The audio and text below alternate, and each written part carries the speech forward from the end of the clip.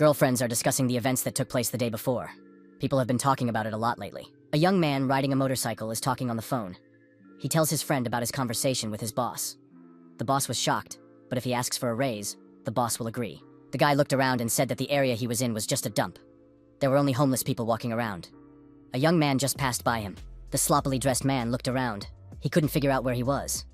His appearance attracted the attention of passers-by. The guy was very surprised by his surroundings. The stench in the air, the deafening noise coming from all sides. This was definitely not the kingdom he lived in. The guy didn't know what this place was, but it was definitely not an illusion. Everything looked too realistic. Passers-by looked at him and wondered what kind of poor soul had ended up here. Was he a homeless person? The young man urgently needed to find out where he was. The stranger stood in the middle of a busy street. It seemed terribly noisy to him. The Emperor of Flames. Anyone who called Emperor Yomru that was doomed to die. Everyone who fought him had no doubt that he was the Emperor of Flames. He knew neither pity nor tears. He appeared in human form, but he had long since ceased to be human. Wherever he went, he left a bloody trail of victims in his wake. No one dared to follow in his footsteps, for he was none other than the god of destruction.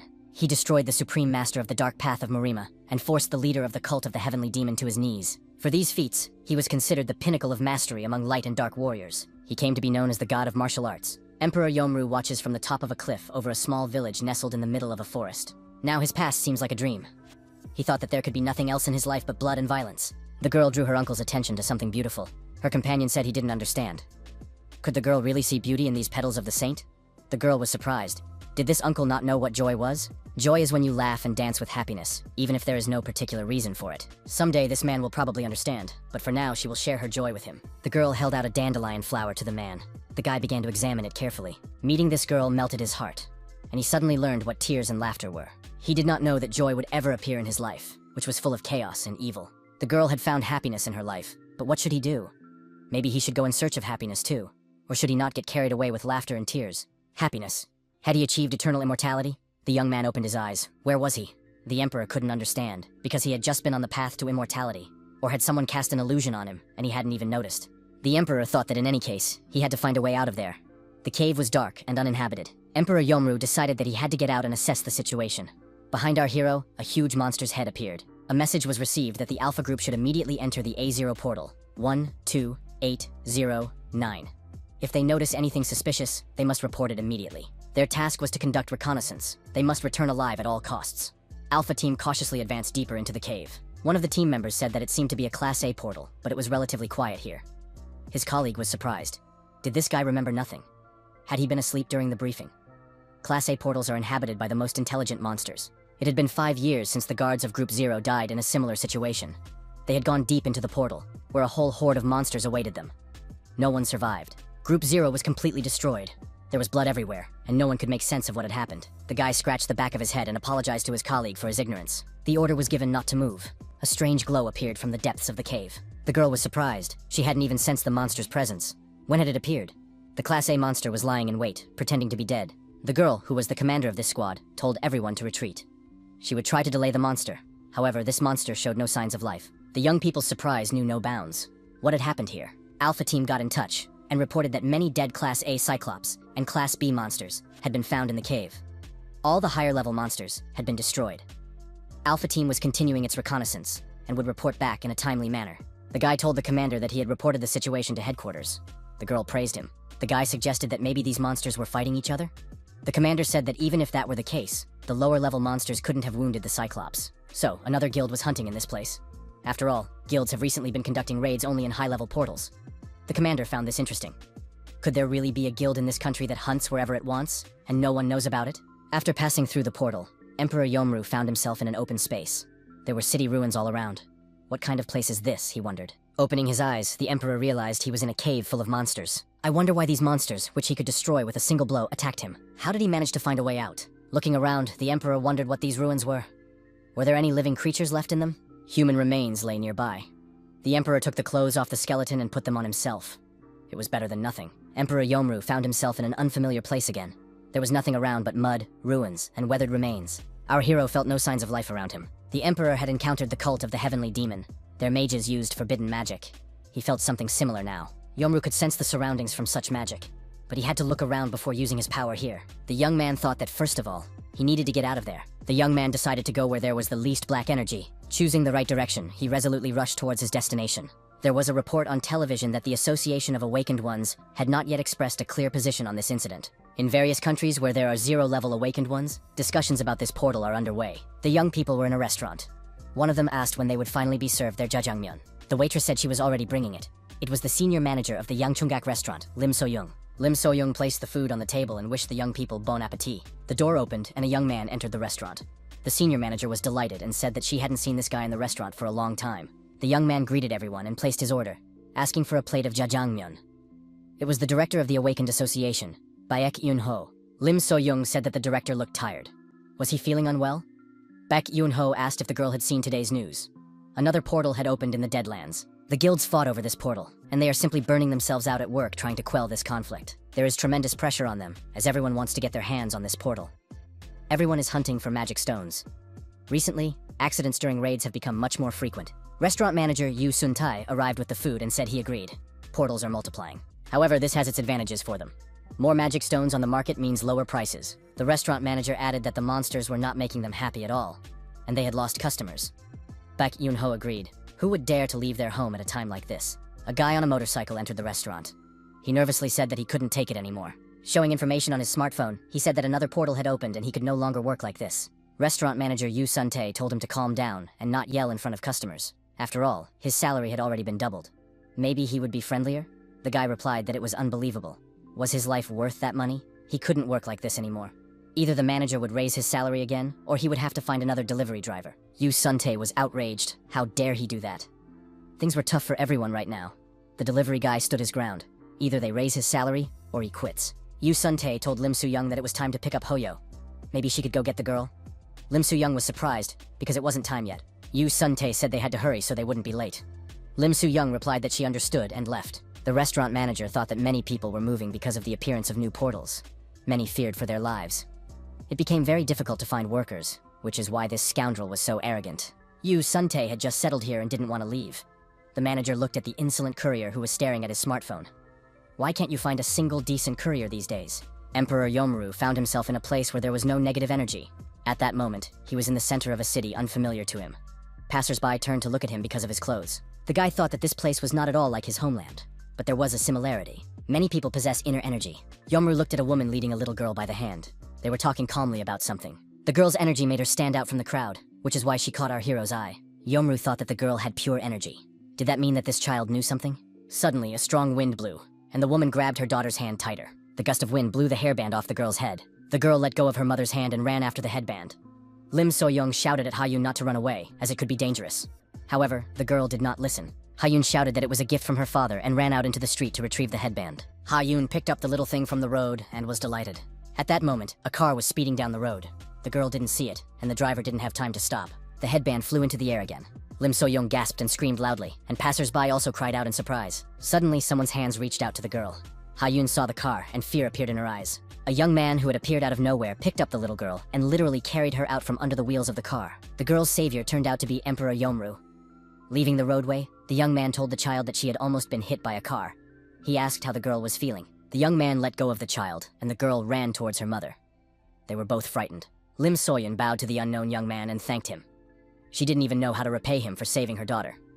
The young man said that there was no need to thank him. He was just glad that the child was unharmed. Our hero gave the girl energy for her nervous system, and now she will be fine. Lim So-young offered to help the rescuer get to the hospital. The guy replied that he was fine. Yomru looked at the woman and only then remembered when he had last eaten. Before arriving here, Yomru had eaten one dumpling. The rescued girl pulled the guy's clothes and said that her dad was a cook. She offered to go eat together. Lim So-young said that they were indeed inviting the kind man to eat with them, as he shouldn't leave hungry. He had saved her daughter, and the least she could do was feed him.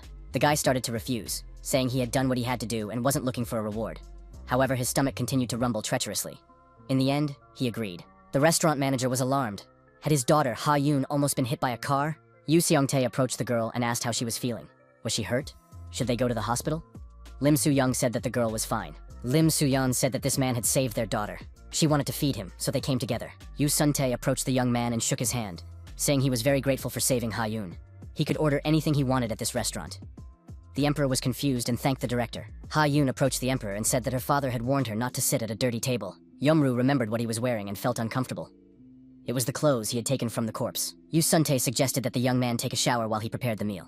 The restaurant manager also offered the emperor some clean clothes. Yu Suntae said that he had gained a little weight and that these clothes would not fit him anyway. They were about the same height, so they would probably fit. The manager added that socks would probably be needed as well. Yeomru found himself in the bathroom. He was told that there was a shower here. The walls gleamed brightly. But where was the well? The emperor called the owner and said that he didn't have enough water in that well. Yu Suntae was surprised. He didn't have a well. The emperor pointed to the toilet and said that he couldn't wash himself with such a small amount of water. His interlocutor smiled and said that it wasn't a well. It was a toilet. The emperor was surprised. Did the host mean to say that it was a toilet? Yu Suntae confirmed that it was the same water as from the tap, but for a different purpose. Yu Suntae said that the young man wanted to take a shower. He had to turn this lever, and water would come out of the shower head above. A second later, the director said that you had to catch the shower head. Otherwise, everything around would be flooded. Our hero thought, what kind of snake is this that spits water? After overcoming all the everyday obstacles, Emperor Yeomru finally took a shower and dried himself off. Now, he was in clean clothes. The guest told the host that he felt very good and thanked him for his help. Yu Suntae, wiping the water off the floor, was also glad that the water procedures were over. The host said that he did not want to offend his guest, but he was curious to know where the young man had come from. It was as if he was seeing a bathroom for the first time in his life. The protagonist wondered how he could explain everything to his interlocutor. Yu Suntae thought that their guest might have memory loss and shared his assumption with his wife. The emperor, sitting at the table, said that he only had fragments of memory left, but he couldn't remember how he got there. Yu Seongtae said that was why the young man was dressed that way. It seems that the cave the guy came out of is one of the portals. Yeomru wondered what portal he was talking about. These are doors to another dimension that once began to open in this world, but they still don't know what they are. These doors open and close for no apparent reason. Sometimes people get sucked into the portal, and all they can do is survive on their own until the door closes again. They usually lose their memory. In harsh conditions, they lose their memory completely, and may lose their social skills. Such people are called isolationists. Yu Suntae said he would explain everything later, but now it was time to eat before the food got cold. Yeomru picked up a plate from the table and thanked the hosts. The guy looked at the contents of the plate and asked what it was. He thought the color of this food was suspicious. The color of the food reminded him of the time when he was undergoing initiation. In order to survive, he had been forced to drink dirty, stagnant water mixed with blood and corpses. Hayun asked why the uncle wasn't eating. Did he not like black noodles? The emperor asked how to eat black noodles. The girl stuck her chopsticks into the plate and said that you had to stir them and then wind the noodles around them. Hayun wound the noodles around her chopsticks and handed them to the young man, telling him to eat. Yeomru carefully brought the noodles to his lips and sniffed the food first. Jjajangmyeon. It looks a little strange, but the taste is excellent. He had never tried anything like it anywhere else. Yu Seongtae watched the guests eat and said that he wanted to treat the young man to something better. But it was late and there was no food at home. Lim Seoyun added that they would definitely treat the young man to something tastier next time. The emperor asked the hosts for another plate of this dish. Hayun laughed and said that her uncle had gotten himself dirty again. As he said goodbye, our hero thanked the hosts for such a hearty meal. Yu Seongtae said there was no need to thank him. The young man should definitely come by anytime he wanted some jjajangmyeon. Yeomru saw a strange piece of paper stuck to the wall and asked what the writing on it meant. The restaurant manager replied that they were looking for an employee to deliver their food to its destination. They had couriers, but they all demanded too much money, so now they urgently needed a new courier. Yeomru asked if the ad said, with accommodation. Did that mean they would give the courier a room? Yu Seongtae nodded affirmatively. After all, there were few people willing to work. The protagonist thought that he needed somewhere to settle down, since he couldn't return to his world yet. This offer was very timely. He would work and at the same time learn how this world worked. The emperor asked the restaurant manager if he could get a job as a courier. Yu Seongtae was surprised. Would a young man really want to do that? Yu Seongtae scratched his head and said that they would be very grateful. But the fact was that hiring isolationists was associated with legal difficulties. Lim So-young told her husband that this man had saved their daughter. They should try to help him. His wife added that she had heard that a citizen could become a guarantor for an isolationist. The woman added that this was a fateful meeting. They should vouch for this guy, and he would be their courier. Her husband thought about it and said that his wife was right. Such a method did indeed exist. Yu Seongtae told the young man that he agreed and would vouch for him. The emperor bowed, thanked him, and said he would try his best. Emperor Yeomru introduced himself to his new acquaintance and said that his name was Kang So and he was 35 years old.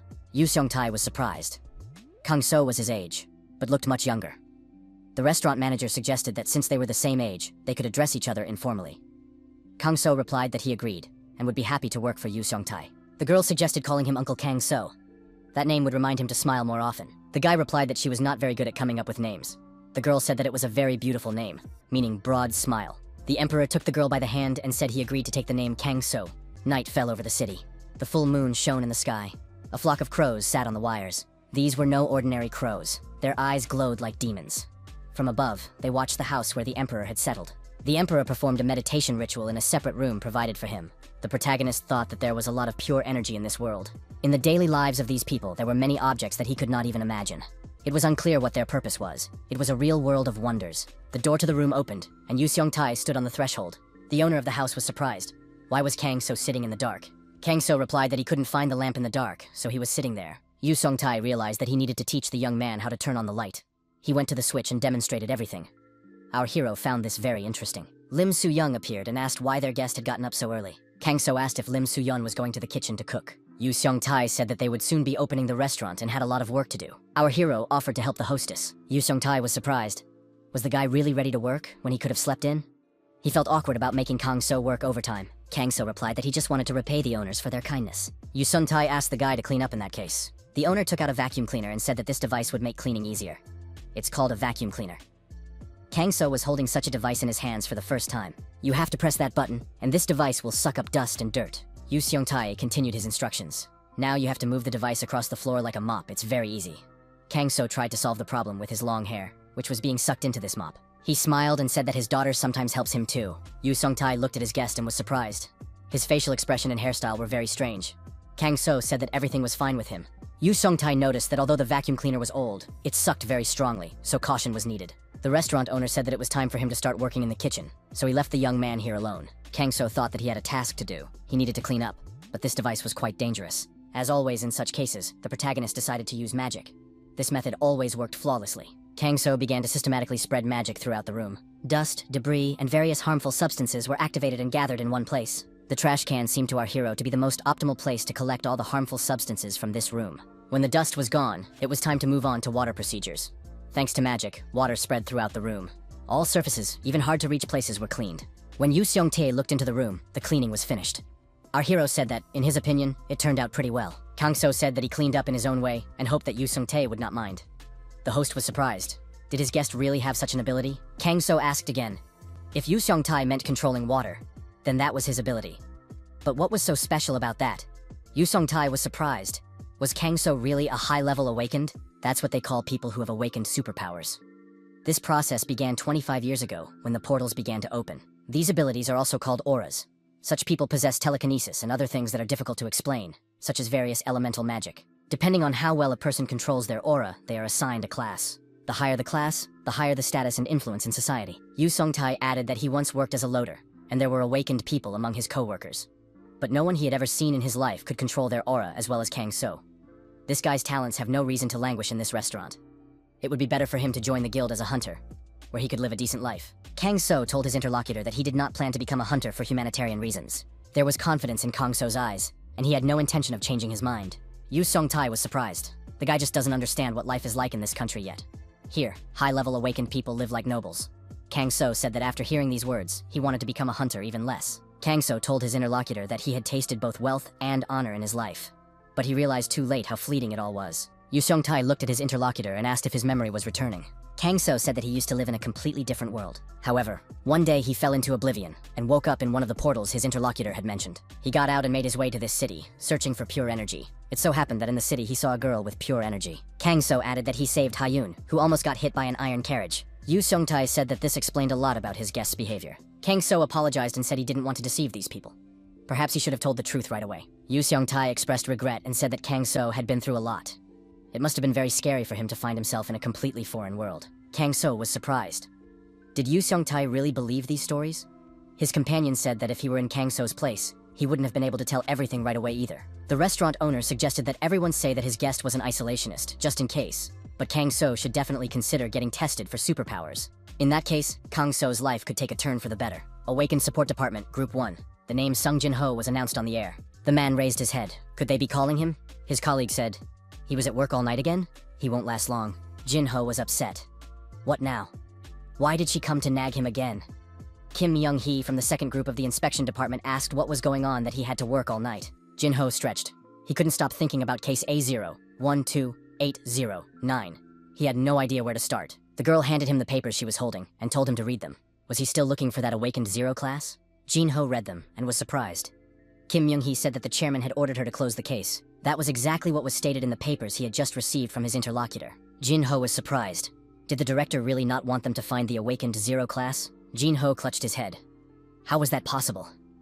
Myung-hee replied that those were the chairman's orders. Jin-ho was perplexed, because for the first time ever, their country had a chance to find its awakened zero class. Myung-hee pointed out that they still hadn't found that person, and everyone knew it, although they weren't even sure if it was possible to destroy them with their bare hands. They both remembered the destroyed Cyclops, and it was done by one person. Maybe it wasn't even a person. Jin-ho nervously said that it was definitely done by a human. He analyzed all the wounds of the monsters inside the gate. It was the mark of one person's fist, judging by the fingerprints.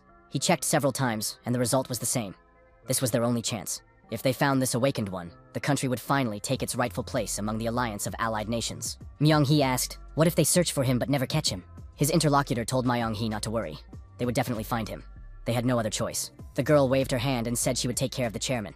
He should conduct his investigation as quickly as possible. Jin-ho thanked the girl for her efforts and understanding. Jin-ho started to get ready. Myung-hee said she had an appointment. She was going to have lunch with her younger brother, whom she hadn't seen in a long time. Jin-ho said it was the one who was a paramedic at the medical center. The girl suggested that her interlocutor join them. Jin-ho declined, saying not this time.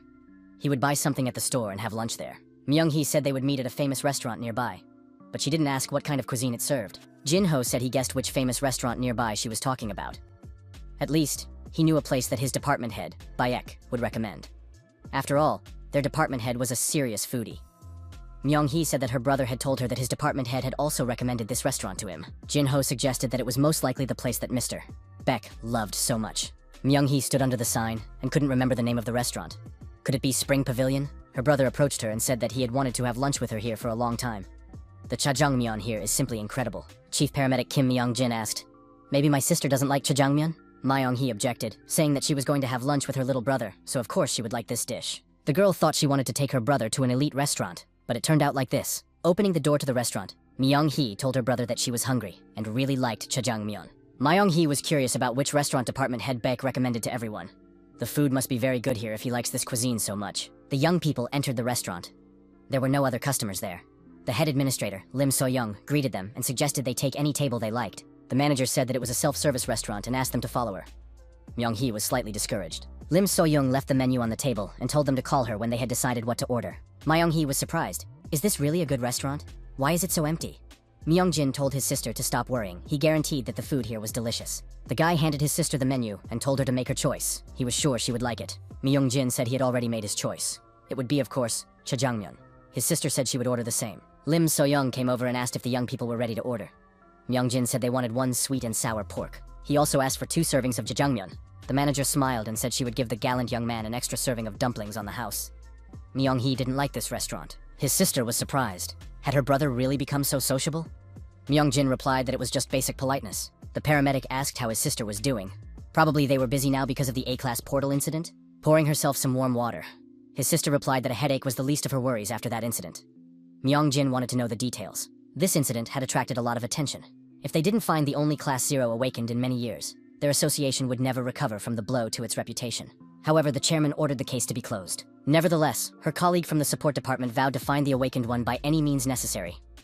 Her brother assumed that it was not easy for his sister right now. Of course, the easiest thing to do would be to close the case. But how could they pass up such an opportunity? She and her colleague, Jin-ho, were certainly making life difficult for themselves. The girl stopped mid-sentence and looked around anxiously. Her brother asked what was wrong. Myung-hee felt a strange energy. The girl thought, that man standing off to the side radiates an incredibly powerful aura. But why hadn't she felt anything until now? Nevertheless, there had just been a surge of aura. Myung-hee's aura detection ability had worked on this man. But in a second, a terrible stream of power emanated from him. Could he really hide his aura so quickly? If the girl was not mistaken, this guy was at least A-class. In terms of level, he might even be comparable to the awakened 0 class they were looking for. Lim So-young brought the order, 2 servings of jjajangmyeon, pork in sweet and sour sauce, and dumplings on the house. The manager wished them bon appetit. The young people thanked her. Myung-jin said that everything looked delicious. Myung-hee agreed and said that it really did look very appetizing. The girl tried the dark noodles, and maybe she was just imagining things because she was hungry. Awakened 0 class here? Who would believe that? The girl said that her brother had gone crazy. Myung-jin was upset. Did his sister not like it? The girl asked why he hadn't brought her here before. It's such a delicious dish. It's just great. How could she not trust this place? Myung-jin smiled. His sister had scared him. He thought she wouldn't like it. The young people enjoyed finishing their meal. Myung-hee said that this jjajangmyeon was so delicious that it was almost criminal. Kang-so thought that one of the restaurant's guests had an exceptional sense of aura. At that moment, he was playing with the restaurant owner's daughter. Kang-so looked at the visitors and thought that their energy was different, but both of them could be called masters. Perhaps these were the ones called the Awakened. He had to be careful not to reveal the level of his aura. He needed to learn more about the Awakened. After the restaurant closed, Kang So used his ability to interact with the water element. Kang So used his method again to tidy up the room. It's still not as clean as he would like, but it'll do. He was still getting used to life in this world, but the kind owners of the establishment had already taught him a lot. Now he knew that it was not a well, but a toilet. It took him a few tries, but he finally learned how to use the shower. Our hero understood that there was still a lot he didn't know. However, with time, he would learn everything. Kang So knew that he was in no hurry. The Emperor decided that he should learn more about the Awakened Ones. Our hero heard a strange loud noise coming from outside. He rushed out of the room. He wondered what that growling sound could be. The director, Yu Seong-tai, was standing near the facility. He said that Kang So had arrived just in time. He wanted to show him something. Kang So asked Yu Seong-tai what the strange sound was. Could it have come from this thing? Yu Seong-tai confirmed it and said that it was a device for riding called a motorcycle. The motorcycle would be useful for the guy in his work as a courier. He still needed to learn how to ride a motorcycle, and that would take time. But Kang So could get used to it for now. Yu Seong-tai gave his companion a motorcycle helmet and told him to put it on. Motorcycles are very fast, so they are very dangerous. Riders need protective gear. A helmet is such gear. Kang So thought it was almost like the helmets that warriors wear. Yu Seong-tai said that if the guy put on the helmet, he could sit behind him. Kang So said it was like riding a horse. Yu Seong agreed that it was somewhat similar. However, that was where the similarity to a horse ended. A motorcycle was much faster, but there was no need to be afraid. Yu Seong-tae told the passenger to hold on tight, and the motorcycle started to pick up speed rapidly. The driver asked if the passenger was feeling sick from the ride. Kang So asked if couriers really had to get around only on this. Yu Seong-tae asked if his companion was afraid. If he was afraid of riding a motorcycle, he probably shouldn't work in delivery. There was simply no other way to get around quickly in the narrow alleys. Kang So thought that the goal was to deliver food quickly. Kang So wondered if it was too slow. And motorcycles are too noisy. He decided that he could move much faster using body lightning techniques. The motorcycle stopped, and Yu Seong-tae suggested taking a walk around the neighborhood. Most of their customers live in this residential complex. The residential complex is called Lazurni. There is a number on the side of the building. This is the sector number. The first digit of the apartment number indicates which floor it is on. Kang So said he had a question. Yu Seong-tae said that it was very dangerous to live in this city because it was infested with monsters. Then why don't people leave? Yu Seong-tae replied that it is dangerous here, but not to the extent that people are willing to abandon their homes. The first monsters appeared 25 years ago. At that time, it was impossible to live in this city, but soon people realized that with the help of magic stones, protective barriers could be created around cities. Therefore, this city is relatively safe. Kang So asked his interlocutor what magic stones were. Yu Seong-tae replied that they were something like nuggets that people found in the bodies of destroyed monsters. They contain so much energy that they have replaced the energy sources of the past. Thanks to them, there has been a leap in the development of science, but that doesn't mean it's completely safe on the streets. In any case, caution should be exercised. Yu Seong-tae opened a can of soda and offered his companion a drink. Kang So was surprised. The can made a strange sound. What was it? Yu Seong-tae suggested he try it, saying that he would probably like this drink, as Kang So had probably never tried anything like it before. After trying the drink from the can, Kang So thought that it was something unknown again. He was afraid to try it, but on the other hand, he was also afraid to eat chaejangmyeon at first. Kang So felt a spicy sweetness that was refreshing and spread throughout his body. It was like an epiphany that struck a person like lightning after long and hard work. Kang So concluded that it was a strange drink. It was incomparable even to the magical panacea given to him by the elders of the Northern Ice Palace. Yu Seong-tae said that this liquid also helps with indigestion. Kang So thought that was incredible. After a short break, Yu Seong-tae suggested returning. Kang So asked his companion if he really needed to ride this device. Wasn't there a way to do without the motorcycle?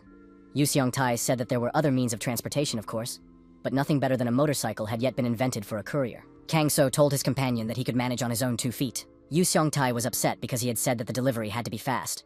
Otherwise, the noodles would swell on the way, and the dish would lose its appearance. Plus, customers get annoyed when delivery takes a long time. Kang So said that there was no need to worry about that. Kang So said that he would get there faster on foot than by motorcycle. Yu Seong-tae was surprised. How was that possible? Yu Seong-tae realized that it wasn't so unbelievable, because Kang So, who had been awakened, was apparently no less than an A class. Kang So told his companion that if he didn't believe him, he could demonstrate it on the way back.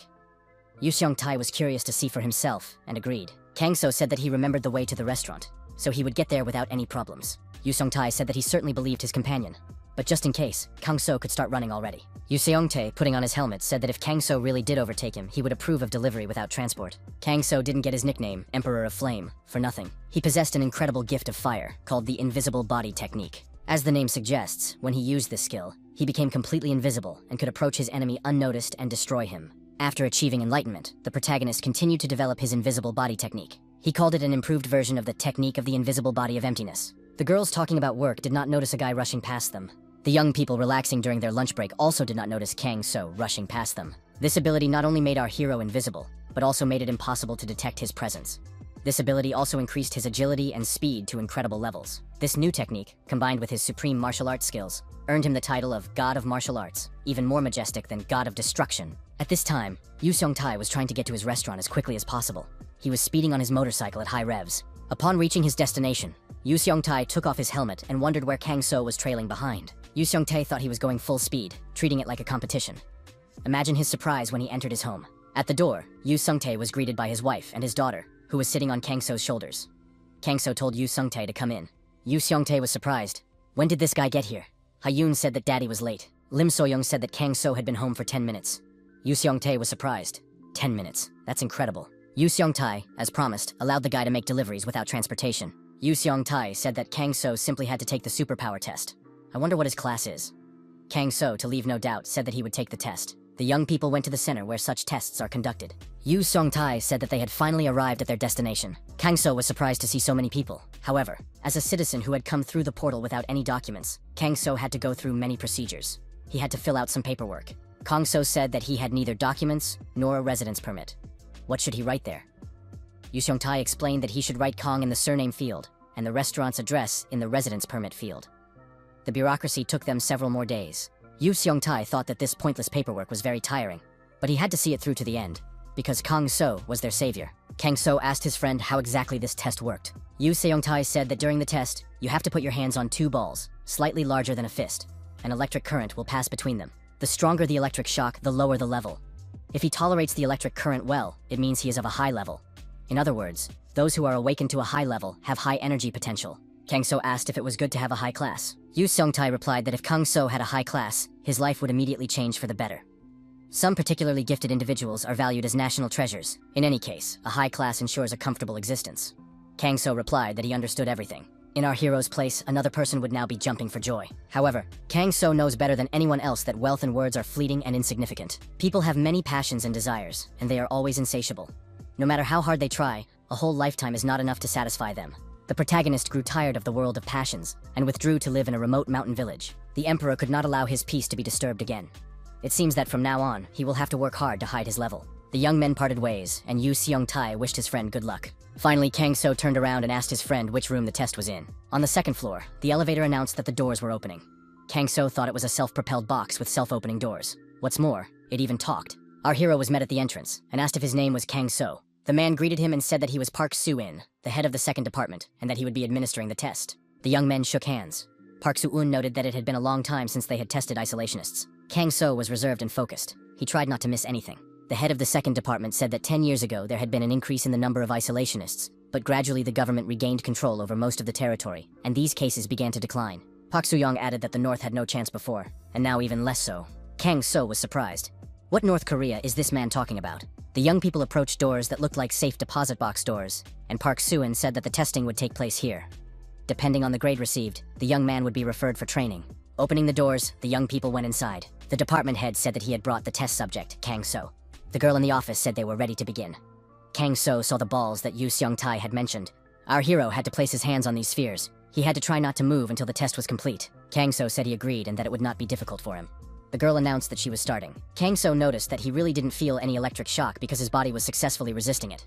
As Yu Seong-tae said, the stronger his resistance, the higher the level would be recorded. Since our hero had his own plan of action, he decided that he needed to do something. Kang So thought he needed to restrain his inner energy. The girl turned off the voltage and said that Kang So could remove his hands. Mr. Kang So's result was F class. F class means that he is awakened, with abilities slightly greater than those of an ordinary person. Ordinary people are classified as G class according to scientific classification. The department head thought that Kang So was an isolationist, and he must have hoped to get a high class. He must be very disappointed that his class is only slightly higher than that of ordinary people. Kang So thought that he had made a mistake. He tried to lower his resistance enough to get a G class. Our hero thought that he should have figured it out right away, and lowered his resistance to 0. His interlocutor told Kang So not to be upset. His class does not determine his value as a person. The internal security agencies have a department that supports the awakened. This department deals with matters of high importance and secrecy. The task forces within the department are divided by number. The first group handles the most highly classified matters, followed by the others in descending order. The head of the second group is in charge of training isolationists. This is a very responsible position. Among the isolationists, There are often awakened individuals of the highest classes. Even if it interferes with their main work, they are obliged to organize the training of isolationists. A colleague asked the head of the second department, Park Soo-in, if he was working overtime again. Park Soo-in was surprised that such a busy head of the first group, Baek Eun-ho, had come to his department. Baek Eun-ho said he had heard that an order had been signed to organize training for isolationists. He came to ask if his colleague would like to share a night meal with him on this matter. It was also interesting to find out how the testing went. My conversation partner said that this was the first isolationist in many years. The bosses hadn't said anything about it, but they were clearly unhappy with the result. An F grade isn't very good, but these things happen. This guy will definitely have problems because of his isolationism. It's better to be in a high class. The department head said that the interviewee mentioned food. He wouldn't mind killing his hunger with kimchi or something else. Baek Eun-ho looked meaningfully at his colleague. He had another suggestion. Baek Eun-ho said that he didn't come to his friend's house in the middle of the night to eat cold kimbap and supermarket food. He only offered fresh jjajangmyeon and gabajang because they needed to eat well. The importance of gourmet food should not be underestimated. Kang-so opened his eyes and sat up in bed. Our hero thought that his friends in the spring pavilion were already awake, because it was almost 6 in the morning. It was a strange feeling, because he didn't feel rested. Perhaps it was because he had learned so much yesterday. However, there were also pleasant moments the day before. The day before, after the afternoon training, there was dinner. Our hero noticed that there was a delicious roll on his plate. After jjajangmyeon, it was the only dish that surprised him so much.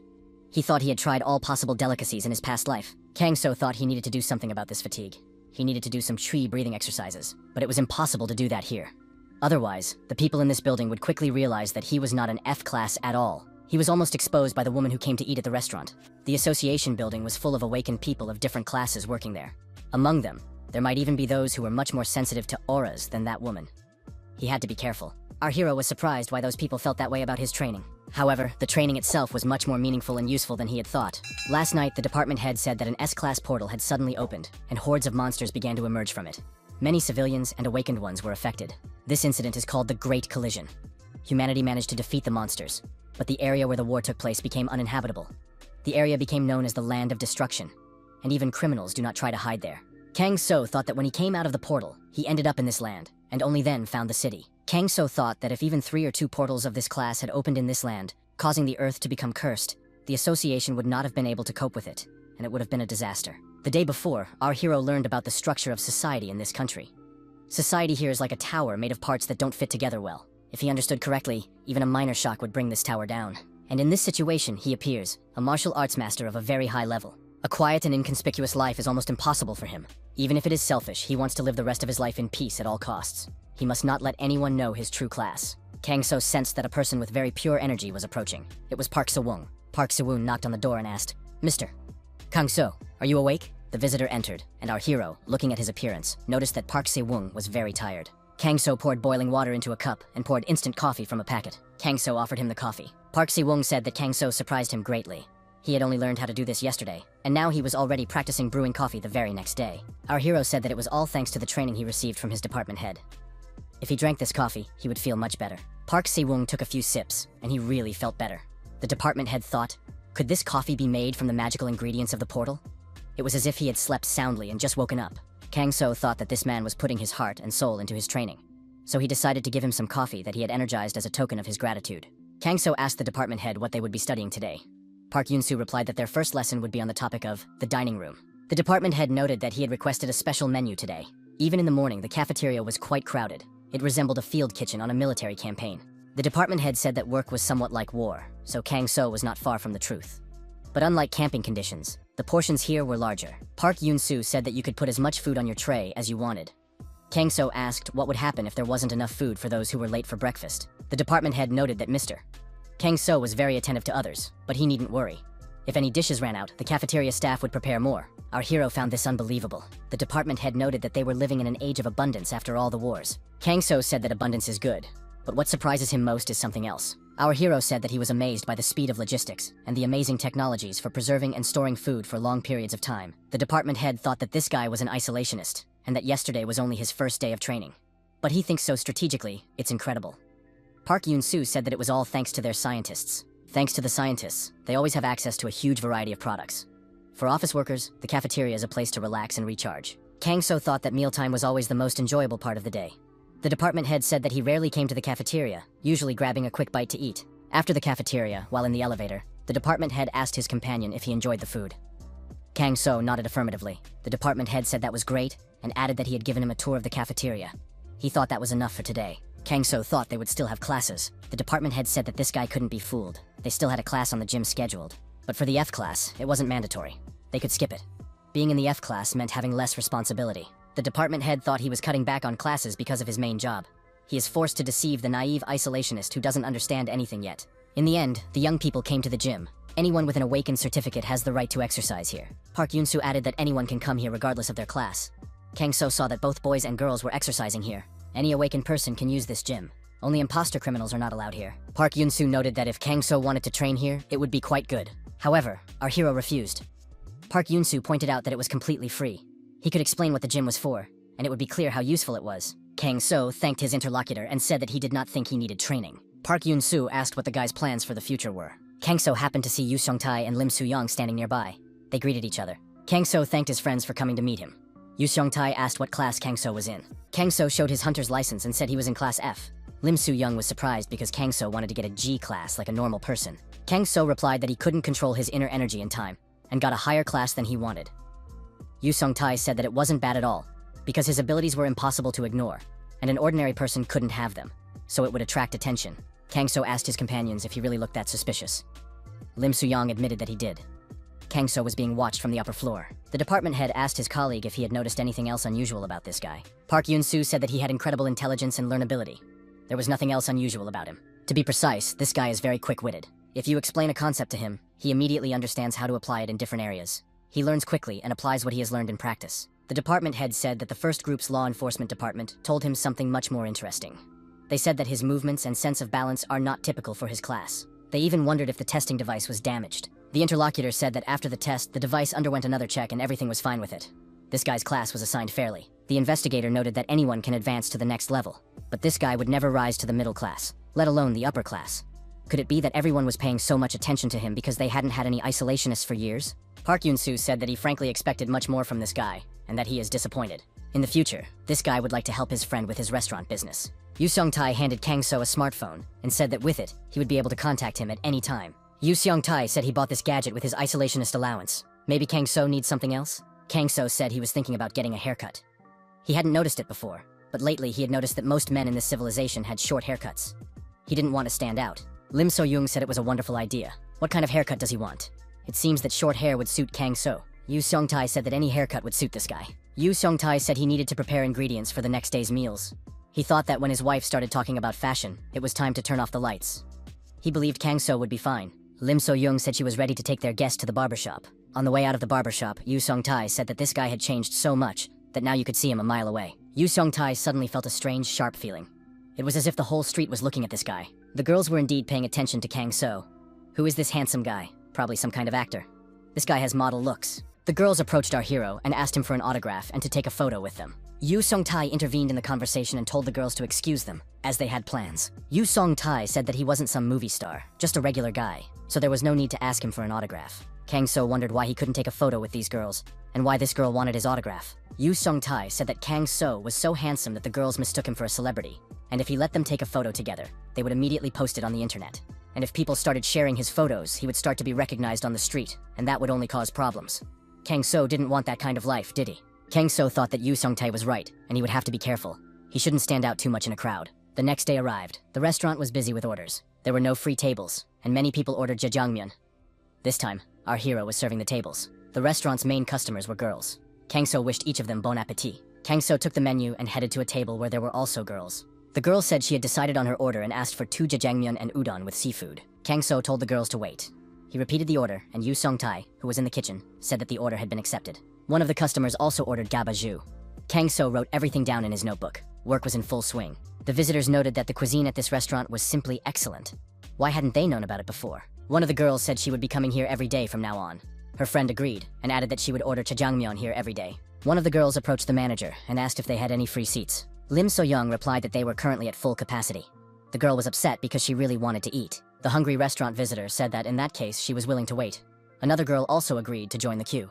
Lim So-young looked at the line of young people who wanted to try their food and told the dear guests that they were almost out of food in the kitchen. It would be better for them to come back tomorrow. Many disappointed faces appeared in front of the manager. Some of them were even crying. Could they really not eat at this restaurant today? Suddenly, someone shouted loudly for people to step aside. The girl approached the manager and said her name was Kim Ji-yoon. She had come for a job interview. Lim So-young greeted her and said she was very happy to see her. The applicant said her name was Kim Ji-eun. She was 23 years old, had graduated from college, and was currently looking for a job in her field. Lim So-young said that they were currently short-staffed at the restaurant, so they had decided to hire another part-time employee. The girl responded to the ad very quickly. Kim Ji-eun could rest assured that she had already been hired. Kim Ji-eun said that the Spring Pavilion restaurant is a very well-known establishment and she wants to work there. The manager was surprised. Is the restaurant really that famous? Kim Ji-eun said that this handsome young man attracts all the female customers. The new employee asked where she should start. Looking at Kim Ji-eun, Kang-so thought she was a very interesting girl. She had a very strong aura. Our hero realized that in this civilization, people with high superpowers live well. They should be valued and have a different quality of life than ordinary people. Lim So-young instructed the new employee to pack portions of pickled radish. She also had to deliver and take orders. Lim So-young asked the courier to deliver all the food in order, according to this list of orders. Kang-so agreed and said he would be back soon. Our hero put on his motorcycle helmet and said he was going out to make deliveries. Yu Sung-tae asked Ji-eun to help him pack the portions. Ji-eun thought it was strange. When she was researching this establishment, it said that there were few visitors here. After a while, Kang-so asked Ji-eun if she was busy. The girl asked if all the orders had been delivered. Kang-so replied that it wasn't difficult. The addresses were only a stone's throw away. Ji-eun said that the guy could pick up the new orders. The jjajangmyeon and jambong were already packed. Kang-so took the package with the orders and said he was leaving. After a while, Kang-so returned with an empty box. He said that all the orders had been delivered. Yu Seong-tae told the guy to sit down at the table. He had already delivered everything for lunch. Kang-so asked Lim So-young if they were already preparing for the evening rush. Lim So-young confirmed this, and immediately remembered that it was time to pick up Ha-yoon from kindergarten.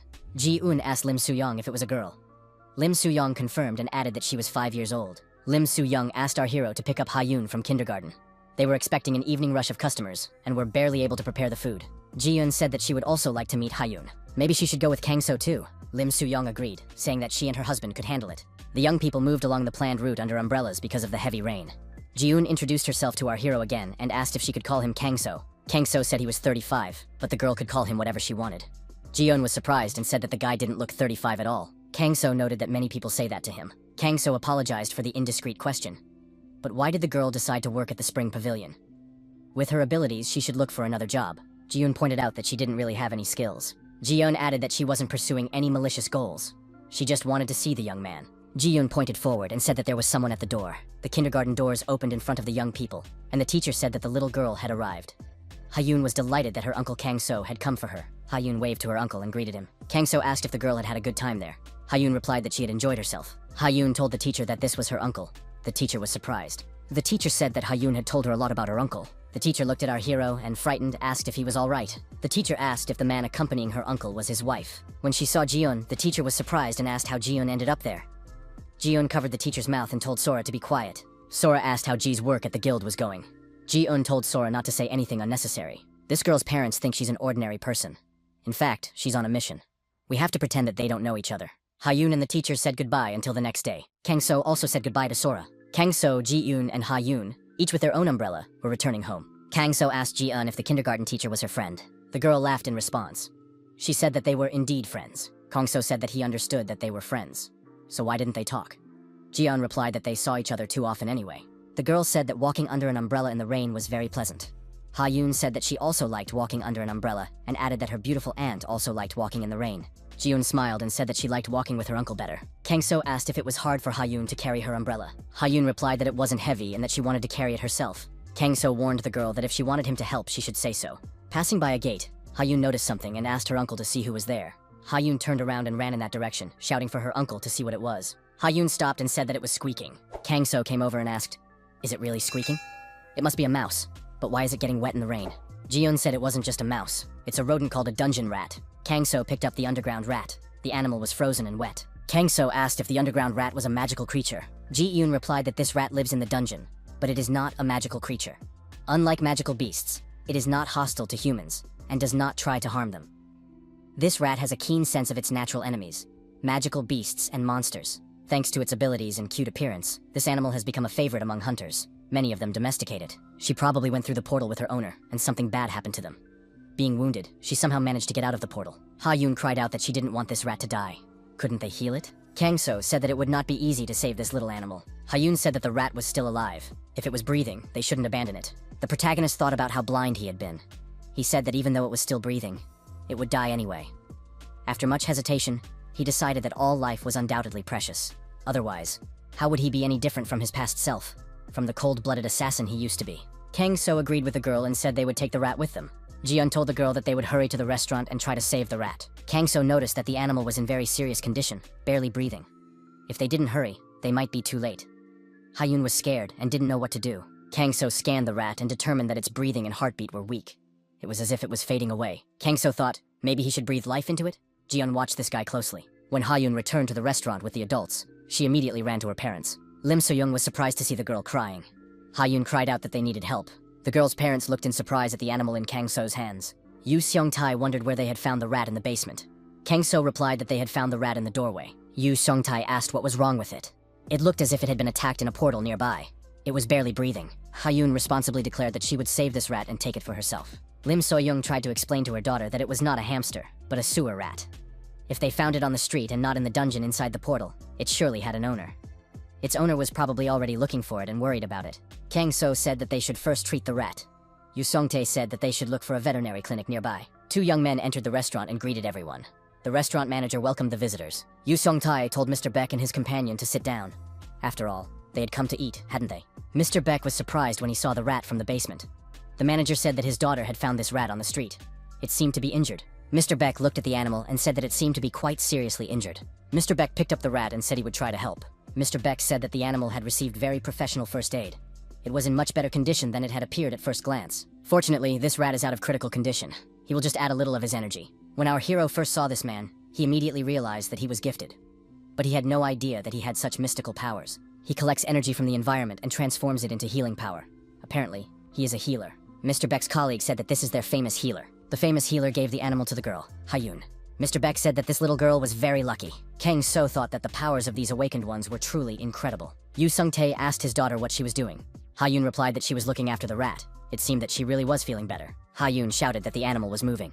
Yu Seong looked closely and agreed with his daughter. The observers decided that the rat might want milk and poured some into a bowl for it. Yu Seong-tae told his daughter that the rat was eating and that it was time for her to wash her hands and start eating. Suddenly, the animal began to thrash about and squeak. What's wrong with it? The adults wondered. Kang So thought that the rat wanted to tell him something. Yu Seong-tae was surprised.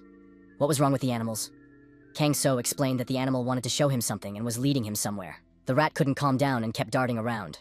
It definitely wanted to go somewhere. Kang So thought it was a very intelligent animal, and it was strange that it didn't have an owner. Something must have happened. Yu Seong-tae suggested that his friend go and check it out. Yu Seong-tae said that Kang So was the one who was quick on his feet.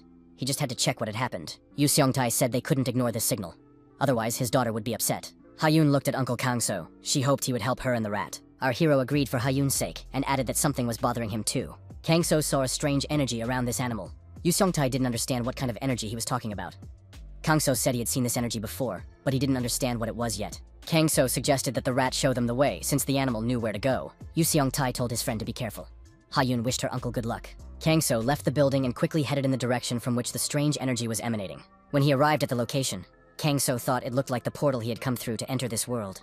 It really was a portal. In the portal, monsters continued to advance and attack the fighters of the Invisible Front. Only 4 people remained, and the number of monsters was not decreasing. The leader of the group apologized and said that she would soon be exhausted and would no longer be able to maintain the barrier. Her colleague thought that this was truly the end. He was glad that he had had the opportunity to work with these people. The young people began to say goodbye to each other and joke around as much as possible in the situation. The group leader thought that only an S-rank hunter could save them, but that was just a pipe dream. Suddenly, the people listened and heard the squeak of a small animal.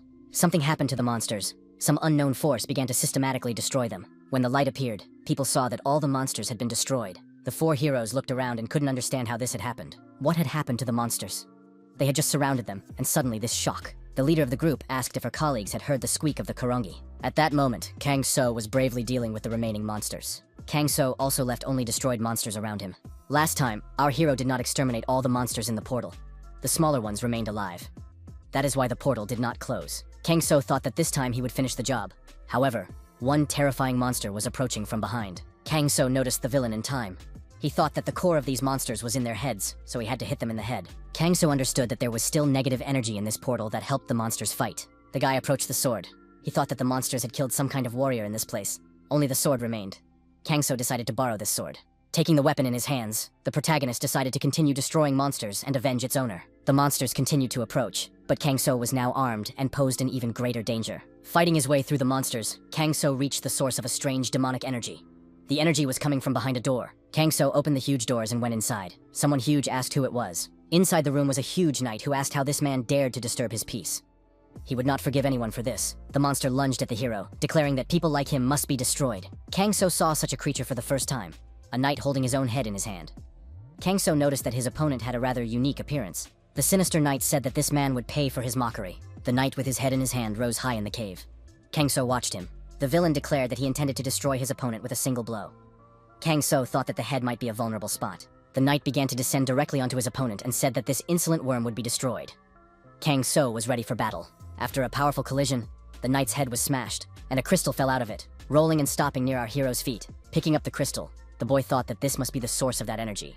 Perhaps this is what they call magic stones in this world. A rat peeked out of the boy's pocket and squeaked. Kang So told the animal that he had eliminated everything that posed a threat. Kang So said that the portal would close soon, and suggested that the animal run to its owner. Kang So added that the animal should take care of itself. In response, the dungeon rat squeaked again. The animal turned around and ran off into the darkness. The guy thought that the girl would probably be upset. This dungeon was too strange. The creature ran up to the warriors and began to examine them. One of them said that for some reason this dungeon had been designated as C-class, but how did a B-class monster end up here? They still couldn't understand what had saved them. Maybe an S-class hunter had saved them? However, all the S-class hunters they had seen radiated incredible power. If one had appeared in this dungeon, they would have sensed it immediately. Perhaps it was the awakened Zero class they had heard about. The warriors saw a small animal fidgeting in one spot. It was true, Korongi had survived. She was looking for someone. The leader of the group said she was looking for Sarkun. However, he was dead. The little creature ran up to the warrior's body and began to squeak plaintively. Suddenly, there were some strange sounds. What was happening? The guy said that the portal had already been emptied. The portal would close soon, so they had to quickly gather as many magic stones as they could. They agreed to meet at the exit in exactly 20 minutes. Information appeared that a special task force was coming out of the portal.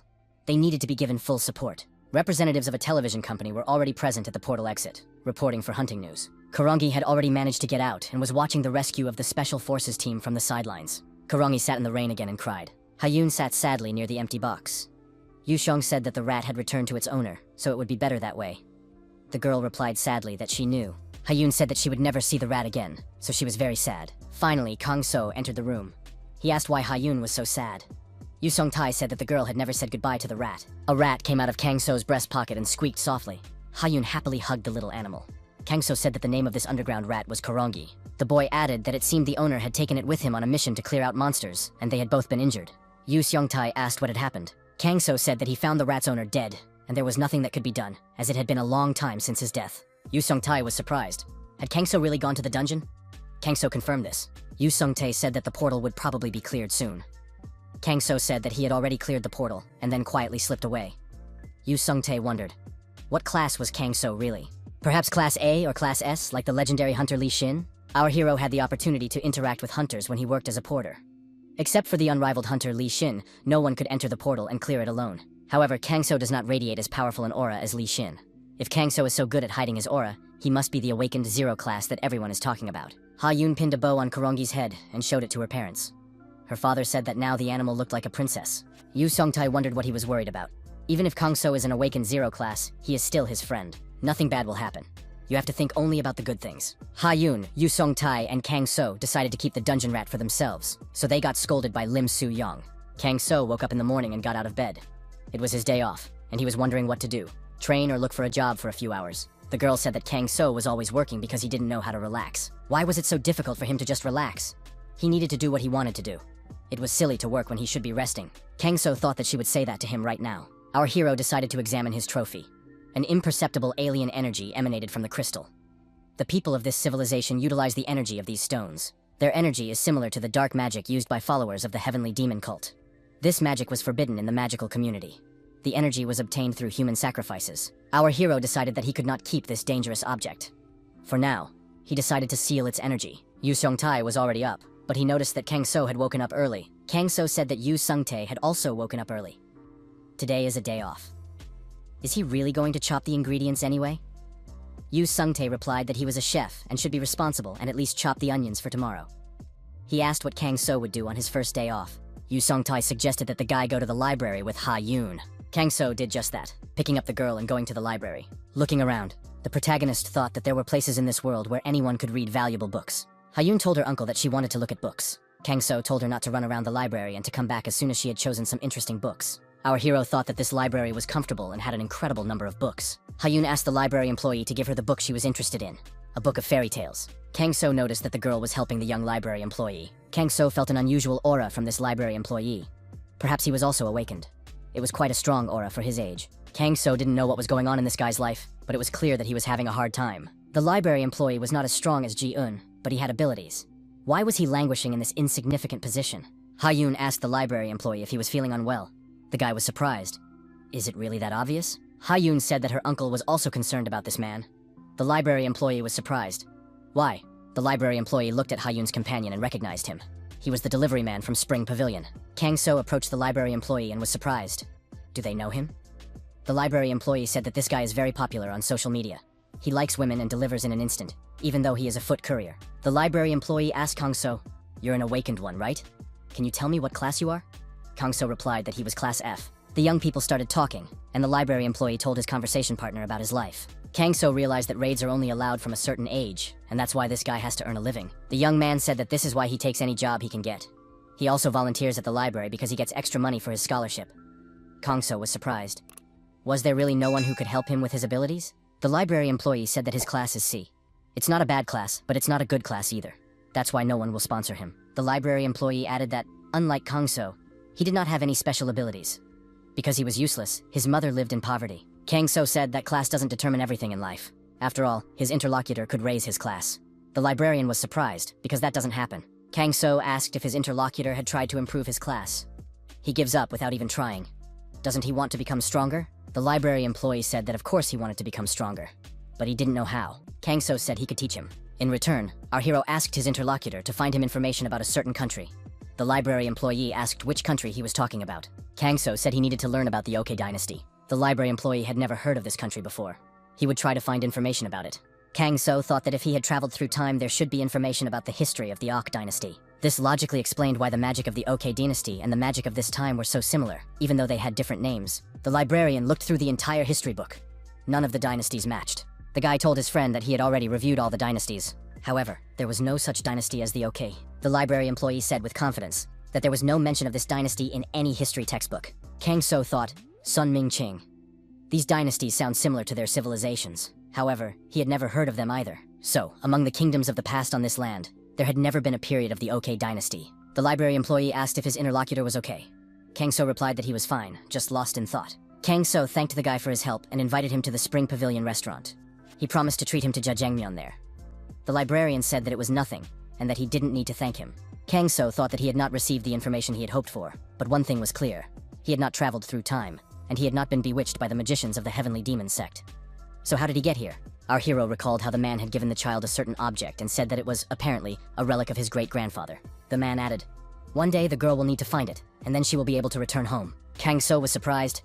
What strange memories are these? But there was no need to rush. Someday everything would become clear to him. Meanwhile, someone was walking past the restaurant. This stranger approached the motorcycle and decided to unscrew something in it, to permanently discourage the owner from riding it. The stranger said that Sang-wook had asked him to do it, so he shouldn't be blamed for it. Kang-so approached the stranger from behind and asked who this Sanuk was. The guy got scared, turned around and asked who it was. Our hero said that you can't shout at such a late hour. The stranger repeated the question.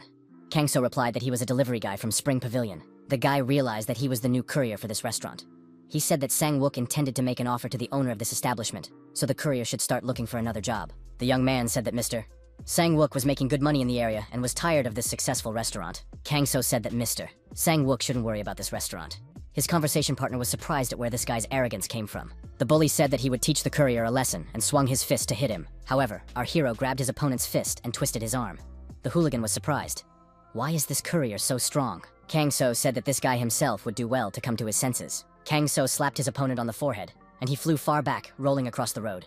Kang-so said that this guy could pass on a message to his stupid Sang-wook. Kang-so told the bully to tell Sang-wook that he shouldn't mess with the Spring Pavilion restaurant. The frightened hooligan ran away, shouting along the way that he would deliver the message. The former courier of the Spring Pavilion wondered why he hadn't been called yet. The guy ran up to former courier Sanuk and said that Don Man had returned. He was worth seeing. Sun Man, beaten up, barely made it to Sanuk. Sanuk was surprised. He had given this guy a chance, but he was back to his old ways. All he had to do was loosen the nuts on the motorcycle, but he came back like a beaten dog. Don Man knelt down and said that the new courier at that restaurant was not an easy person to deal with. It was the first time he had met such a monster. That courier told them not to even look at the Spring Pavilion, otherwise he would not let it go. Sang-wook angrily said that it was no surprise that the guy had been beaten up. Donman, justifying himself, repeated that the courier was a real monster. Sanok said that in that case, they would all go together and teach him a lesson. After all, it was high time they got some exercise. Sang-wook made a phone call and said that everyone needed to gather. They were going to go see this new courier. The courier arrived with the order and placed it in front of the customer. The customers were young men with bats in their hands. Taking the food out of the boxes, the courier asked where he could pick up the dishes later. The customer was surprised, wondering what dishes he was talking about. Nothing. Does this courier still not understand anything? One of the customers, flexing his fists, said they would have to use their fists. They said that this courier had beaten their Don Man badly. The customer kicked the boxes with the orders and said that this courier had greatly upset their boss. The courier asked the customer if he was the Don Man. Don Man, who was nearby, said that he had passed everything on to his boss. The leader of the instigators told the courier to talk less. The villain grabbed his helmet and said it was time to take it off. Kang-so grabbed the bully's arm and said that he would not advise such a weakling to talk to stronger people in that manner. Kang-so squeezed his opponent's arm hard and said that Don Man must have warned them. The bully screamed in pain, saying that his hand hurt very much. However, our hero did not let go of his hand. Kang-so looked at his opponents and said that he would have to teach them all a good lesson. After a while, Kang-so returned to the restaurant. Yu Seong-tae asked who had placed the morning order. Kang-so replied that there were people who wanted to eat well in the morning. Kang-so added that these people liked it and even washed the dishes themselves. Yu Seong was surprised that even the plates were clean. Kang-so said he had one question for Yu Seong-tae. Kang-so asked if Yu Seong knew a man named Gu Sang-wook and what his relationship to the restaurant was. Yu Seong was surprised that the guy knew about this scoundrel. Yu Seong-tae said that this man was Kang-so's courier. He constantly shirked his work and demanded a raise. Kang-so said that he had a conflict because one of the customers was an acquaintance of his. Kang-so added that they had behaved inappropriately, so he had to teach them a lesson. Yu Seong-tae was surprised. The restaurant manager thought that since his courier was so strong, he must have taught them a lesson that was not so small. During the fight with our hero, one of the bullies told the others to attack him and teach him a lesson. However, our hero, using extra energy and his magical abilities, scattered the hooligans in different directions. Kang-so did not take his eyes off Lem and approached Don Man and his associate. Don Man, frightened, told his boss that he had warned him that they would have problems if they came here. Kang-so concentrated energy in the fingers of his hand. Kang-so placed his fingers on his opponent's body and told him to repeat after him aloud. Kang-so looked the bully straight in the eye and spoke words that the bully repeated exactly. The bully repeated that he would never again plot evil against the owners of the Spring Pavilion. After dealing with these villains, our hero asked if that meant they had another leader. Don Man asked if he was referring to Sang-uk. Don Man continued that Sanok had said he would watch from the sidelines, but he did not know where Sanok was. Sanok, watching this from around the corner, thought he needed to get out of there quickly. After running a sufficient distance, Sang-wook thought that no one would catch up with him now. Suddenly, a courier wearing a helmet appeared in front of the villain and wondered why he was running so slowly. San-uk said that the guy in the helmet scared him. San-wook was frightened and asked his opponent who he was and why he was attacking people for some harmless prank. If he was a gangster, then he would have to call the police. The courier said that someone was coming in the middle of the night and trying to disable his motorcycle. What other pranks did Sang-wook have in mind? Sang-wook was surprised and wondered what this courier could do to him. Kang-so said that diseased branches must be cut off before they infect the whole tree. Sang-wook got scared and yelled at his opponent not to come near him. Then he kept screaming out of fear for a long time. Yu Seong-tae was preparing ingredients for a future meal at his restaurant. A message arrived on the smartphone lying on the table. The message was from Sang-wook. The scoundrel apologized to the restaurant manager for all the bad things he had done. Kang-so asked his friend if it was Sang-wook who sent him the message. Yu Seong-tae confirmed that the scoundrel said he would no longer bother him. He would return to his village and work on a farm. Yu Seong-tae was surprised at how his friend had managed to raise this scoundrel. Kang-so said he just talked to him. Yu Seong-tae thought that he might be a scoundrel, but he was once part of the Spring Pavilion team. It was good that he had come to his senses. Ji-yoon entered the room and greeted the young people. The director apologized for having to call her in on her day off. Yu Seong-tae said that if Ji-eun hadn't agreed to help, they would have been in a panic. The girl replied that she had no plans for today. Yu Seong-tae scratched the back of his head and said that they were short-handed. His wife and daughter had gone to an event at the kindergarten. Kang-so explained that today was tree planting day. Ji-yoon said that her younger brother was also going to plant trees today as a charity event. Kang-so was surprised. Was her brother really interested in volunteering? Ji-eun added that he was just very kind. Ji-eun suggested they get to work without further discussion. She thought Kang-so was annoying her by constantly asking awkward questions. Yu Seong-tae expressed his hope that Lim Soo-yeon and Ha-yoon would have a good time. He felt uncomfortable at home when no one was there, even a little lonely. Kang-so said that the squeaky rat had also been bored lately. Yu Seong-tae said that new portals had been opening in the mountains lately. He hoped his family would be safe. Ji-eun noted that the Hunters Association was providing security at the festival, so there was no need to worry. The Sprout Kindergarten is also under the supervision of the association. Strong hunters are sent there to work, so even an A-class portal will not threaten the children. Yu Seong-tae said that Ji-eun's words reassure him. The restaurant manager was surprised at how Ji-eun knew all this. He had worked as a porter for the association for a long time. but he didn't know about it. Ji-yoon hinted that she couldn't talk about it, that it was a secret. A young man is riding in the back seat of a car on a highway. He expresses dissatisfaction that he is unable to enjoy his day off and the good weather. Why was he called in today of all days? The young man added that Ji-yoon was supposed to attend the event. His colleague sitting next to him said that the young lady had urgent business to attend to and asked that the least useful person be sent to the event. The girl added that it was not difficult to guess that the young lady was talking about her interlocutor. She asked if he hoped that the young man knew that he was going to the event for a reason. The girl added that a certain important person would be attending the celebration, an influential person in the association. This is his chance to impress him. She was talking about the only master craftsman in the country who makes S-class artifacts, So Cole. The young man was surprised. Had he come here just to make an impression? The girl said that the master had a business meeting here. Had her interlocutor not read the additional materials that had been sent to him? The young man was surprised and asked what materials they were talking about. His companion said that if he continued in this vein, she would be forced to borrow the young lady. The companion asked her not to do so. The young man added that in that case, he needed Ji-yoon to destroy him, both literally and figuratively. The girl said that the young man was exaggerating. The companion repeated that the guy had to make a good impression on Master So Chul today. The search for the Awakened Zero level was as important as establishing a relationship with the famous artifact master. The car stopped, and the girl said they had arrived. Now it was time to greet the master. The guy was surprised. Could he just walk up to him like that? The young man got out of the car and approached the old man, greeting him and introducing himself. He was Kim Ho-in from the Red Dragon Guild. His father had told him a lot about So Chul. The old man asked if this guy was Hai Chul's son. The young man said that it was an honor to meet the elder. The old man extended his hand and said that he was pleased to meet him, and invited the young man to enjoy himself at the event. So Chul asked him not to interfere with his conversation with his grandson. The young man thought that the rumors were true. The old man was quite an unpleasant person. The elder's assistant apologized to the young man, and said that the master was not always prepared for such situations. His companion met the young man near the car, and said that she had expected nothing else from him. The young man noted that his sister knew that this is exactly how it would be. Why did she send him? He was not surprised where his sister could have gone on such an important day, leaving all the responsibilities to her younger brother. The assistant said that the young lady had gone to talk to her idol. At that time, Ji-eun was with Kang-so preparing food for the restaurant for the next day. Kang-so carved a small toy for the girl with a knife. He asked if she was upset that there was no spatula with a bunny on it. Our hero handed the girl a rabbit carved from wood and said that she would have her own bunny. Ha-yoon was delighted and said that her uncle was the best. After a while, Ha-yoon stood and cried bitterly. Ha-yoon was playing with her peers on the lawn. Her toy turned out to be broken. Her friend told the boys that she had warned them to be careful with the shovel. The boys apologized to Ha-yoon. Ha-yoon continued to cry because her uncle had made this rabbit for her. Now the rabbit was broken.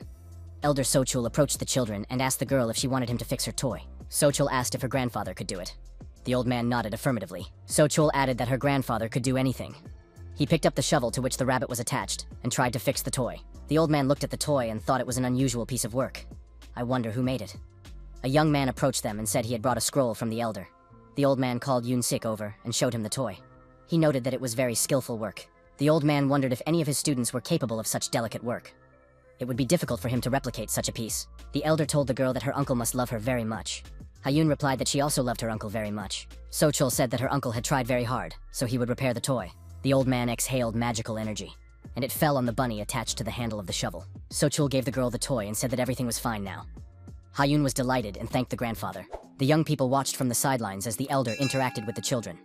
The guy said that this master needed a special approach. He added that he had an idea.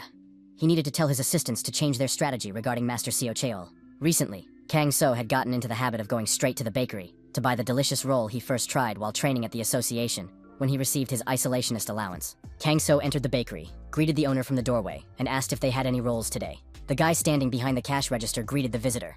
Kang-so walked around the counter and saw that the rolls were sold out. The salesman said that the rolls had already been bought up. The salesman smiled and added that he had set aside one portion especially for Kang-so. Kang-so was delighted and said that he was a kind man who often helped him out. The salesman reminded him that if all the rolls were eaten today, the leftovers should be put in the refrigerator overnight. Kang-so thanked the salesperson and headed for the exit. The salesperson said he would be happy to see the young man again next time. Leaving the store, our hero held the door open for a customer entering the store. The salesman greeted Misi. He said that today was a great day for a picnic. Kang-so watched the salesperson and the customer from a distance for a while. After bringing the roll home, Kang-so put it in the refrigerator first. The squeaky rat sat on his shoulder. Kang-so said that the squeaker had already eaten a piece of the roll. If she wanted more, he would have to wait until tomorrow, when they would eat it together at breakfast. At night, our hero slept peacefully in bed. The squeaker was also resting, lying near the pillow. At some point, a sound reached the squeaker's ears. The rat jumped off the bed and followed the direction from which the sound came. The rat saw an open refrigerator. Without much effort, it jumped onto the shelf where the box with the roll was. The squeaker was surprised. The box was empty. Instead of rolls, there were only crumbs. Kang-so approached the refrigerator and saw the empty box and the rat sitting nearby. In the morning, Kang-so told everyone the news about the roll and the rat. Yu Sung-tae was surprised. Did the squeaker really eat the whole roll? Kang-so said that the rat denied everything, but it was obvious who was to blame. The restaurant door opened, and a visitor appeared on the threshold. Yu Sung-tae got up from his seat and greeted the guest. Yu Sung-tae was surprised to see Hyuk Hyun-nim standing in front of him. He asked what brought him there. Hyuk said he came to have a beer and brought a roll with him. The guy added that he had a long and serious conversation ahead of him, so he brought a roll with him, a kind of bribe. Yu Sung-tae asked his companion what had happened to him. He looked distraught. The guest asked Yu Sung-tae how he confessed his love to his wife. The guy said that she often sits or hangs out at the bakery, and she is a beautiful and pleasant girl. He has been in love with her for 2 months. He doesn't know what to do if he confesses his love to her. He's afraid that Misi will start avoiding him. Hyuk even started crying. After all, he is not as handsome as Kang-so. How can someone like him ask a wonderful girl out on a date? The guest said he had made a mistake and put his head down on the table. Yu Seong-tae noticed that this was a reaction to drinking too much alcohol. What should he do with him now? He should go home and go to bed. Kang-so suggested putting the guy to bed in his room. Yu Seong-tae asked if that would be a problem for Kang-so. Kang-so replied that it wouldn't be a problem, as he owed the guy for always saving him a roll. Hyuk slept in our hero's bed. Kang-so sat nearby in the room, resting in the lotus position. Suddenly, the squeaker woke up and became strangely active. Kang-so was surprised by what was happening. The squeaker jumped onto the floor and ran out of the room. Our hero followed her. Kang-so approached the refrigerator and opened it. A little girl with wings on her back was sitting near a roll and devouring it. Kang-so asked who she was and what she was doing there. The girl looked back, and only then noticed the guy with the rat on his shoulder. In the morning, the adults placed the creature on the table and began to ask questions. So, was she the one who stole the sweet roll from the refrigerator? The girl said her name was Do-sun. She apologized for her bad behavior. Yu Seong-tae was surprised how a flower fairy had appeared in their kitchen, since they are usually attracted to flowers or honey. Kang-so asked what a flower fairy was. Yu Seong-tae explained that fairies are humanoid spirits that live in portals. With the appearance of portals, they began to settle in cities. Magical monsters were exterminated, but no one touched the fairies because they do not harm humans, and sometimes even help them. Therefore, they settled in protected cities. Kang-so asked again, so, are they creatures similar to their squeaky rat? Yu Seong-tae noted that sometimes there are bad fairies, but they still do not pose a serious danger. Kang-so looked at the fairy and said he would forgive her this time, but she must never steal rolls again. The fairy said she was ashamed, but she wanted to eat, and for that, she was willing to work. Lim So-young wondered how a flower fairy could help in an Asian restaurant. Hyuk said that he could use this fairy. Yu Seong-tae said that it looked like they wanted to dump all the responsibility on the young man. Kang-so suggested that he would train Hyuk, and in return, Hyuk would hire the fairy. Lim So-young was delighted and said it was a pretty good idea. A man in good shape definitely wins a woman's heart. Hyuk was delighted and asked Kang-so to teach him everything. He had neglected his appearance for a long time, and it made him feel insecure. Kang-so said it was about time. Finally, he would have someone to train with. Hyuk said he was ready to start any time. Kang-so promised that the two of them would have fun together. The young people were walking around the mall. Kang-so said to Lim So-young that she had asked him not to tell Ha-yoon and Yu Seong. Why did they come here then? Lim So-young said that it was her husband's birthday the day after tomorrow. Ji-eun replied that now everything was clear. Lim So-young added that she wanted to buy her husband a gift, but wasn't sure what to get him. Ji-eun said that the lady shouldn't worry, she would help. Ji-eun thought that she had never imagined such an opportunity, even with her friends. It was wonderful. Ji-eun thought that going shopping with Kang-so would be quite interesting. Kang-so thought that he still felt like he was on a date, even though Lim So-young was with them. Lim So-young asked Kang-so once again not to say a word to her husband. They hid the gifts in his room. Ji-eun asked the lady what gift she wanted to give her husband. Lim So-young said she was thinking of buying him shoes, but she wasn't sure if he would wear them. Ji-eun suggested buying vitamins or supplements as a gift for her boss, since he has been very tired lately. Lim So-young liked this idea, thinking that Ji-eun knows more about gifts. Kang-so asked Lim So-young if she would mind if he went shopping with the girls. The young man was advised to wear sunglasses and a cap, so that people would not notice how handsome he was. Ji-eun approached a stuffed toy and said that she thought Ha-yoon would like it. Kang-so agreed with her. A siren sounded in the shopping center. An announcement was made asking all shoppers to remain where they were. Someone said that the illegals had appeared. Ji-yeon explained that outlaws are awakened people who use their abilities to commit crimes. It turns out that not all awakened people have the same aura color. Our hero saw the criminal and thought that he had never seen an aura color like this person's before. This seemed strange. The illegal ones must know that the security guards had activated a barrier around the shopping center, and no one could pass through it except those who had set it up. Kang-so was surprised. If they knew, why commit crimes? Maybe they had some other plan. Ji-eun suggested that it could be a diversionary tactic. Perhaps they had other goals. Kang-so asked his companion if there were magic stones stored in the basement of the building. Ji-eun suggested that such a large shopping center would surely have many Class A stones. Ji-eun said that security had everything under control. They would definitely figure it out. Lim So-young began to worry about what to do.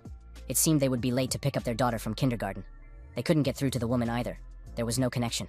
Our hero realized that he had no choice. He would have to help them. Kang-so told Ji-eun to stay with Lim So-young. Ji-eun warned the guy to be careful. Without wasting any time, the protagonist went down the service staircase to the lower floor. On the way, he saw security guards lying on the floor, bleeding profusely. What had happened here? Our hero used his inner energy to give first aid to the victims and save them from death. But they were all still in critical condition. Kang-so noticed that there were robbers in the next room. However, he only sensed a hostile aura from one man with a sword. Kang-so instantly entered the room, and, using his unique abilities, deactivated all the criminals. Now he had no one to interrogate, but he would still find out what happened here from rumors. Our hero decided to leave the rest to the association. The latest news was being discussed in the shopping center. The people in black clothes were just distracting attention in order to steal the stones. The administrator told Yin Wuxi to detain those involved in the theft from the store. The administrator told 2 people to follow her, and so as not to waste time on the elevator, she jumped from the top floor straight down. Armed with knives, these people approached the room where the jewels were kept. They burst in, but what a surprise they got when they saw that all the robbers had been deactivated and were lying unconscious. What had happened here? Who had dealt with these robbers? Kang-so told his friend that today was his birthday, but Yu Seong-tae was still busy with work. The restaurant manager was surprised to hear that it was his birthday. Kang-so noted that for everyone around him, this day was not quite ordinary. His wife and daughter entered the room and wished Yu Seong-tae a happy birthday. Lim Soo-young was holding a birthday cake. Everyone, even the squeaky rat, congratulated Yu Seong-tae on his birthday. Ji-eun, Hyuk, and the Flower Fairy also came to the party with gifts. Yu Seong-tae was very touched, and even had tears in his eyes. The guests told him to light the candles quickly. A few days later, Yu Seong-tae approached the calendar and said that today was a holiday. Kang-so agreed and added that today was Children's Day. Yu Seong-tae noted that since it was a holiday, they would make good money today. Our hero said that he had read that this day was dedicated to children. By the way, Hyun is also a child. Yu Seong-tae said that he was going to take his daughter to a magic show after lunch. They would be busy until lunch, but how would they manage without Ji-eun today? Kang-so said that was why he had called in a replacement for her. At that moment, your young man arrived at the restaurant. Kang-so said he was just in time. Yu Seong-tae asked the young man for a guardian consent form and a medical certificate. The young man provided everything. Yu Seong-tae told the guy to wash his hands and start with the dishes. The new employee got to work. Yu Seong-tae noted that this guy works fast. You can tell right away that he's awake. The young man said that it doesn't come easily. He delivered newspapers every day, so he learned. Kang-so noted that even when you are awakened, you still need to practice your skills. At that moment, Yu Seong-tae thought of another employee, Ji-eun. Ji-eun is an awakened G-class, but she is much more agile than this C-class boy. The girl was riding in the back seat of the car. The assistant said that the young lady would be there soon. The assistant added that as soon as they got out, the young lady should first greet the president, then the chairman of the association, and then talk to the other executive directors of the guild. The girl said she understood everything and asked about her father. The assistant said that the young lady's father had promised to pay a short visit. Apparently, he was very busy. The girl asked why she had to be at the corporate party today. Today is Children's Day, and why does she need this dark and flashy makeup and red suit? The assistant said that the color red symbolizes their Red Dragon Guild. She just needs to be patient. Their guild should be a role model and an inspiration for children. The girl wondered what aspirations they were talking about. They could barely cope with each new portal. However, this country owes its prosperity and security to them. The world is constantly balancing on the edge of an abyss. The assistant told the young lady not to forget her status. She is the most beautiful and representative face of the guild, the Red Flame Witch. It was only natural for someone awakened from a good upper-class family to be as beautiful as the young lady. There was no need to be ashamed of it. The girl thought that she used to want to look older, so that she would not be looked down upon because of her age. Now, this striking makeup has become part of her image. The assistant inquired about the young lady's hobby of playing a lower-class person. The young lady replied that she was working undercover to protect civilians in case of emergencies. Her companion said she was glad that the young lady had a favorite pastime, an outlet besides her work and guild affairs. The car arrived at its destination and stopped. The girl got out of the car and thought that it had been a long time since she had been in her role as a hunter. At the amusement fair, a companion approached our hero and drew his attention to one of the attractions. It was a dart-throwing attraction. Kang-so was surprised. What was this? Were assassins training in broad daylight? Hyun explained that it was just a game. Kang-so understood. These were the very entertainment games that people of this civilization loved. The guy explained that points were awarded for each ball that burst. Hyun pointed to a teddy bear and said it was the biggest prize. The toy was wrapped in festive wrapping paper and looked very beautiful. Kang-so asked the girl if she wanted a teddy bear like that. Hyun replied that if she had a teddy bear like that, she would be very happy and wouldn't even want sweets. After thinking for a moment, the girl said that she still wanted sweets and different kinds of chocolate. Kang-so suggested that the guy try to win the bear and make friends with Hyun at the same time. The guy said he would gladly try, but he had been awakened with a rather useless ability. Explosion. Kang-so asked what kind of ability it was. It wasn't very powerful for an S-class. He could cause a small explosion, enough to temporarily blind and distract a monster. In everyday life, this ability has no use. Kang-so told his companion to try to do as he said. Everything should work out for the young man. Kang-so bought 3 darts for throwing at balls. The guy thought about how he could hit a 100-point ball with all 3 darts in one throw. After all, it was impossible. Kang-so told his companion to stand firmly and tense his core muscles. If he was unstable when throwing, The center of gravity of the thrown weapon would be off. He needed to relax his shoulders and wrists and aim a little higher. The most important thing was to concentrate. The young man concentrated and took aim. The task was completed. The balloon burst, and the boy earned 100 points. The young man was delighted, and Kongso praised him. Hayun was also happy. Hayun carried the coveted prize in her hands, a teddy bear. An announcement was made over the loudspeaker that the show of the mighty wizard Wu Kangkyul was about to begin. Hayun told her uncle that the illusion was about to begin, and they needed to hurry. The young people hurried after the girl. Kangso told her to be careful and not to fall. At that moment, on the roof of the neighboring building, the villains took out their firearms. One of them was afraid that they were putting themselves in danger. The second said that in any case, the order must be carried out. They had no other choice. They themselves would be destroyed if they did not carry out the order and start shooting at people. Were the criminals afraid of what would happen if they were caught? His accomplice said there was nothing to fear. They had this thing, he said, pointing to the glowing ring on his finger. Even if powerful awakened seekers searched for them, they would not be found. Their only goal was the blood flower. The criminals took aim, searching for a target to destroy. They were ordered to destroy the bloody flower. The real name of the bloody flower was Kim Ji-eun, the witch of the red flame. She must die, Hayun called the adults, saying she had found a good spot. Kangso thought that from there, they would be able to see the levitation tricks up close. Kangso thought that he himself knew how to levitate. The young man said that his favorite trick was when a person was cut in half and then put back together again. Kangso wondered if such tricks existed in this world too. When a magician cuts a body in half and then puts it back together again, the guy added that even when you know it's a trick, it looks very convincing. Our hero looked back. He thought he sensed a familiar aura. Could it be Ji-eun? Kangso saw a girl in red in the VIP box, from whom this strong aura emanated. Kangso asked who was sitting there. His companion said that those were VIP seats. Kangso asked, "So this woman is an important person?" The guy looked and was surprised. "It's the Black Rose." The guy added that in this country, if someone doesn't know this girl, they're probably a spy. In the future, she is expected to become the leader of the Red Dragon Guild.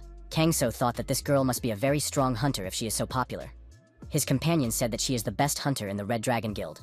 It is one of the 3 major guilds. Our hero thought, Ji-eun is a high-class girl. Ji-eun noticed her colleague and immediately began to hide from him. She wondered why these people from the Spring Pavilion were here now. However, she enjoyed looking at Kangso. Kangso thought that Ji-eun probably had reasons to hide her identity. The host announced that the great show, Illusion, was about to begin. The magician came on stage and released doves from his hat.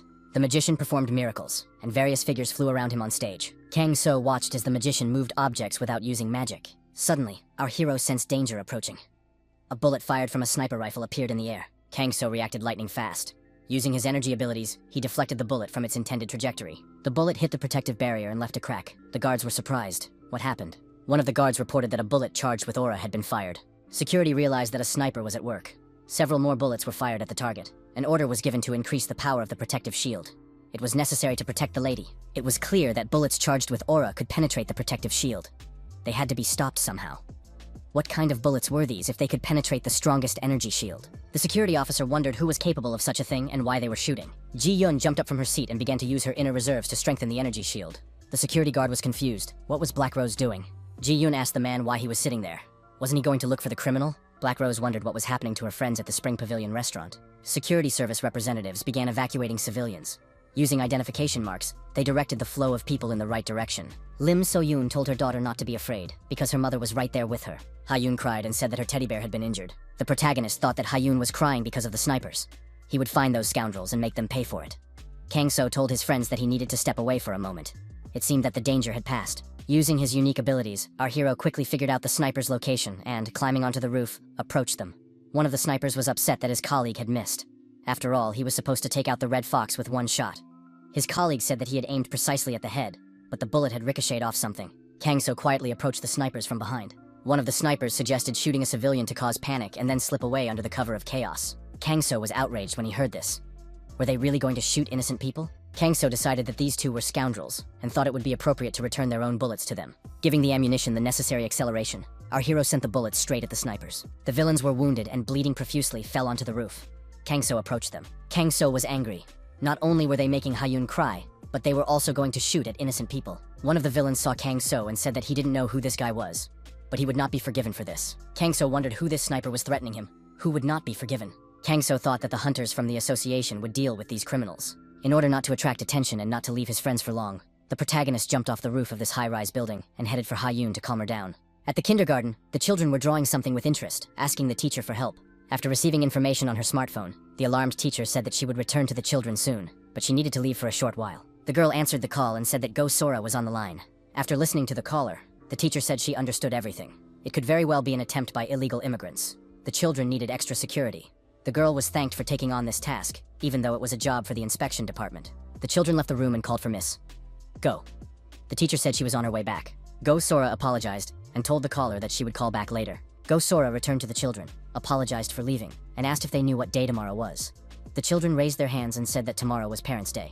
The teacher praised the children and said that today they would be making paper carnations for this occasion. They wanted to express their gratitude to their parents. Go Sora approached Hayun and thanked the girl. She asked who the flowers were for. Hayun replied that they were gifts for her parents. All the children immediately began to talk about who their paper flowers were for. Go Sora approached the boy, Jung-hoon, and said that he had also made a very beautiful carnation. The children asked if Jung-hoon had anyone to give gifts to. The children asked the teacher if it was true that Jung-hoon had no one to give carnations to because he had no parents and lived with his aunt. Some children said they didn't want to be friends with Jung-hoon. Jung-hoon sat at the table feeling sad. The teacher tried to cheer him up. Hayun said that the boys who didn't play with Jung-hoon were bad. The girl asked if they didn't have parents. How would they feel if they were asked questions about who they were making carnations for? The other children replied that they didn't want to be without parents. Hayun asked if they now saw how bad it was. So why did they ask Jung-hoon such questions? Go Sora asked the children what they should do when they did something bad. The boys replied that they should apologize. The teacher told the children to apologize to Jung-hoon and never say such things again.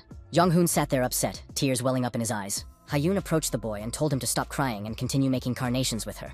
Jung-hoon said he would give the carnation to his aunt. Hayun smiled and assured him that his aunt would love the gift. The girl was walking down the hallway with documents in her hands. She was deep in thought. She thought about the guild leader Kim Chae-ho, awakened to Class A. He appeared in the era of chaos, a master of the magic sword and fire magic. He was one of the great warriors who won the war against the monsters. It was the greatest guild in the country, but this man frightened her. The girl decided that today she had to do without mistakes. Knocking on the door, she heard someone on the other side say she could come in. The girl entered the office and greeted the leader. The man was sitting at his desk. The assistant said she would read the schedule for today to the leader.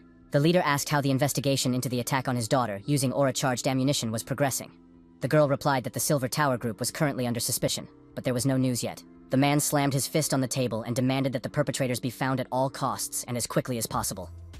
It was imperative to find the person who had dared to attempt to take his daughter's life. The girl assured him that everything would be done, and added that she had brought the requested materials on the Spring Pavilion restaurant. After studying the documents, the man asked if this was really the restaurant owner. The girl confirmed that it was Yu Seong-tae, who had once been her friend and helped her explore the underground. He was a talented chef. The assistant asked what the boss wanted to do with him. The man added that after his wife's death, his daughter lived only for revenge. This was the first time she had been interested in anything else. Moreover, he has a good relationship with the restaurant owner, so they should be kept under surveillance and left alone. When the leader was left alone in his office, he leaned over to his safe. The man took a child's toy out of the safe. It was the first carnation from Ji-yoon. When he looks at this thing, all his fatigue and irritation simply melt away. He hopes that his daughter will one day start smiling as often as she did when she was a child. In the morning, before the restaurant opened, the former library employee met Kang-so, who was cleaning the surrounding area. Kang-so told the young man that he had come earlier than usual. The guy said that thanks to Kang-so's training, he had learned to deliver the same number of newspapers in less time. Kang-so was surprised to hear about this training. Everything had been achieved through the guy's own efforts. He had only given advice. The young man said that he had been feeling depressed for a long time, and thought that his life would be like this until the end. Ordinary and boring. But thanks to Kang-so, he felt that he could achieve anything. The guy assumed that he would not be able to advance in class, but he did not imagine that the dart-throwing technique he was taught would develop his abilities so much. Kang-so was surprised by what he was talking about. His interlocutor explained that the dart-throwing technique had been very useful to him. Kang-so said he meant something else. The guy was repeating for the second time that he would stay with the class forever. Why? The young man asked. Wasn't it obvious? The chances of a person experiencing a second awakening were practically zero. Even if one survives a second awakening, there is no guarantee that the class will increase. Kang-so thought this guy was wrong. Awakening is just the beginning. Our hero wondered, don't the people of this civilization understand this? Kang-so asked the young man what breathing techniques he knew. His interlocutor was surprised and asked, what is that? Kang-so realized that the awakened ones of this world did not know what this technique was for. That was why they had such poor control over their energy. The young man said he still had some newspapers to deliver, so he was leaving.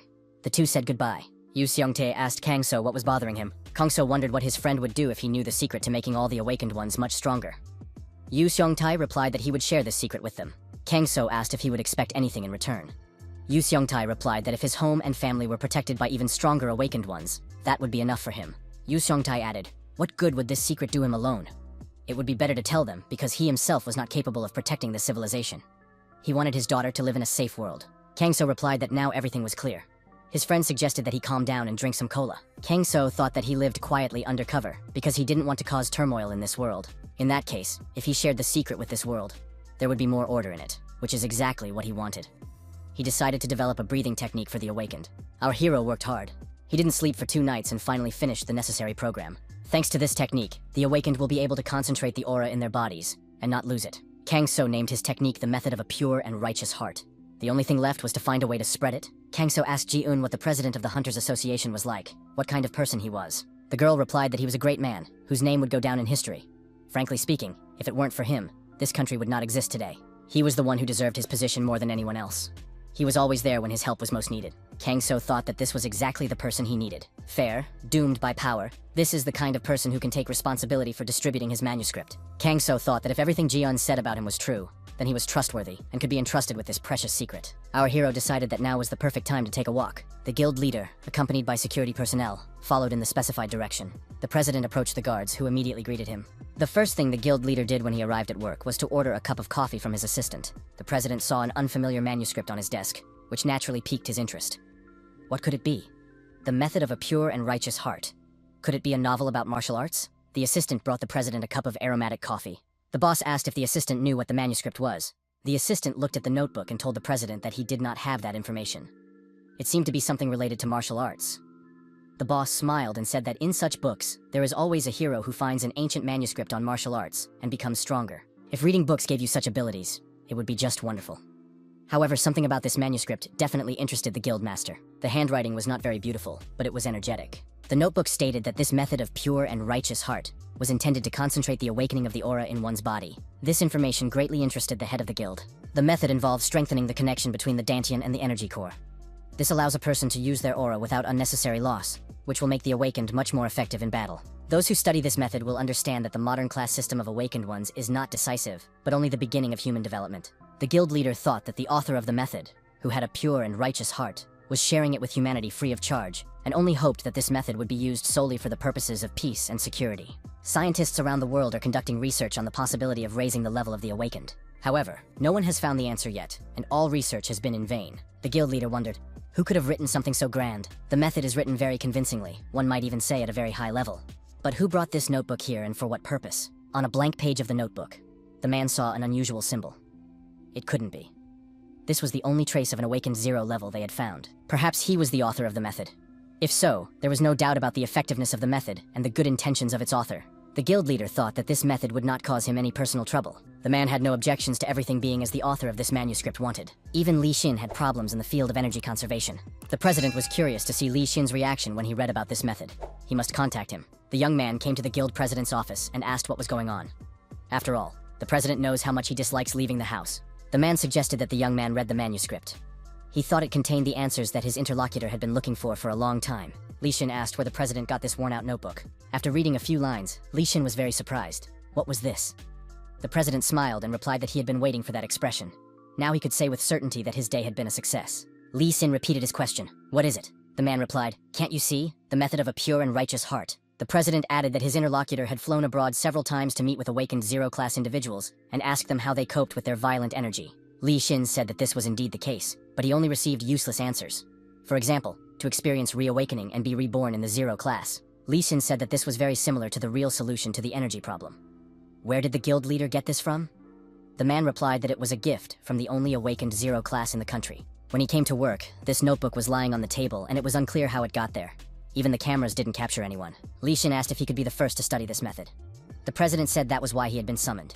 Even if there were any side effects, he would be able to overcome them with his S-class abilities. Li Xin left the president's office with the notebook and wondered who he was. The first awakened 0 class in this country. Li Xin strolled leisurely along the embankment and pondered the pressing matters at hand. The weather was beautiful, and Li Xin sat down on a bench to rest. Looking up, he decided that the sky was very clear now. How long had it been since he left the house? How long had it been since he basked in the sun as carefree as he was now? People paid attention to the man with a sword in his hand who had defeated the monster. They said he was a hero. People enthusiastically welcomed the new S-class hero who had appeared as if by miracle. The hopes of the entire nation were pinned on him. Li Xin was the man who closed the S-class portal. However, his comrades were destroyed, and he began to fear his own power. Since then, he has lived in constant struggle with his power. The more he tries to control it, the more it spirals out of control, making him increasingly lonely. Although thanks to him, many people were able to return to a peaceful life, Li Xin continued to look at the sky. He continued to live, and it was not easy for him to cope with his superpower. Li Shin understood that he still hadn't mastered the method perfectly. He mustn't relax. Li Shin hated his own power for a long time. However, thanks to mastering the method of a pure and righteous heart, he was able to overcome it and break through the zero class barrier. The awakened zero class who wrote this method was truly his benefactor. Li Shin noticed the people sitting nearby. They were delighted that their food had been delivered in literally 5 minutes. Did this courier have an ability related to speed? He was clearly no less than Class B. The courier in a motorcycle helmet delivered food from the Spring Pavilion restaurant to the young people. The delivery included a small portion of gabaju, 3 jjajangmyeon, and 1 jampong. The customer said they hadn't ordered fried dumplings. The courier said it was a gift from the restaurant, and wished the young people bon appetit. Li Shin watched the courier with interest. Li Shin heard the name of the restaurant, and after finding it on his navigator, decided that it was not far away. Li Shin decided to visit this restaurant. Our hero was told that he had been on top form today and was offered a glass of water to cool down. Ji-eun, watching Kang-so drink water, asked, "Is something wrong?" Kang-so replied that everything was fine with the water. However, he sensed the presence of a young man. He had felt his presence in the park. This guy had an incredibly strong aura. Li Shin entered the restaurant and greeted those present. The administrator asked if the visitor would be alone. Li Shin was surprised to see Ji-eun there. He asked what she was doing there. Yu Seong-tae asked if she really knew Ji-eun. Yu Seong-tae thought he had seen this young man somewhere before. Ji-eun said he was her cousin. She added that he had a standard face. Everyone said they had seen him somewhere before. She asked what her brother would like to order. Ji-eun added that he could eat quickly and go on his way. Li Shin said he would be happy to try the jjajangmyeon. Ji-eun approached the table where Li Shin was sitting and asked what he was doing there. Was he allowed to leave the house? If he had another uncontrollable energy attack, how would others react? Li Shin replied that it was in the past. Ji-eun asked how he had found a solution. The guy replied that Ji-eun would find out everything at the next training session at the association. Ji-eun asked Li Shin to keep his mouth shut around these people. They think she is a normal girl. Lim So-young brought the guy his order, jjajangmyeon, and added that since he was Ji-eun's relative, they made him a larger portion. The guy thanked the hostess. After trying the dark noodles, Li Shin concluded that it was a very tasty dish, and his eyes sparkled with happiness. Li Shin thought that even though the noodles were a little burnt in places, they were still very tasty. It had been so long since he had eaten such fresh and not overcooked jjajangmyeon. Li Shin was excited. He thought he would never experience such simple pleasures again. Suddenly, Li Shin had a vision. He imagined everyone in the restaurant lying unconscious in their own blood. Li Shin thought he had an emotional surge, and his aura skyrocketed. Ji-eun approached the young man and said that if he had finished eating, he could leave quickly. Li Shin stared at Kang-so, who was taking orders from other customers. Li Shin couldn't understand what had just happened to him. When he came to his senses, he felt a great sense of relief. Li Shin thought the situation was dangerous. Although he had studied the method of a pure and righteous heart, he still had little experience. Kang-so thought how good it was that he was able to suppress the guy's energy with his own energy in time. Our hero was curious about who this guy was. He had studied the method of a pure and righteous heart so well, even though this method had only been released a few days ago. If he knew Ji-eun, then he must be someone important. Kang-so thought that this guy was a little clumsy, but he knew the theory well. It was an amazing talent. Maybe this was the only S-class in the whole country? Ji-eun asked Li Shin if he liked the food. She added that he should leave and never come back. The young man replied that he understood. Li Shin answered a phone call. He said he understood and reported to the chairman that he would be there soon. Ji-eun became concerned. What happened? Li Shin told the girl that the chairman was calling him to a meeting. Ji-eun replied that he should hurry. The young people said goodbye, and Ji-eun noted that they would meet again soon, but not here. When Li Shin left, Ji-eun breathed a sigh of relief, thinking that this guy might give her away. Ji-eun turned around and saw Kang-so standing in front of her. She said that he was her cousin, honest. Kang-so replied that he understood everything. Arriving at the guild leader's office, Li Shin asked why the boss had summoned him. The president asked if the young man had already studied this method. Li Shin replied that he had, and the effects were simply dizzying. The guild leader noticed that the young man was not enthusiastic. Perhaps there was something negative about this method. Li Shin replied that at first he was enthusiastic, but after careful study, it suddenly became clear to him that if this method were made available to the masses, it would cause chaos. The president said that when he realized that this was a real working method, he thought so too.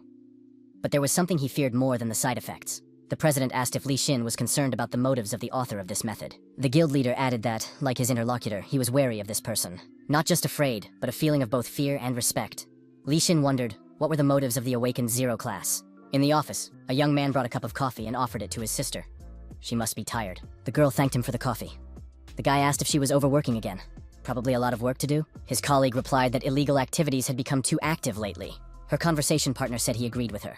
He had heard that the bomber had also become more active. The girl noted that because of this scoundrel, investigators were almost dying of stress at work. The support department was under enormous pressure because of the attack on the Black Rose. She asked her colleague if he wasn't just as busy at work right now. Had he really just come in to get a cup of coffee? The guy replied that he had something for her and asked if she was free next Thursday evening. The guy said he had managed to get some tickets to the ballet The Golden Star. He wanted to go with her if she could. The girl winked and said that the ballet sounded very tempting. Did he want to go there with some other girl, but she refused? The girl added that she couldn't refuse if her younger brother asked her. Of course she would go. The young man told his sister not to forget, and to mark the event in her calendar. The girl took the calendar and said she would do as her younger brother asked. The guy thanked his sister and said he was going back to work. After drinking her coffee, the employee said that her thoughts seemed to have cleared up and thanked her brother for the drink. The following Thursday arrived. The family from the Spring Pavilion restaurant was also going to the ballet. Ha-yoon asked her father and uncle if she was beautiful. The men expressed their admiration. Yoo Seong-tae said that Ha-yoon was a real beauty.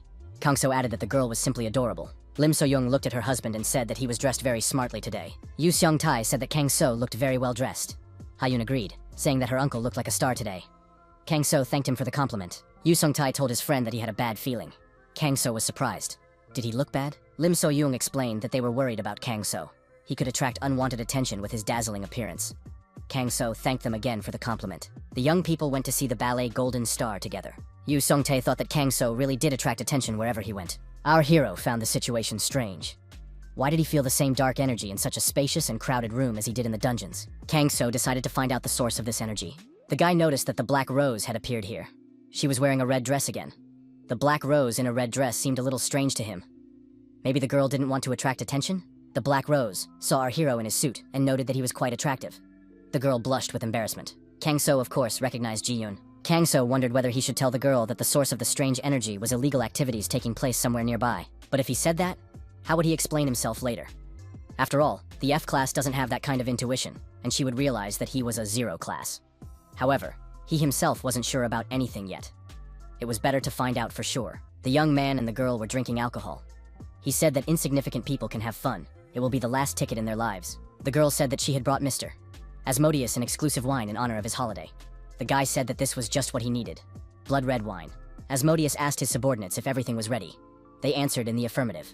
Asmodeus said that in the second act, Clara would dance with the prince. That's when they would begin their enchanting performance. Finishing his wine, Asmodeus drew his sword from its sheath and said it was time to act. He added that everything was according to his will. Asmodeus and his assistant took their places on the helipad. He said that they would have an excellent view from there. They would see the concert hall take flight. Asmodeus heard someone behind him ask, "What do you mean, blow up?" Turning around, Asmodeus saw a stranger who greeted him. Asmodeus asked who he was. The stranger said he didn't want to spoil their mood, but hoped for their cooperation. Asmodeus was surprised. What was this madman talking about? Asmod added.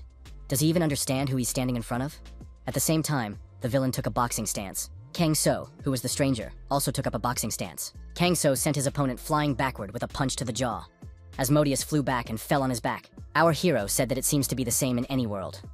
Civilized conversation is taken for weakness, and one's own language carries people into the abyss. He added that his opponent should stop playing games and get up. Kang-so was surprised. He hadn't hit him that hard. So why was his opponent so upset? Asmodeus became angry. Did this guy even know who he was dealing with? Kang-so asked who this scoundrel was. His opponent said he was the great and mighty Asmodeus. Asmodeus was surprised. Why couldn't he see this stranger's face? Our hero had disguised himself using his inner energy. Kang-so declared that he didn't care who was in front of him. Asmodeus had to admit why he needed to be in the concert hall. Asmodeus called his opponent a fool and added that he had ordered a bomb to be planted. Asmodeus laughed. The bomb was planted in the building's supporting column. When it exploded, all these pathetic insects would die. Kang-so turned to the girl. Was her subordinate telling the truth? Asmodeus was offended because he was this girl's boss. Kang-so, addressing Asmodeus's companion, said that perhaps it was time to end this charade. The girl noticed that this guy had great intuition. The girl approached Asmodeus and said that she was tired of playing the secretary. Maybe it was time to end this? Asmodeus was indignant. What was she talking about? The girl punched her companion in the chest, piercing his body through and through. Asmodeus's companion pulled her bloody hand out of the guy's chest and took his sword. She said that this artifact, and even the name Asmodeus, were not for him. Asmodeus was surprised. How dare she? Asmodeus could no longer stand and fell to the ground. The girl said that now he could sleep peacefully. Kang-so asked the girl holding the sword, "Who is she?" The girl replied that she was the real Asmodeus, not this fool. Kang-so said that in that case, it was her business, and attacked his opponent. Our hero's hand passed through the girl's body like through fog. Kang-so thought it was illusion magic. Asmodeus said that this guy was very fast. The girl was invulnerable. Kang-so asked if she was human or what. Asmodeus shook her head. How could you ask girls such questions? The stranger replied that she kept her name a secret. Maybe next time she would introduce herself to him. The girl said that because of this guy she might miss a great show. But this time she would forgive him because he was her type. The girl turned around and began to walk away, saying that they would see each other again. However, she couldn't disappear. The portal opened by her artifact began to distort for some reason. Kang-so used his abilities to close the portal. He asked the girl if she really thought he would let her go so easily. Kang-so approached the stranger and said that she had an interesting ability to cut through space. But he had an answer for that. he would simply sew up the space.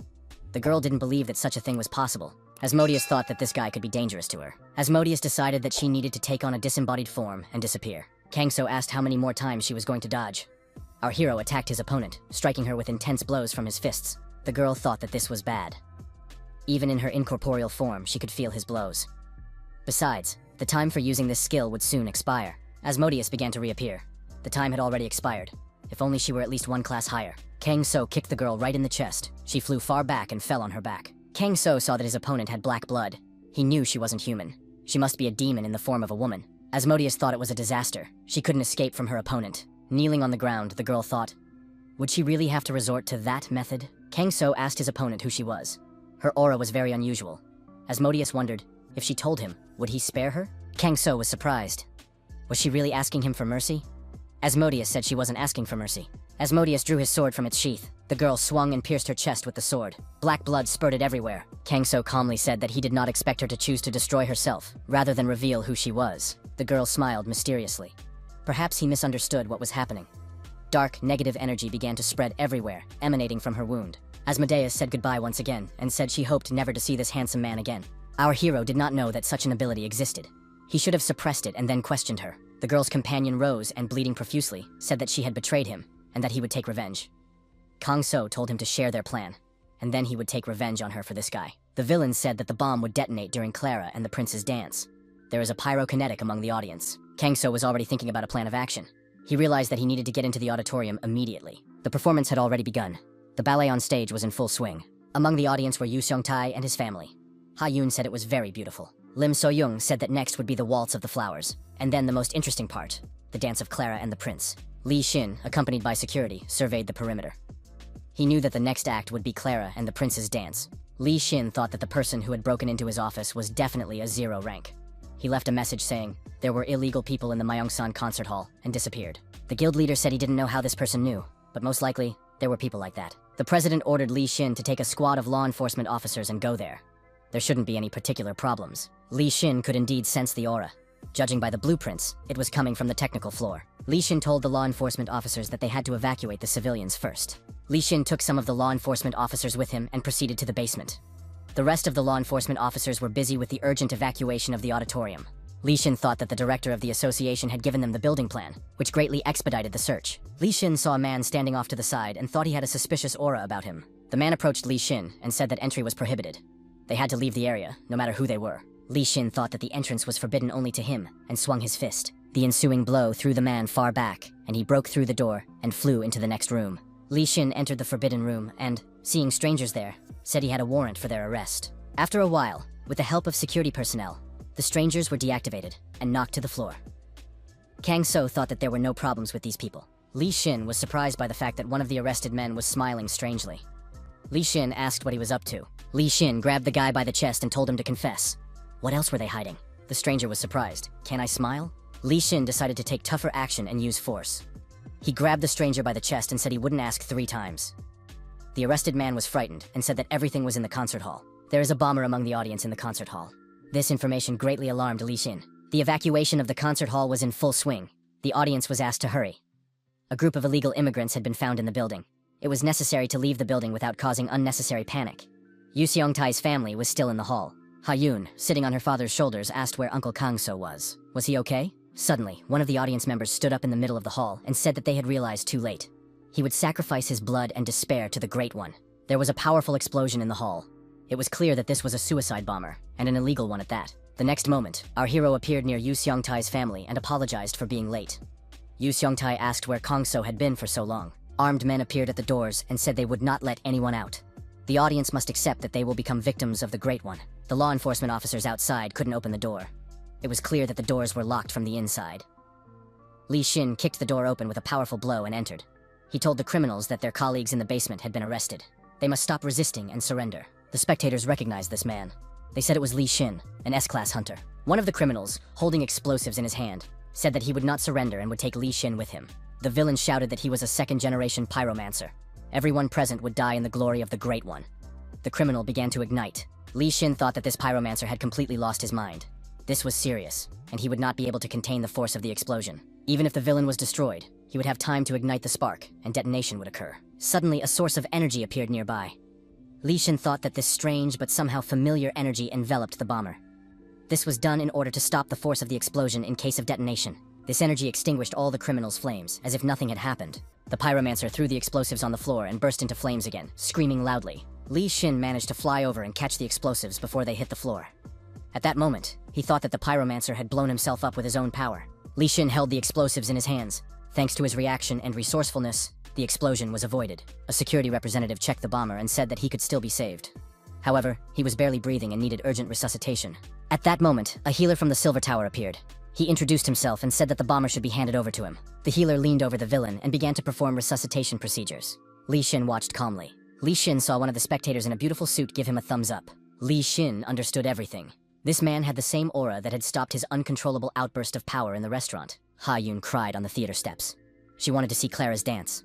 Dancers from the ballet troupe were standing next to the audience. Clara approached the girl and asked if the little princess wanted to see her dance. Ha Yun was delighted and said that of course she would. Clara took the prince by the arm and said that in that case, they would dance for the girl. The audience watched with interest as Clara and the prince danced their dance in the square in front of the theater. Instead of spotlights, there was the moon, and instead of a stage, there were streets. The audience was delighted. The Shining Stars ensemble delighted their audience as never before. That night, Li Xin approached Kang So and asked him to be his teacher. Our hero looked at his opponent and thought that he was in for trouble. Just before closing time, a young man entered the restaurant. He was warned that the restaurant was already closing. Kang So knew that sooner or later this guy would come here, but so soon, Li Xin turned to Kang So and called him his teacher. He asked, "Is the teacher really the one with 0 rank?" Kang So quietly said that this was not the place for such conversations. He knew of a safe place and suggested meeting there at the same time tomorrow. Kang So apologized to Li Xin for distracting him from his work. Li Xin replied that he was willing to devote all his time to these lessons. Li Xin thanked the teacher. Thanks to him, a terrible catastrophe had been prevented. Kang So asked why the young man called him teacher. Li Xin said that his interlocutor was not only a teacher, but also a savior. The method of a pure and righteous heart gave him back the opportunity to live like a human being. Li Xin apologized if he had been rude when the teacher came to his house. During that meeting, Li Xin asked who he was and how he found his house. The stranger said that a terrorist attack was being planned illegally at the Myeongsan concert hall. Hundreds of citizens could be killed. He understood that it was difficult for Li Xin to believe this, but he was telling the truth. Li Xin asked what evidence he had. Even if it was true, why did the stranger come to him? The stranger replied that only Li Xin, the only awakened 0 rank, could stop them. Li Xin was surprised. After all, no one knew that he had reached this level. The teacher must have sensed the aura emanating from him, purified by the method of a pure, righteous heart. Li Xin asked his interlocutor to take him as a disciple. Kang So asked why Li Xin needed this. The young man replied that he really needed to become even stronger. Kang So was surprised. He was already incredibly strong. Besides, where was he rushing to? With his method, he would continue to grow. Li Xin said that he had seen the teacher's methods yesterday, and realized how far he was from being able to save people as effectively as the teacher. Li Xin stated that his family, friends, and colleagues lived in this city. If the country was in danger, then these people were too. Our hero thought that this guy had almost the same reasons to use his power as he did. He also wants to protect Yu Songtai and his family. Li Xin took Kang So by the hand and asked the teacher not to refuse him. Kang So thought, if he teaches this guy and he becomes stronger, maybe then he won't have to intervene so often. He will soon be able to become an assistant. Besides, if he becomes stronger, Yu Songtae's simple aspirations for safety in society could come true. Kang So asked how old Li Xin was. The guy replied that he was already 32 years old. Our hero was surprised. He was only 3 years younger and wanted to be a student. Somehow that didn't seem right. Kang So made another suggestion. Li Xin could study, but as a younger brother, not as a student. Li Xin agreed and bowed to his older brother. Kang So suggested meeting here every Tuesday and Thursday if it was convenient for his younger brother. Li Xin replied that such a schedule suited him. Kang So said that in that case, they would start right away. He was ready to teach his younger brother the techniques of the pure and righteous heart method. After training, Li Xin said it was incredible. When Kang So himself teaches him with such thoroughness, it's a completely different matter. He asked what they would do next. Kang So said he had heard that Li Xin was a master swordsman. Li Xin confirmed this. Kang So said that unfortunately, he did not have a sword to practice with. Li Xin said that if he needed a sword, he had one. Suddenly, a sword appeared in Li Xin's hands. Li Xin handed the sword to his older brother and said that it was his favorite sword, the Lord of the Wind. Kang So was surprised. Did his companion really pull this sword out of thin air? Li Xin replied that it was called inventory. Li Xin added that it was a common attribute of the awakened. Didn't his older brother have one? Kang So recalled that his teacher had talked about them in class. He knew it was too expensive and had forgotten about it. Li Xin said he would give his older brother such a sword. Li Xin explained that inventory is disguised on the body as a tattoo, and its size depends on a person's rank. Kang So asked what size Li Xin's equipment was. Li Xin replied that it was quite large. When he raised his rank to 0, the size increased to that of a 30-story building. Kang So asked if Li Xin could enter his inventory himself. His interlocutor replied that it was possible. It was something like a parallel dimension. However, the time spent in this dimension also depended on the person's level. The protagonist thanked his brother and said that it would be useful to him. Kang So said that now they could see Li Xin's sword skills. Li Xin picked up the sword and showed everything he was capable of. Kang So thought that this guy had a sense of rhythm in martial arts, but it wasn't very practical in combat. Kang So told Li Xin to stop, as he already understood everything. Kang So asked who had taught his brother. Li Xin replied that he had learned this art at the Hunter Academy, and it was called Tilmanjiom. Kang So said bluntly that this art wasn't bad, but it lacked effectiveness. He could teach his younger brother a much more practical martial art with a sword. Li Xin bowed and said that he humbled himself before Kang So and was ready to learn. Kang So said that he would teach his brother a technique called Sea Storm Sword. Li Xin was surprised by the name. Doesn't it sound too childish? Kang So replied that it sounded very cool. Kang So asked Li Xin for another sword if he had one. Kang So received the sword from his younger brother. Li Xin thought that even from the way he drew the sword, he could already feel its incredible power. Kang So announced, Sword of the Sea Storm, Move 1. Kang So directed the energy of the sword at a huge rock in front of him. The rock was cut in two as if it were a piece of butter. Li Xin was surprised at how his older brother cut the rock, and cut it very evenly. Li Xin clenched his fists and said it was incredible. Kang So noted that if you put energy into the sword at the moment of impact, you could cut through any material. Li Xin asked if Kang So had put energy into the strike. His older brother said he hadn't, otherwise the strike would have been so powerful that it would have created a crater. Li Xin said that it was incredible. Kang So asked what surprised him. Li Xin thought that their ranks were very different in terms of strength. He was far from his older brother. He had to try his best and learn. In the morning, while cleaning the area around the restaurant, Kang So thought that the broom handle was now much stronger and more comfortable.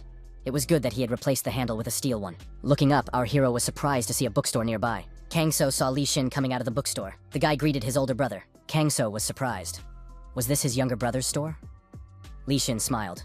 He had wanted to mention it earlier, but hadn't been able to find the right moment. Yu Seong-tae looked out of the restaurant and told Kang So to drop the broom and come in for breakfast. Yu Seong-tae saw Li Xin and was surprised. Was this the hunter? Li Xin greeted Yu Seong-tae and apologized for not coming earlier. He had opened a shop next door. Yu Seong-tae thanked the young man for recently saving his family. Li Xin said that he had opened a store next door, and that now they would be friends as colleagues. Yu Seong-tae was surprised. The hunter was working in a store across the street from them. How did that happen? And in a bookstore, no less. Ha-yoon looked out of the restaurant and called her father and uncle to come have breakfast. Ha-yoon said she knew this uncle. He was from the bookstore. Li Xin waved to the girl and greeted her. Yu Seong-tae invited his new neighbor to join them for breakfast. Li Xin scratched the back of his head and said he felt uncomfortable imposing on them so early in the morning. Lim So-young also looked out of the restaurant and invited Li Xin to visit. She said they just needed to add one more set of cutlery. Breakfast was in full swing, and everyone enjoyed the food. Lim So-young asked if their guest liked her food. Li Xin replied that everything was very tasty, and that he was full. Yu Seong-tae was glad that he had the opportunity to thank the hunter in this way. The restaurant owner once again thanked the guest for saving his family. Li Xin said that he was just doing his duty. He thought that it was not him who saved everyone, but his older brother. Yu Seong-tae was surprised that Li Xin referred to Kang So as his older brother. Li Xin replied that it just came naturally to him. Yu Seong-tae was surprised that Kang So had managed to become friends with this famous hunter. He rarely understood Kang So. Li Xin asked if his older brother had already applied the inventory stone tattoo. Kang So replied that he had forgotten how to do it. Li Xin reminded him that it was very simple. He needed to place the inventory stone where he wanted to apply the tattoo and say, "Apply" loudly, and then the process would begin. Our hero did everything and said, "Apply" out loud. His hand lit up, and a tattoo began to appear on it. Li Xin reminded him that to open the inventory, all he had to do was say to himself, "Open inventory." Next, you need to imagine the item you want to take out. Li Xin continued that a small portal would appear in front of his brother, into which he would need to reach his hand and retrieve the item. Li Xin added that you can also enter the inventory yourself. The older brother could try it. Kang So closed his eyes and said, "Enter the inventory." Our hero opened his eyes and saw that he was inside. Kurongi had entered with him. Kang So put the rat on his shoulder and said that they were in his inventory. Our hero began to study the layout of this area. His younger brother said that a huge building could fit here. Kang So was surprised. Wasn't it too spacious here? The manual said that the inventory space was safe for the owner and his belongings, no matter what happened here. Our hero had an idea to practice the light body technique here. Kang So picked up speed and decided to check how much the acceleration in the inventory space differed from that outside. Kang So rose above the surface. This space was huge. He couldn't even see the edge. Slowing down, he decided that was enough for today. Tomorrow he would take a better look. Kang So mentally commanded himself to exit the inventory. The next moment, our hero was back in his seat at the restaurant. Yu Seong-tae asked if there was a lot of space in his inventory. Kang So replied that there was so much that he couldn't even see the edges. you could hide an entire city in there. Yu Seongtae was extremely surprised, because he knew that the size of the inventory depended on the strength of its owner. Li Xin wondered how strong his brother was. How big was the gap between them? Kang So agreed that there was a lot of space in that space, but he felt a little strange there. There was nowhere to even sit down. Li Xin said that if his brother had magic stones, he could create anything he wanted in his inventory. He could even build buildings. Kang So asked if the magic stones were the ones inside the monsters. Li Xin confirmed this, and added that, as a rule, only legally registered hunters in the portals could obtain them. But in some places, there were many monsters that were not monitored by the association. Kang So asked if unregistered monsters were those that no one had claimed rights to. Li Xin asked if his older brother really wanted to go after the magic stone, and added that he himself would not mind hunting with Kang So. Kang So said that was great, because then he could build something in his inventory. Li Xin said that he had recently reached rank 0, and his inventory had increased. He would also be able to build something. Yu Seongtae said that the unaccounted monsters they were going to face possessed incredible power. Surprisingly, Yu Seongtae was not worried about his friends, but about the monsters. One day, Hyun told her parents that she wanted to be a ballerina. The girl added that she wanted to dance beautifully and twirl gracefully, just like ballerinas do. Yu Seongtae thought that his daughter was impressed by the performance that the artists had put on for them right on the street. Lim Soyoung said that she had found out that there was a dance school not far from them, and that the tuition was not that expensive. Yu Seongtae suggested going to the school to see how the training was conducted. Hyun was extremely happy. The girl responsibly declared that she really wanted to study to become a ballerina at the dance school. At that moment, a class was in session in the school's classroom. The administrator told the teacher, Miss Sari, that a family had come for a tour. Miss Sari greeted the girl and asked if she really wanted to learn ballet. She could give the girl some clothes for training right away, and they could try everything out immediately. Hyun changed her clothes and began practicing with the other children. Hyun tried her best to make a good impression on the teacher. During the rehearsal, Miss Sari thought that she was a very talented girl. After the trial lesson, Yu Seongtae thanked the teacher and his family went home. A young man standing nearby asked Sari if it was the family's first time there. Sari said that it was their first time there and that they wanted to enroll the girl in dance classes. She had also seen her for the first time, but she thought the girl was very talented. The man said that he had come not only to see Sari's work, but also to see if there were any potential models among her students. His attention was drawn to this girl. Sari asked if he had a knack for recognizing talent. The man said that it was the first time he had seen such a gifted child. Could Sari give him her parents' phone number? Sari replied that she first wanted to know why he was interested. Yu Seongtae was surprised. Was Hyun really being invited to a casting call? Lim Soyoung said that her dance teacher's older brother worked in the marketing department of the Elenin's agency.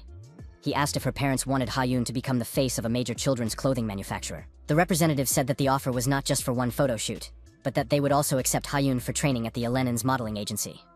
Yu Seongtae noted that it was one of the most famous modeling agencies. Yu Seongtae couldn't believe it. Would his daughter really become a top model? He added that Hyun takes after her mother, which is why she is so beautiful. Lim Soyoung said that their daughter takes after both of them. Only her husband's ears stick out a little, but that's not a big deal. Late in the evening, the men are sitting at the table. One of them tells his companion not to be nervous. There is good wine, so they should drink and calm down. His companion thanked Mr. Mullen asked Nevis what he had heard about Asmodeus. Nevis replied that he had heard nothing at all. 15 days had passed since the operation, and there was no word from Asmode. Malin said that was unfortunate. Was there really no news at all? Malin asked if perhaps a trip to the portal of Arctic Hell would refresh his memory. Nivus was frightened, because the portal to Arctic Hell was a place where the temperature was minus 100 degrees, and there was nothing but ice and snow. Malin asked if his interlocutor could tell him where Koval was now. Malin said he had heard that after the failure in the concert hall, Koval and Asmodeus had quarreled. Koval had lost contact with him. Perhaps Nevis knew something about it? Nevis nervously replied that how could someone as insignificant as him know anything? Nevis thought that Mullen clearly knew something about him giving Koval shelter. Nevis decided that Mullen would not leave him alone now. If he continued to remain silent, Mullen would throw him into the portal of the Arctic Hell, where he would immediately freeze to death. Nevis emptied his glass of wine and thought that he wanted to live. Nevis asked William if he would keep it a secret if he told him something. William Mullen nodded affirmatively. Nevis asked if Mr. Mullen really wanted to know where Koval was hiding. It's the Elenin's modeling agency. At the modeling agency, Yu Seongtae told his daughter not to worry. Kang So, who also came to the casting, felt a strange aura near him.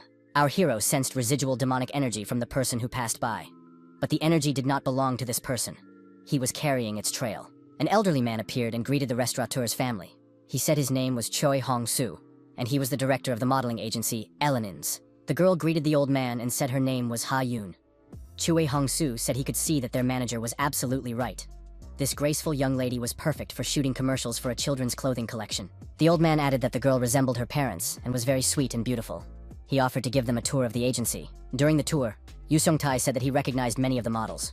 Kang Sa felt a strange energy coming from the approaching people. A strong, dark aura emanated from that person. The people walking towards them stopped and greeted the director.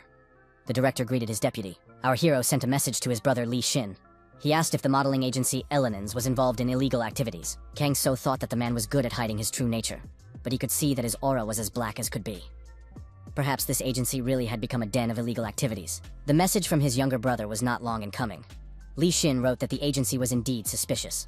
Their association had already planted agents there.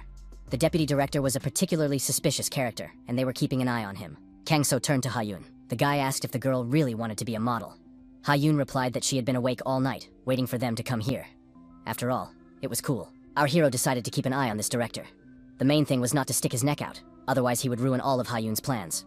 Kang So entered the inventory. By this time, he and his younger brother had already hunted monsters. He destroyed several A-rank monsters and obtained magic stones. However, the energy of these stones is too murky, and they are not ready for use. First, these stones must be purified. Li Xin said that you need to put your energy into the stone, and then you can build according to your imagination. After a while, the building was ready. Our hero was pleased.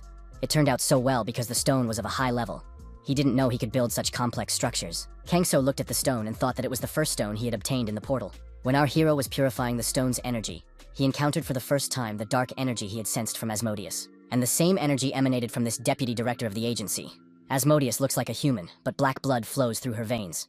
Could she really be a demon in human form? Does this mean that by taking on human form, these creatures cut back and suppress their true power? But she is definitely not human. By human standards, she would be higher than S rank. And that is serious power. If even a few of these creatures were to unite and turn against humanity, this country would fall under their onslaught. Kang So understood that these were all just guesses for now.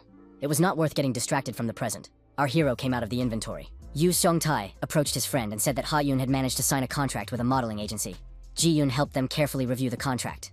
Without her, they would not have been able to do it. Kang So congratulated his friend. So Ha-eun was going to be a model? His friend said that next week he had to take his daughter to a children's clothing show. Kang So was surprised that everything was happening so quickly. Yu Seong-tae added that they were going to their first rehearsal tomorrow. Kang So asked how long the contract was for. Yu Seong-tae replied that the contract was for 1 year. Kang So advised his friend to sign a one-time contract, because Ha-eun might change her mind about being a model. Yu Seong-tae said that, to be honest, that had crossed his mind too. The restaurateur added that his daughter was still a child and might want to be something else. He would probably follow his friend's advice. Yu Seong-tae and his family sat at the table where the contract lay. The agency director waited nearby. Yu Seong-tae told the director that they would now be working together. The old man said he was happy about this collaboration. Our hero overheard a conversation between the deputy director, who was in the next office. He said that there was nothing he could do. The other person was indignant because the deputy director had promised that he would be the model for this photo shoot. How could this have happened? The deputy said that the director had said so. There was nothing he could do about it. The deputy said that he should keep quiet. What if it happened right here? It would be better to calm down and go to the roof. They would talk there. Kang So thought that this guy was suspicious. Why was he going to the roof? Our hero noticed a similar energy in Asmodeus. If the source of this energy is the same in these people, perhaps they really are from the same gang. Li Xin said he had inquired about the agency. There is no definite evidence yet, but something fishy is going on there. Recently, there have been frequent cases of suicide and accidental deaths among employees and models. Kang So asked what was going on. Li Xin replied that the police had found no connection between these cases, so the Awakened Support Department had joined the investigation. They would conduct the investigation in the utmost secrecy. Kang So decided that he simply had to go to the roof and eavesdrop. The young man asked the deputy director what he should do now. The deputy director grabbed the guy by the head and told Bu-won to give him his life energy and get out of there. The villain swung at the young man, but someone told him to stop.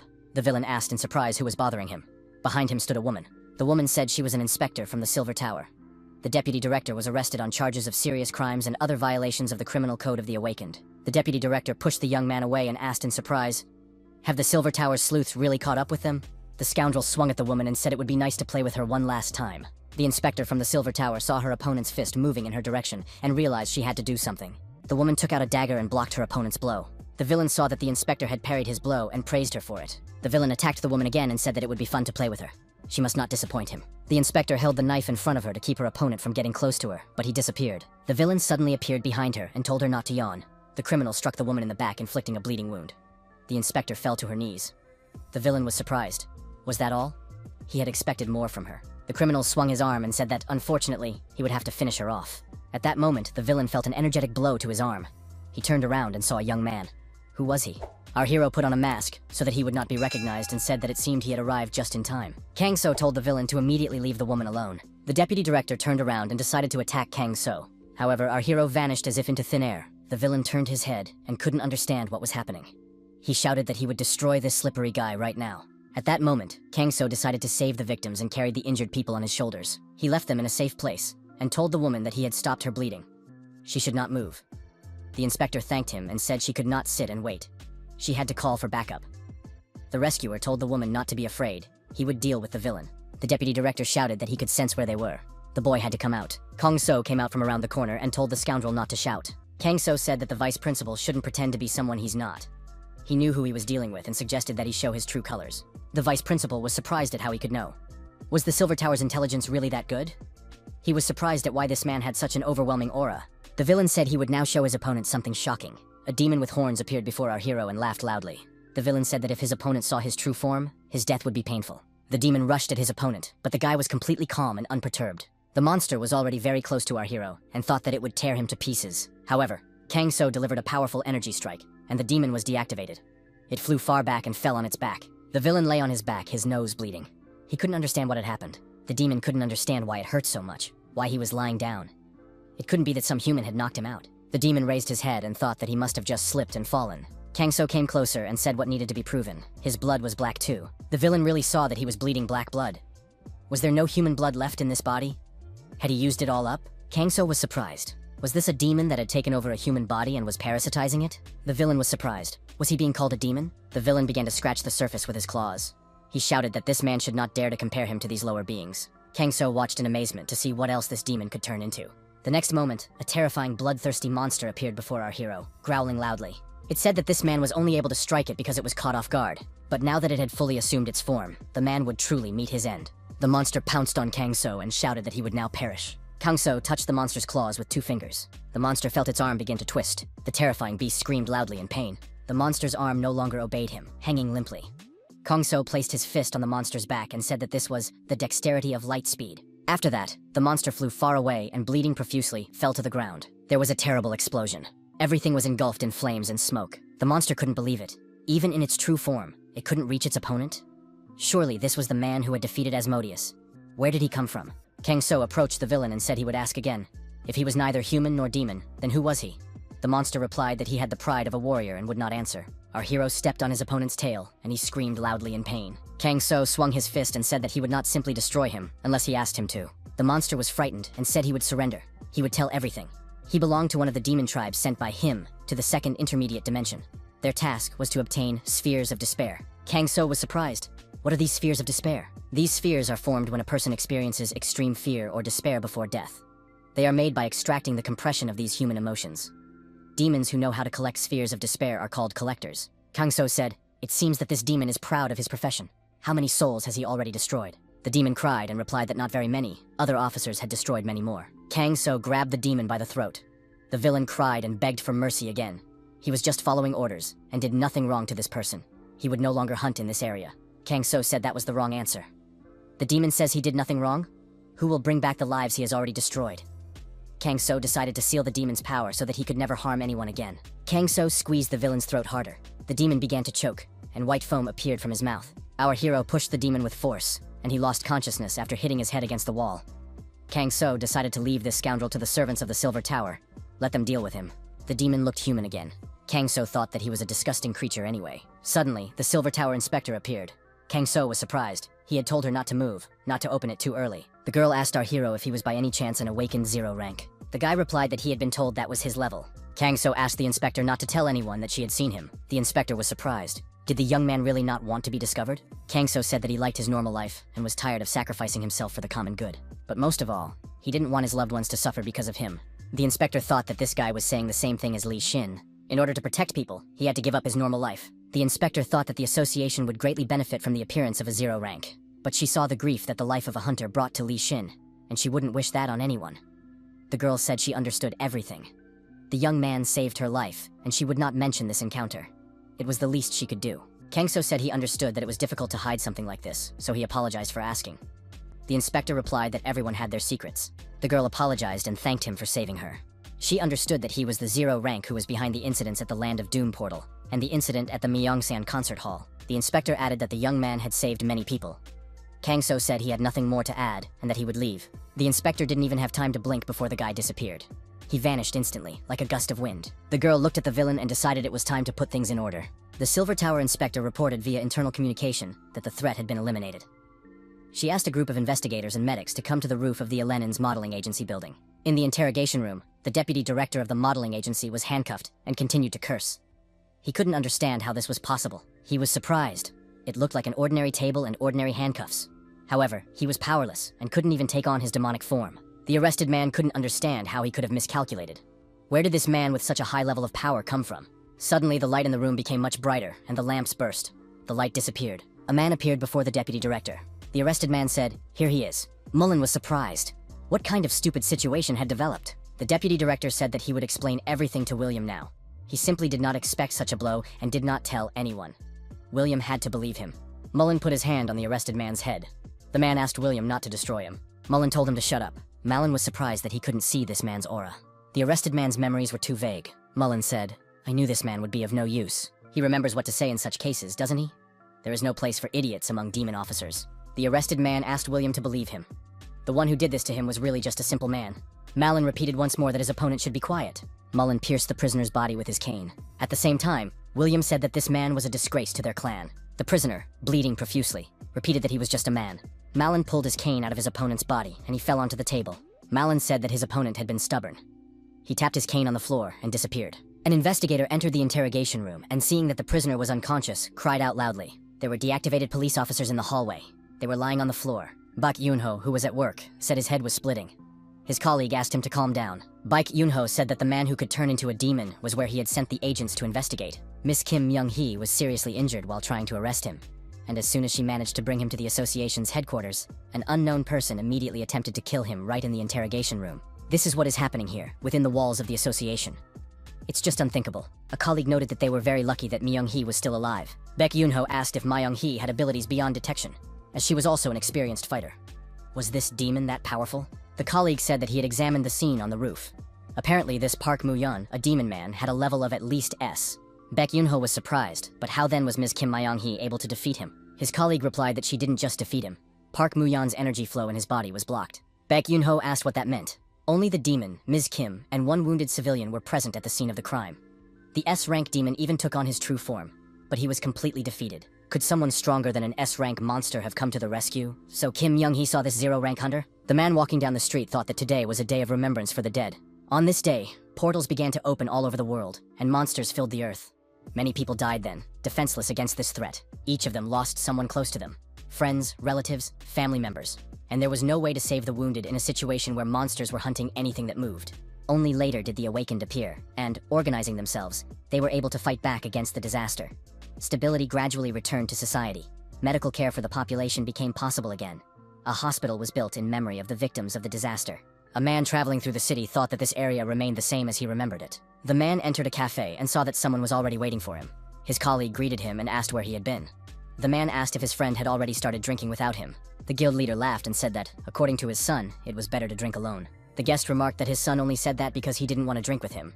The guest asked how Ji-eun was doing. The guild leader replied that she was involved in some kind of charity work. The president remarked that fried pork rinds go well with macchioli. The guild leader's companion said that when he first started working as a hunter, he considered such snacks to be an expensive delicacy. The president said that was indeed the case. After work, he went to a restaurant and ordered pork rinds with tteokju. He drowned his fatigue and grief over the loss of another colleague in wine. The old friends continued to drink and paid no attention to those around them. A friend told the guild leader that when he started working as a courier, his conversation partner annoyed him, and he sometimes thought about strangling him. The guild leader laughed and said that now we can see what his antics have led to. The brother told the guild leader that he had made him more reserved. He also found a good girl for the president, and they got married. So, it wasn't all that bad. The two continued to drink, snack, and engage in pleasant conversation. Ha-yoon, Lim So-yoon, and Kang-so returned home. Kang-so was surprised. The restaurant was closed. There should be no visitors. Where did he get this strong aura of an awakened stranger? Lim So-young went inside, greeted her husband, and said they had arrived. The woman saw the man who had been drinking with the guild leader just a moment ago. Now he was with her husband, and when he saw Lim So-young, he greeted her. The girl was delighted to see her uncle. He picked her up and said that she was already very grown up. Lim So-young asked why he hadn't told her he was coming. The man replied that it was a surprise. He had decided to take the day off for mourning. He added that he didn't want to cause his sister and her husband any unnecessary worry. He was on his way to the rest home and stopped by on the way. Yu Seong-tae said that they were happy to see him and that he could come visit them anytime. Yu Seong-tae introduced our hero and said that he was their friend and a new employee at the restaurant, the very isolationist they had already told them about. Our hero and the guest greeted each other and introduced themselves. Holding his companion's hand, Kang-so thought that he was an unusual awakened one. His aura was not as powerful, but it possessed incredible purity.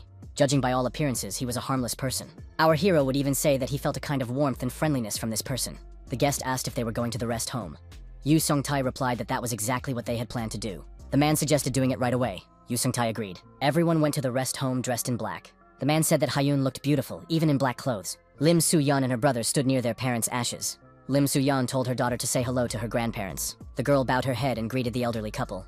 Lim Soo-young said that this was their daughter, Hyun, and added that her parents should rest in peace. After that, the girl played on the playground. The men sat on the sidelines. Yu Sung-tae told his brother-in-law that he had something. The restaurateur added that he couldn't say where he had learned this, but hoped it would comfort his brother-in-law. Yu Sung-tae said that the nightmare of the neighboring province, the monster Arachniac, who had killed their parents, had already been destroyed. Yu Sung-tae added that Li Shin himself had participated in the hunt. An official statement on the matter would be released soon. Arachniac is the name of the monster that Kang So and Li Shin destroyed. Our hero thought that he had not understood earlier why Yu Sung-tae was so happy when he learned about the destruction of this monster. The man was surprised. Did Li Shin himself go hunting? He couldn't even believe it. His conversation partner shed a tear. His parents had now been avenged. Yu Sung-tae wondered why his brother-in-law was crying. The host announced that the fashion show of the Alensis modeling agency was now open. Children in beautiful outfits came out onto the catwalk. Yu Sung-tae happily announced that his daughter was also present. Hyun walked down the runway in an unusual outfit for her. Yu Sung-tae took out his camera and started taking pictures of his daughter. He said that he was still amazed at how beautiful she had turned out. Kang So thought Hyun was really cute. The next day at the Rostachek kindergarten, the children were delighted that Hyun had become a model. Hyun thanked her classmates for their congratulations and said she felt a little awkward. The boy Hyun had previously defended gave her a gift, origami. Hyun was very happy with this toy. Hyun was surprised. Did he make it for her himself? The boy blushed with embarrassment and turned away. Hyun thanked him and said she would cherish this gift very much. The boy, still embarrassed, said that he would always be friends with Hyun. A melodrama is playing on television. On the screen, young people are sorting out their relationships. Lim So-young reacts emotionally to the scenes shown on the screen. Yu Sung-tae doesn't understand what is happening to his wife. Yu Sung-tae asked his friend why his wife was reacting this way to the film. Kang So replied that she probably had a reason to be angry. Yu Sung-tae was surprised. Had Kang So already figured out this complicated drama? Our hero immediately recounted to his friend what had happened in the film up to that point. Yu Sung-tae was surprised. How did he manage to understand everything so quickly? He wasn't watching this drama for the first time. Kang So was surprised. Was his friend really not interested? During the television news broadcast, Lim So-young called her friend and began discussing the events of the previous episode. On the news, the anchor announced that awakened level 0 individuals from different countries were arriving in this country. This event would take place in honor of the country's first awakened level 0 individual. Yu Sung-tae said that this was incredible. The strongest hunters would gather for a summit in their country. Colleagues at work were discussing business plans. One of them asked on the phone, "Is it really necessary to build a plot around a girl in a beautiful dress?" The girl said she couldn't do that. Where could she fit such a plot twist? The caller replied that she should come up with something. After all, she was a screenwriter. The caller said that it was her job to come up with a plot and said goodbye. The screenwriter wondered how she should communicate with the series producer. Ending the conversation, the enraged girl said that this stupid series had to be ended. Her colleague told her to calm down. She had an idea. Her colleague explained that they could rewind the plot 5 years into the future and introduce a new character, a little girl named Chang Mi. The producer was surprised. Wouldn't that be too unexpected? The other woman was surprised. What's wrong with that? Viewers will be very interested to see what the main character's daughter is like. And at the most interesting moment, she will meet Namju. They will make sure that the ratings for the last season go through the roof. The producer said that Kim was simply brilliant. That's exactly what they would do. Now all that remained was to find a very beautiful actress for the role of the daughter. On this occasion, the girls decided to go to a restaurant and have a bite to eat. There, they intended to try jjajangmyeon. Lim So-young welcomed the new visitors to the restaurant. Lim So-young thought she had seen one of them somewhere before. The girls placed their order, 2 jjajangmyeon. Lim So-young couldn't shake the feeling that the visitor's face was familiar. She replied that the order would be ready soon. The girl answered the incoming call and said that Bae Hap Choi was listening. The producer told her that a cake would also need to be included in the story. After the call, Bae Hap told her companion that she had been advised to include a cake in the story. The girl added that she had heard that their studio was recruiting child actors from the Alenins agency. Lim So-young remembered this girl. She was the screenwriter of the series The Revenge of the White Rose, Bae Hap Choi. The screenwriter's assistant asked, "If the girl is a model, of course she is beautiful. But is that a guarantee of good acting skills?" Bae Hap Choi saw Hyun, who had just come up to her mother. She thought the girl was really cute. She was so bright and pretty that she was dazzling. She was simply angelic. Bae Hap took Lim So-young by the hand, bowed to her, and asked for permission to let her daughter appear in their series. Lim So-young couldn't believe her ears. On the set, events unfolded according to schedule. Hyun, watching the situation, couldn't believe that she would also be filmed. Yu Seong-tae, the father of the future movie star, asked, "Is the little one really that excited?" Hyun replied that she was very nervous because she wanted to be in the movie. Yu Sung-tae told his daughter that if she felt tired at any point, she should definitely say so. Ha-yoon said she could handle it. The girl added that she was absolutely confident in herself. Kang-so thought that he had never seen this girl so energized before. If he had prevented her from becoming a model, she would have been very upset. At one point, the director stopped filming and told her that she should take a break. Yoo Sung-tae approached the director and said that their daughter had come to the set today. She was nervous. The director walked past without saying a word. Our heroes were surprised. Stopping, the director turned around and told them to follow her, as she had something to discuss. Yoo Sung-tae wondered why she was so angry. At the negotiating table, the girl introduced herself and said she was the producer of the series The Revenge of the White Rose. The producer said her name was Ok Go-yoon. She had heard about these people from the screenwriter, Miss Choi. Ok Go-yoon asked if their daughter had not been trained in acting. Yoo Seong-tae said that she could learn very quickly because she was talented. Kang-so was surprised at how she could so bluntly criticize a child for not having training. The father said that his daughter really wanted to act in this series. Ok Go-yoon said they would give it a try. You have to start somewhere. Okay, Go-yoon thought that screenwriter Choi Bai-han had been telling her that she didn't want anyone else for this role except this girl. Otherwise, she would quit. She had to agree just to get her off her back. The girl is very cute, and she definitely fits the description in the script. Still, a child model as an actress is too much. The screenwriter was simply enchanted by this beautiful girl. She probably thinks being an actor is easy. The producer was angry because of the screenwriter's antics. Her wonderful series was in jeopardy. Ok Go-yoon thought she should annoy the girl on set with bright lights and smoke. Then the girl would just cry and run away. The producer thought that life was cruel. She was the producer here, and they couldn't just impose anyone on her. Yoo Sung-tae looked at the woman's expression and asked if the producer was okay. The phone rang. The producer wondered why the secretary of the Red Dragon Guild director would be calling her. Okay, Go-yoon apologized and said she needed to answer. The secretary asked if she had heard that a girl named Ha-yoon would be playing in the series The Revenge of the White Rose. Was it true? The guild chairman's secretary said that her boss's wife really liked the series. She said that she wanted the series to be released regularly. The secretary added that the producer shouldn't worry about funding. She could count on the director's full support. Ok Go-yoon thought that no matter how talented she was, she needed sponsors for her work. The producer said she understood everything. She would shoot more scenes with the young actress. The secretary expressed her joy that they understood each other. As a token of gratitude, Ok Go-yoon could expect a gift after filming the series. She and her film crew would receive vouchers to a resort owned by the guild. Ok Go-yoon thanked them for their understanding. The secretary added that if Ha-yoon and her support team encounter rude treatment, the producer could get into trouble. Ok Go-yoon looked at her guests and realized that they were not ordinary people. The producer replied to the secretary that this would definitely not happen. After the conversation ended, Ok Go-yoon thought that she had almost gotten herself into trouble. It turned out that this girl was a relative of the guild director. Ok Go-yoon felt that she had not made the best impression on these people. It seemed that she would have to fix that. The girl said she wanted to continue the conversation. So, Ha-yoon dreams of becoming an actress? Ok Go-yoon asked the girl if she could call her Ha-yoon. The girl nodded affirmatively. The producer smiled and said that she was a very cute girl. She thought she would make an excellent actress. She had excellent diction and a clear voice. Ok Go-yoon said she was ready to get to work, and would now familiarize those present with the script. The girl thought she needed to be reserved and patient for the sake of her vacation at the resort and funding for her next project. Ha-yoon began to read her character's lines from the script aloud. 5 years later, Baek Chang-mi is walking in the park with her daughter, Bewley. A young man approaches the girl and asks if she is White Rose. The girl stops and turns around. The guy says that it is indeed her. How many years has it been since they last saw each other? The girl says that it has indeed been a long time. Biolai asks her mother who the man is. Her mother replies that he is her friend, and that her daughter can say hello. The girl says hello, tells him her name, and says she is 5 years old. The young man is surprised. If the child is 5 years old, that says a lot. Does Chang-mi want to tell him something?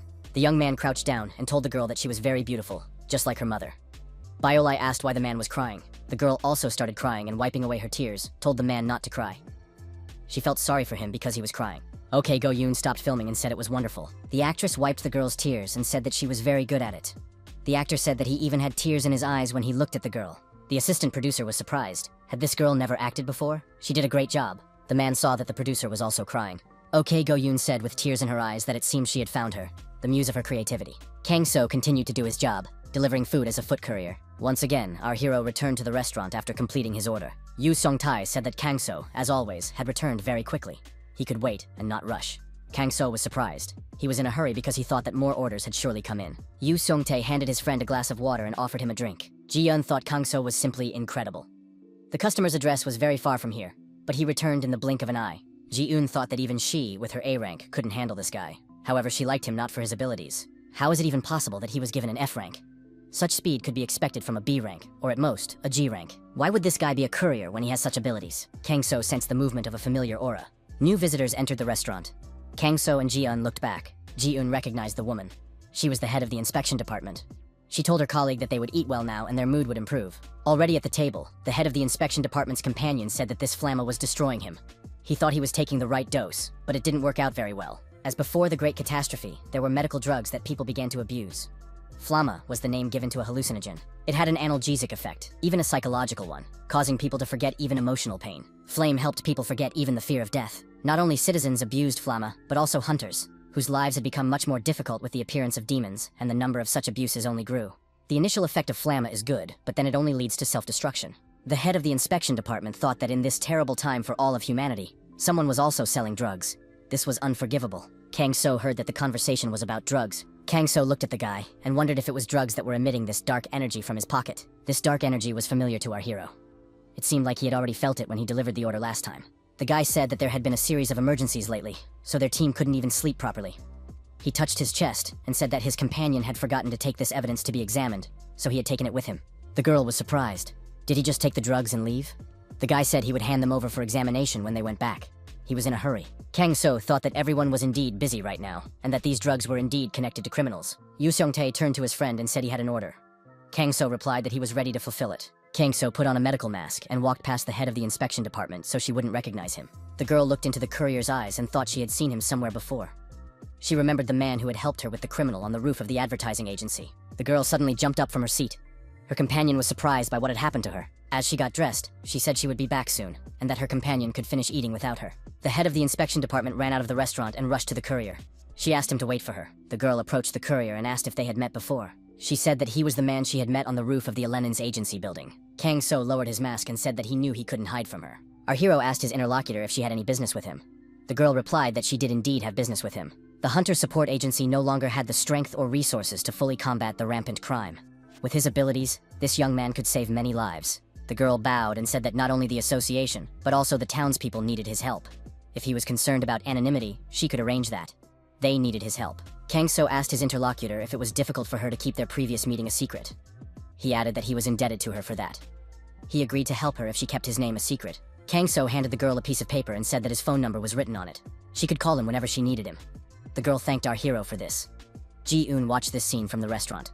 Ji-eun couldn't believe that her friend was talking to the association employees with such a serious expression on his face. Ji-eun wondered if her colleague was a secret agent of the Silver Tower. Kang So told his conversation partner that he had overheard her conversation at lunch. He knows where to find dealers of this drug. On the outskirts of the city was an old abandoned industrial building. In cages are huge dogs with horns on their heads. Inside the building, a man sits in a chair, surrounded by his subordinates. An unknown man kneels before them. The man in the chair is angry with the man on his knees. He doesn't want to believe the story. Did the police really break in and take all the goods? This storyteller has no conscience at all. The man kneeling on the floor has been beaten and is bleeding. He asks for a chance to make amends and return everything honestly. After consulting with his assistant, the man in the chair says he will give the guy one job. The job is to feed his dogs. At the boss's command, the cages are opened and the vicious dogs come out. They growl viciously. Our hero repeated to his companion that he knows where to find drug dealers. The girl was surprised how this guy figured it out. Kang So said that her employee had the very same drug in his pocket. Kang So added that he had just made a delivery, and the place where he delivered the food radiated a lot of that energy. He immediately suspected something was wrong, but now, after this conversation, he was finally convinced. That night, he would pay them a visit and destroy their lair. The drug lord was still sitting in his chair. He was surrounded by vicious dogs with his subordinates nearby. At his feet were drugs and cash. He was a real criminal, holding the money in his hands. The villain said that at this rate, they would become the largest suppliers in Asia. The villain thought that with his long-acquired ability to tame monsters, he would be invincible. He was also helped by a white rabbit sitting in a cage. There was a noise outside. The subordinate said he would check who was there. The man opened the door and saw a courier. He asked who the courier was from. Our hero, without explanation, punched the criminal in the nose. The villain lost his balance and flew far back. Blood flowed from his mouth. The boss and his henchmen were frightened and began to reach for their weapons. Were they being attacked? In front of the criminals stood a courier wearing a medical mask. He was holding a delivery box in his hand. The guy told those present that he was just a food delivery man. The boss got angry and told his subordinates to deal with the courier. The villains rushed at our hero with the aim of destroying him. However, the forces were unequal, and Kang So began to effectively deal with the pressing villains. The villains were surprised at how this guy was able to cut through an iron pipe with one hand. Kang So, using the internal energy flowing from his fingers, began to systematically deactivate the gangsters. The criminals did not understand who he was. Was he even human? The villains decided to attack simultaneously, but it was a bad decision, and they were all deactivated at the same moment. The fight did not last long. All the attackers were disarmed and neutralized. Kang So headed towards the criminal boss. The villain was frightened. Who was this courier? Was he really an agent of the Silver Tower? Kang So replied that he had said earlier that he was just a courier from an oriental restaurant. The boss got angry and told the guy not to mess with him. The villain beckoned his predators with his finger.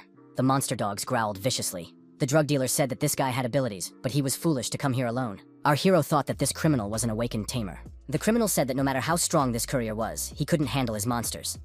These monsters were B rank, and as a pack, they could tear apart even an S rank hunter. After a while, our hero was playing with these monsters as if they were cute puppies. The villain couldn't understand what was happening. What were his monster dogs doing? Monsters instinctively recognize those who are far superior to them in strength and obey them. Kang-so told the criminal that even his ability was powerless against the monster's instincts. The villain was frightened. Could he be facing an S rank, or perhaps even higher? The criminal got scared and fell to the floor, saying he would surrender. He asked what the courier wanted. Kang-so told the criminal that he knew many people had suffered because of these drugs. He had to hand over the drugs immediately. The drug dealer laughed. "What drugs are you talking about?" The criminal asked where the courier had seen the drugs. Why was he accusing him of distributing something he didn't have? Kang-so thought that when he was walking here, he could sense the aura of these drugs. Where did it all go? Kang-so looked around and noticed someone locked in a cage, trembling with fear. The criminal yelled at the courier not to touch his rabbit. Kang-so picked up the animal and sensed that it was afraid for some reason. Kang-so told the animal not to be afraid, that he would save it. The courier felt that the animal wanted to tell him something. Kang-so told the villain that the rabbit was complaining about him. The drug dealer was surprised. How could a rabbit complain? Kang-so told his opponent that he had the ability to command animals, but he treated them roughly, as if they were objects. Unexpectedly, thanks to this rabbit, bags of white powder appeared around him. The criminal shouted loudly in frustration. After a while, Ha-yoon was playing with a little white rabbit at home. Lim Soo-young asked our hero to stop bringing animals home. It was too much. Lim So-young said that her daughter really liked the rabbit, so they would keep it, but no more animals were needed. Kang-so replied that next time he would not be so careless. Kang-so thought that he brought this rabbit because it could be useful. Ha-yoon said she would name the rabbit Pompon. The police cars arrived at their destination. The inspector reports to his boss that they have arrived at the location specified for the arrest. They found them already well neutralized. The leader of this gang, Gap-sik, was buried under a mountain of bags of flammable liquid. The inspector asked the department head how she managed to do it. The girl replied that she preferred to keep her secrets to herself. The head of the inspection department thought that she was once again indebted to this man. Yu Song-tae thanks everyone for congratulating his daughter on the premiere of the series. Ha-yoon thanked everyone. The girl added that she would do her best for her viewers. Ji-yoon said that this girl is just adorable. Kang-so and Lee Shin also congratulated the family on the premiere of the series. Lee Shin said that the premiere of the next episode would begin any minute. Yu Seong-tae invited the guests to come into the restaurant and make themselves comfortable. He also wished everyone bon appetit. Lim So-young, greeting the guests, said that they had a lot of dishes here, so the guests should not be shy and try everything. Kang-so looked back and sensed someone very powerful in the sky. At that moment, a passenger plane was flying in the sky. Kang-so wondered if he was sensing an awakened level 0. The girl sitting opposite made a remark to Joseph. She told Joseph to distract himself. Was he going through withdrawal from his console? Opposite this girl sat a guy with trembling hands. Joseph told Celia that the director had warned him that if he touched the console even once more, he would have the series taken off the market forever. The guy said he didn't want to fly here. What kind of joint exercises could these countries have? It's just a waste of time. His companion replied that there was nothing they could do about it. Only other awakened individuals could examine 0-level awakened individuals. Joseph said that meant the exercises themselves were pointless. Was their real purpose simply to assess the abilities of awakened 0 levels? Well, what if that turned out to be true? Celia replied that maybe it would turn out to be true. In any case, it was necessary to make a good impression about their country. Celia asked if Joseph would share with her how he intended to test the boy's strength, since she was his assistant. Joseph replied that he would certainly like to test him, but was it necessary to do so? His assistant replied that it was necessary. If he didn't want to, she could provoke him. Even the awakened have weaknesses, because they are human too. Joseph asked if Celia knew how dangerous it was to provoke an awakened 0 level. It was like touching a nuclear bomb. The girl replied that she understood everything, and suggested that Joseph get some good sleep. Suddenly, Joseph said that he sensed the approach of magical monsters. Joseph thought that 4 wyverns were approaching, and indeed monsters were approaching the plane. Military personnel approached Joseph and his assistant. The officer introduced himself as Colonel Ronald, responsible for the young man's protection. Ronald reported that a pack of 4 monsters was approaching the plane. The colonel told the young man to fasten his seatbelt and that they would handle the situation themselves. Joseph replied that there was no need. He was getting a little bored anyway. The guy began to concentrate his inner energy in front of him, turning it into a glowing ball. The ball began to grow in size, and the plane found itself inside it. It was a protective sphere. Joseph clenched his fist and said, "Fire fist!" At that moment, an energy charge emerged from the sphere and struck one of the wyverns. The monsters tried to break through to the plane, but the protective sphere prevented them from doing so. Joseph continued to perform manipulations, which ultimately led to energy attacks on the attacking monsters. The monsters continued to circle around the plane. The guy said that dealing with these wyverns was like swatting a mosquito. Another attack on the surviving monster ended with the wyvern being destroyed. The young man held his palms together and said that it was all over. Celia asked the colonel if they could consider the danger to be over. The colonel nodded affirmatively. Joseph said he was bored again. He hoped that after landing he would be able to find something to entertain himself. The plane landed at its destination airport, and people came to meet them at the ramp. The guild president, who arrived accompanied by young people, said that they had been waiting for their guests for a long time. Li Xin thought that the friendly country had sent Joseph, an awakened 0 rank, here. The guild president thanked Joseph for taking the trouble to come here in person. He introduced himself, saying his name was Yun Han Chong, and he was the president of the Awakened Association. Joseph also introduced himself. Joseph, looking at Li Xin, said that he was the 0 rank awakened one in this country. Li Xin also introduced himself and said he was pleased to meet him. He thought Joseph seemed like a normal guy. Li Xin thought that his opponent didn't have such a strong aura. However, he hides his true power. It is indeed 0 level. Joseph said he had a professional question for Li Xin. The guest asked if Li Xin was a gamer. Li Xin replied that he used to love games, but for several years now he has had no time for them. Joseph sympathized with his interlocutor. The foreigner asked if his conversation partner would mind if they played together sometime. Already in the car on the way to the guild, Li Xin thought that at first glance, it was clear that Joseph was incredibly strong and definitely a gifted person. But what emanated from him when he talked about games? Was it really the energy of life? Li Xin decided that it was something else. A kind of very pure energy. Li Xin wondered why this guy brought up games in the first place. Was it some kind of foreign joke? His colleague asked what was wrong with Li Xin. Li Xin continued to wonder if Joseph meant a duel. Li Xin replied to Songbei that nothing had happened and asked him to stop somewhere nearby. Songbei stopped the car and said that Li Xin didn't live here. The guy replied that he had somewhere to go. Li Xin decided that he needed to consult with his older brother. Songbei reminded Li Xin not to be late for joint training with the foreigner. Ha Yun and Kangso were spending time together in front of the restaurant. The guy was sitting in the lotus position on a mat. The girl with the fake mustache asked how her dear friend was doing. Kangso, with her lips painted, greeted Ha Yun. The girl was upset. She told her uncle that she was not Ha Yun. Her name was Sam Jun, and her uncle was her husband. The girl said that she should say, "Hello, Sam Jun. You must be tired from work. How are you?" Kangso said that it was difficult for him and asked if Ha Yun would play the female role. Kangso saw the lipstick and asked the girl what it was because it wasn't hers, was it? Ha Yun replied that she had taken it from her mother's bedroom. Ha Yun added, "I just ran out of red crayons. It's obvious." Kangso said that you can't take other people's things. Their hero was called out. Kangso saw Li Xin approaching him and greeted his younger brother. Kangso wondered why Li Xin was looking at him that way. Li Xin smiled as he looked at his older brother's appearance. The young man said he had come on a very important matter. Today, at the airport, he met an awakened level 0 from another country. Li Xin added that it seemed like this guy was challenging him to a fight. Kangso told Ha Yun to go and play in the restaurant. Ha Yun took off her mustache and replied that she understood everything. Kangso thought for a moment and said that level 0 was serious. People like that didn't just come around. Our hero asked his companion if it was the guy standing behind and hiding behind the pillar. Li Xin turned around sharply and indeed saw Joseph, who was trying to use an illusion to disappear. Joseph approached the young people and said that he had been hiding his presence with the help of an artifact. How did they manage to notice him? These abilities are admirable. Li Xin was surprised. Had Joseph been following him? Should he report this incident to the embassy? Joseph apologized and asked Li Xin not to take it as an insult. The foreign guest wondered who this man standing with Li Xin was. He was certainly not an ordinary person. Kangso and Joseph stared intently into each other's eyes, each studying his opponent. After a few seconds, Joseph asked what Li Xin thought of his proposal to play together. Li Xin replied that he agreed. Li Xin asked if his conversation partner meant a fight. He added that he agreed and was ready right now. Kangso told his friend that it was pointless. Li Xin replied that his brother should not try to stop him. He could not leave this insulting challenge unanswered. Our hero felt that the foreigner was not aggressive at all. Joseph expressed his joy that Li Xin had agreed to his proposal. Kangso thought that he still wanted to fight. Our hero asked his younger brother if they were going to fight. Wouldn't it be better to do it in the Deadlands? After all, here they could destroy half the city. After a while, the rivals met in the Deadlands. Joseph said it was a great idea. If they competed here, there would be no damage to civilians. Li Xin noted that this was precisely why they were here. Li Xin said he had one question. Why him? After all, there are many other awakened 0 levels in the world. Joseph replied, "It may seem strange, but he loves games for the character growth effect. Leveling up a character increases their level, but he was born very strong and is unfamiliar with this phenomenon. His opponent, on the other hand, rose to his level from 0. He perfected his energy control technique and only became stronger. No one in this country can be stronger than his opponent." Joseph asked, "What is the secret behind Li Xin's rapid growth?" Li Xin thought, could it be that the energy he noticed today is just curiosity? Li Xin decided that he would not tell his opponent that his older brother had taught him this. Joseph replied that Li Xin apparently did not wish to share such information.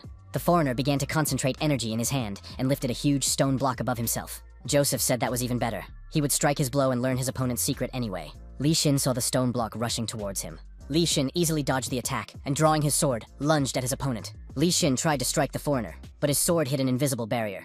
The guy thought that his opponent had a powerful defensive field. Joseph asked, "Is that all his opponent's power?" Li Xin felt depressed. For the first time in his life, he felt such pressure from his opponent's aura. The guy was extremely resistant. A little more, and this Joseph would crush him. Li Xin overcame his opponent's intensity and jumped high into the air.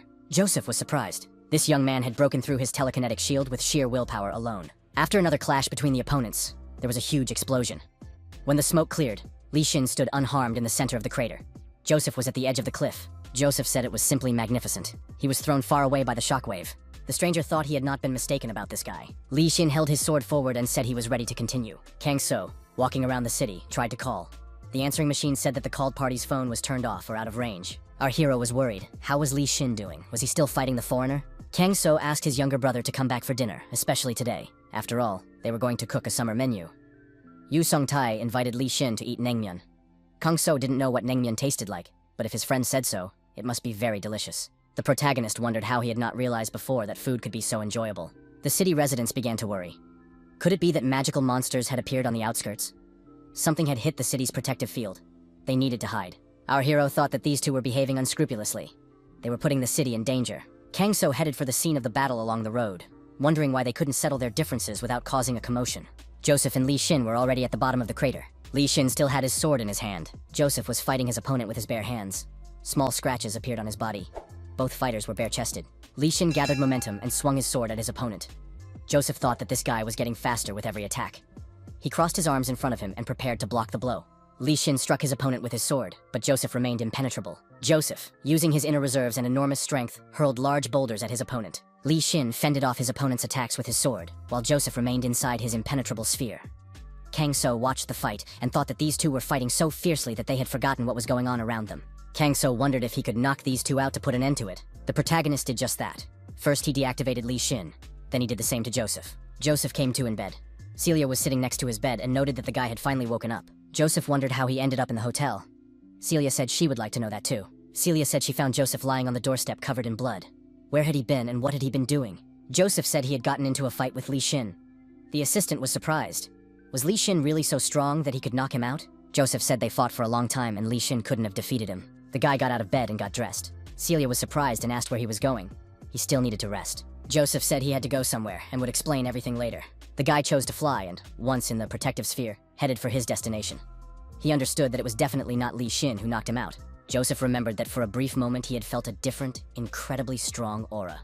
Who could possess such an aura? The guy continued to move over the city in his protective sphere and scanned the surrounding area for a powerful aura. Suddenly Joseph sensed someone nearby. It was Li Xin. He asked if Joseph had decided to come as soon as he woke up. The stranger said he hoped to meet his opponent here. Joseph said that he was concerned about something else entirely, and, without pointing, asked what was written there. The inscription at the site of their battle, near the crater, read, "If he fights again, he will be punished." Joseph wondered who had left such an inscription. Li Xin said aloud that brother Kang So had seen them here. Joseph remembered the meeting when he saw Li Xin talking to another guy. Perhaps it was that same brother. Could that guy Kang So be the one who knocked him out? He must be crazy. Hayun and Kang So were sitting at the same table, eating. Our hero sneezed and thought it was probably because of the cold soup. Li Xin and Joseph were traveling together through the city. Li Xin asked Joseph why he was following him.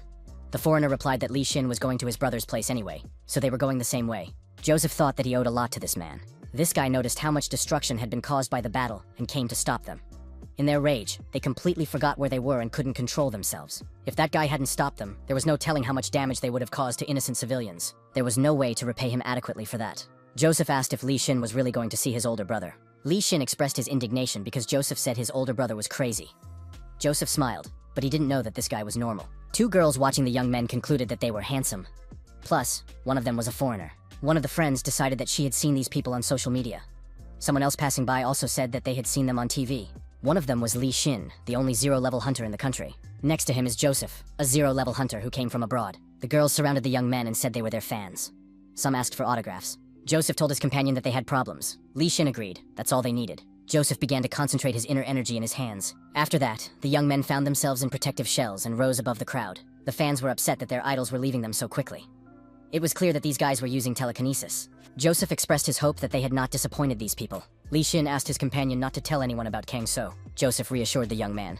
He said he had never been a gossip. During the flight, Joseph tried to find out from Li Xin what interesting things the fans had said about him, since he did not understand the local language. Li Xin and Joseph arrived at Kang So's place. The younger brother bowed and said that he would never fight so irresponsibly again, and thanked Kang So for stopping them. Kang So said that someone had to do it, especially since Li Xin was his younger brother. Joseph bowed and also apologized to Kang So. To reassure his interlocutor, Joseph said that his mouth was sealed. Kang So advised the foreigner to be careful with his strength in the future. Our hero said he was very happy that his brother had a friend. Joseph hugged Li Xin and said that they were now great friends. Li Xin told Joseph that they should go to the banquet first. His companion was surprised. Was it really necessary to do that? Kang So was also surprised. Were they really having a banquet? Li Xin said that this banquet had been planned in advance, and that there would be delegations representing their countries. It was an official event. Li Xin added that it would be very unfortunate if one of the representatives of the most powerful country in the world did not attend the banquet. Joseph had a great responsibility. Joseph replied that he wanted to talk to Mr. Kang So, because he was returning to his country tomorrow. Kang So suggested that Joseph meet him in a nearby park after the banquet. He would wait for the foreigner there. There was a festive table at the banquet, and many guests were present. Celia Cox, a manager from the Human Resources Department of the Awakened Association, was also present at this banquet. She drank alcohol and watched the guests. The girl concluded that the banquet organizers had offered the guests some good wine. Looking around, Celia couldn't find her companion. Where had Joseph gone? Li Xin was nowhere to be seen either. Mrs. Cox's keen eye spotted Li Xin in the crowd. She approached the young man and asked why Mr. Li was without a date today. After all, it was such a magnificent event. Li Xin replied that he hadn't had time to invite anyone to the banquet and asked what Mrs. Cox wanted with him. The young woman expressed her sincere congratulations to the young man on reaching level 0. Celia asked if Li Xin felt cramped in this small country. Celia Cox added that the association in their country was willing to pay Li Xin 5 times more than what he was earning here. The young man could consider this an invitation to join their association. Celia asked if the young man needed time to think about it. Li Xin was surprised. Was his interlocutor really offering him to change his citizenship? Celia said that her association was offering not only 5 times the salary, but also bonuses for each assignment, plus free dental insurance. Was there anything to think about? Li Xin said he was turning down the offer. Miss Cox suggested that he was a true patriot of his country, and added that she would try a different approach. Cox began to threaten that if the young man refused, his beloved and very small country would suffer the consequences. The girl asked what would happen to his country if her state stopped providing assistance. Li Xin thought Joseph was right. Joseph had said earlier that the fact that Li Xin had become a 0 rank meant that his country's Federal Bureau of Hunters would try to recruit him. Perhaps they would do so at the banquet. Joseph warned Li Xin to prepare himself and be strong. Manager Celia would attack him like a bulldozer. He shouldn't be surprised. Li Xin remembered Joseph's words, but he didn't expect them to threaten his country so openly. An indignant Joseph approached the young people.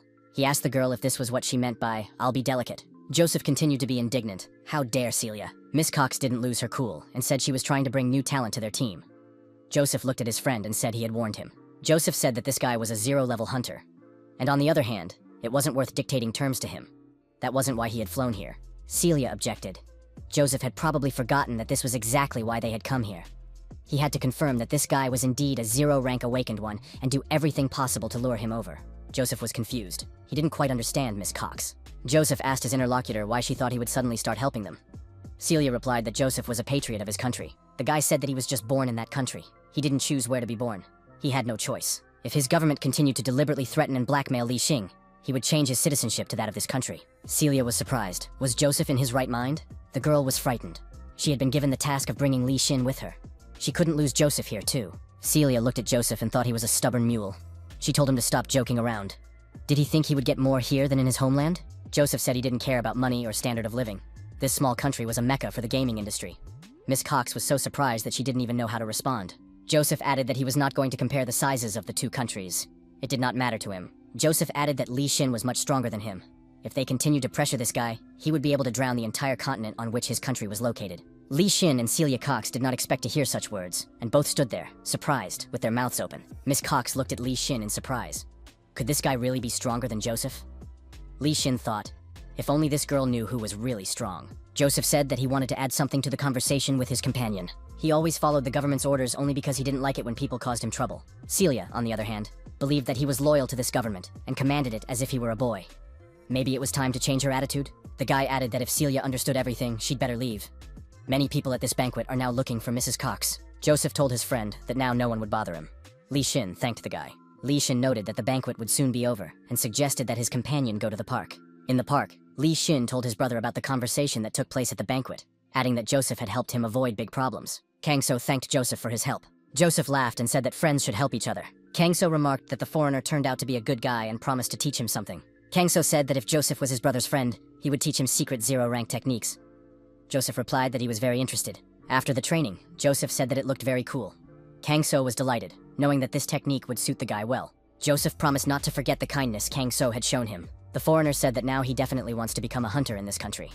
Li Xin noted that it would not be easy. Li Xin added that his older brother wanted a quiet and peaceful life and didn't need public attention.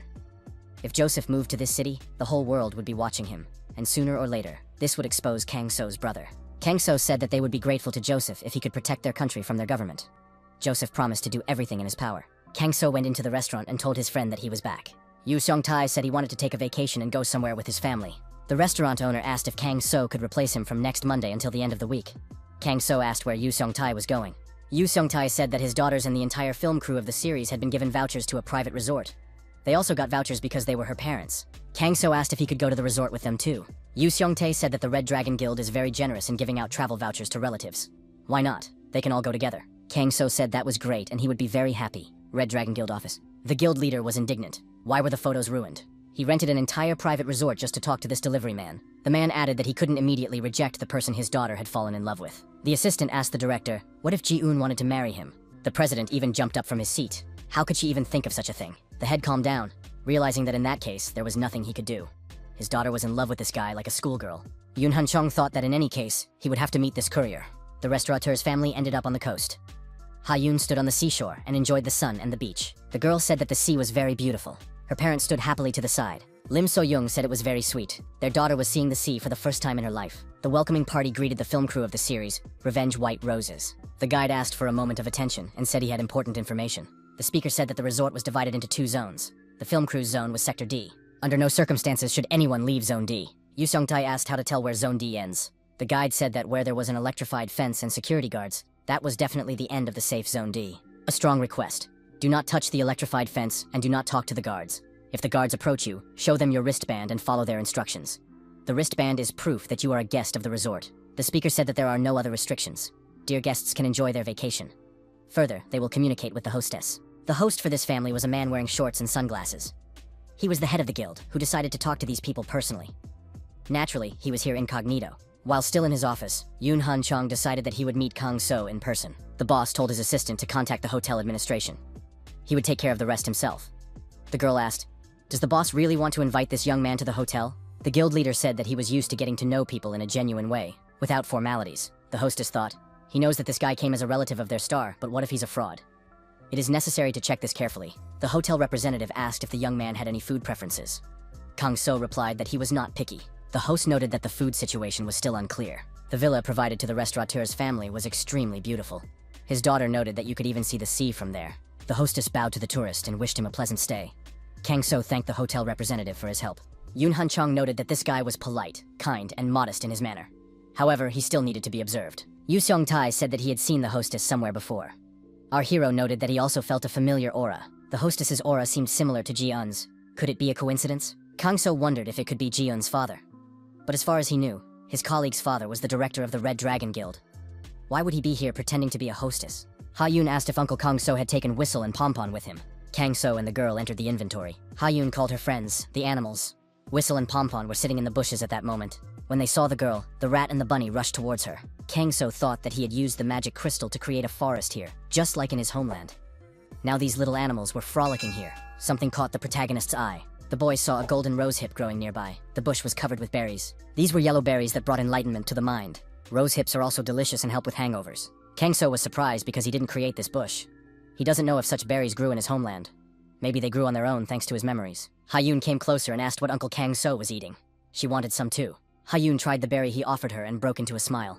Kang So asked if she liked it. The girl replied that it was a very tasty berry. Ha-yoon said it was so delicious that she could even see what the weather would be like tomorrow.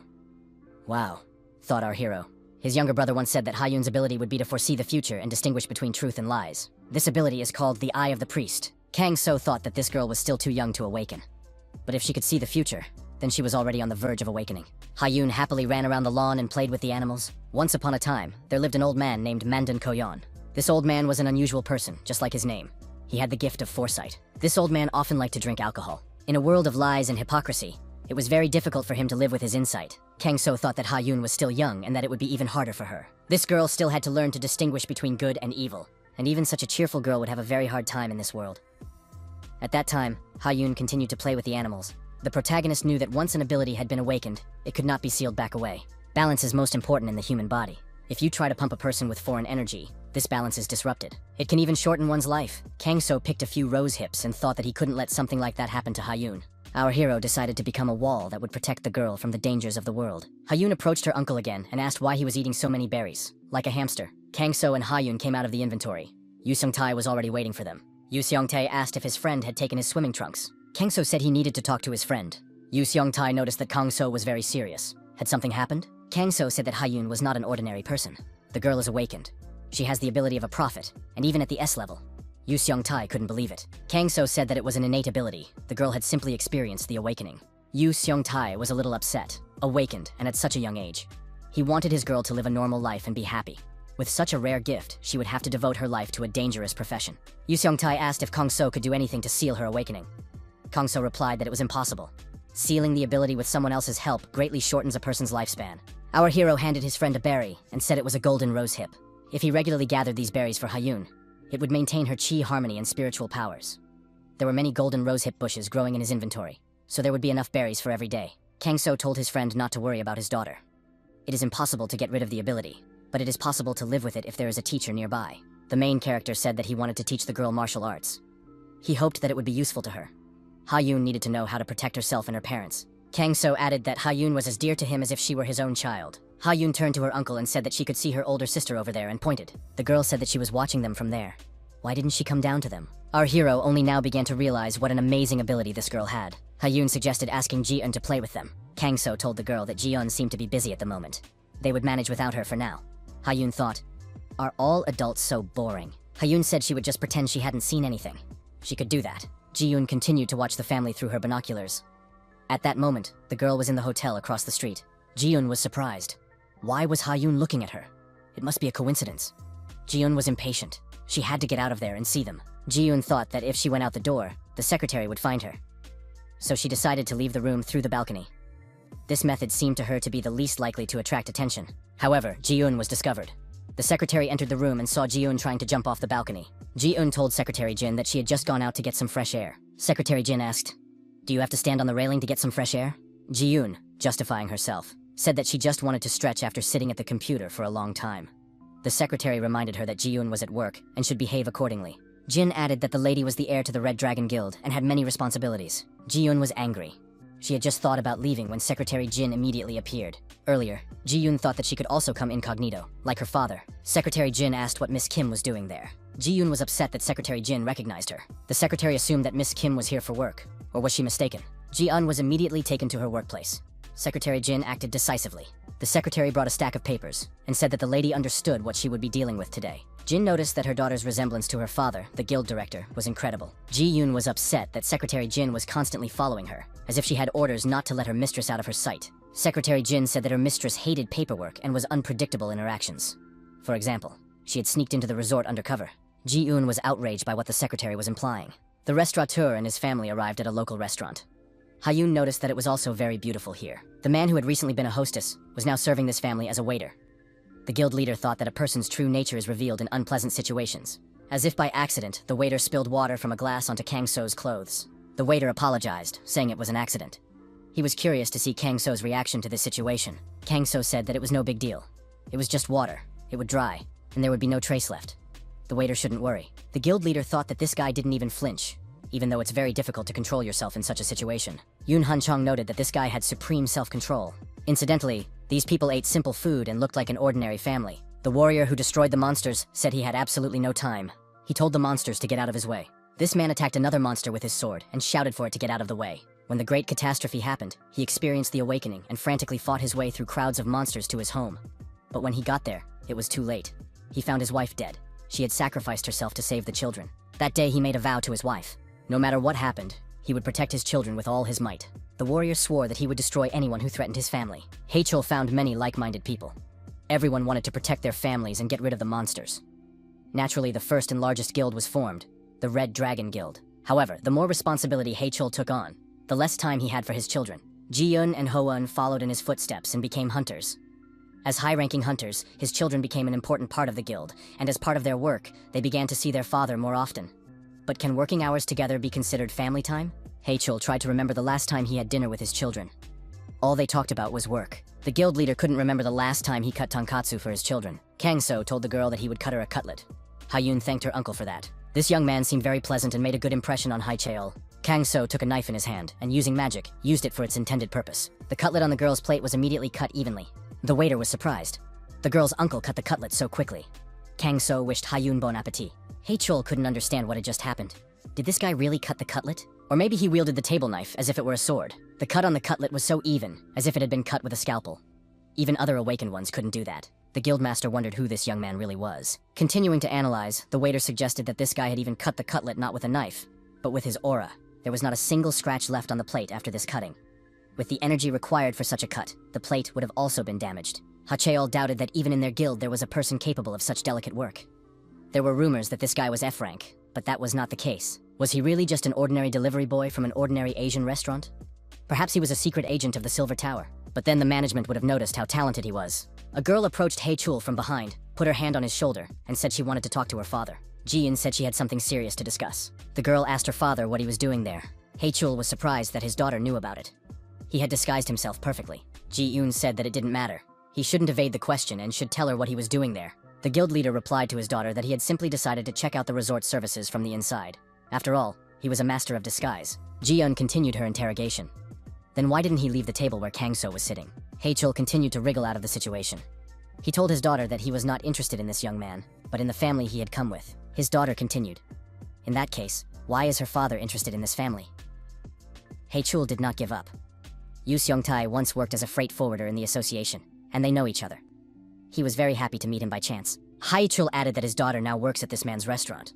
It's a small world. Ji-eun wondered if she had been worrying for nothing. The guild leader added that he was not interested in Kang So at all, and it did not matter to him who he was. Her father stated that the most important thing for him was for his daughter to be happy with him. Ji-eun asked if it would be a marriage that was disadvantageous for the guild. Hae-chul said that he had raised his daughter to be independent. She didn't need a boyfriend to lead the guild. Her father asked if his daughter could spare some time to see him and her brother. He hadn't had dinner with his children in so long. Hae-chul added that this time there would be no talk of business, only family conversations. Ji-eun smiled and said she agreed. Kang So and the restaurateur's family's short vacation ended without incident. A few days passed, and Hyun was playing with her peers at the playground. The boys were arguing about who would swing with Hyun. Her friend said that the boys could take turns swinging with her. The mothers of these children stood aside and watched the little ones while talking. A stranger appeared from behind a tree and watched the children.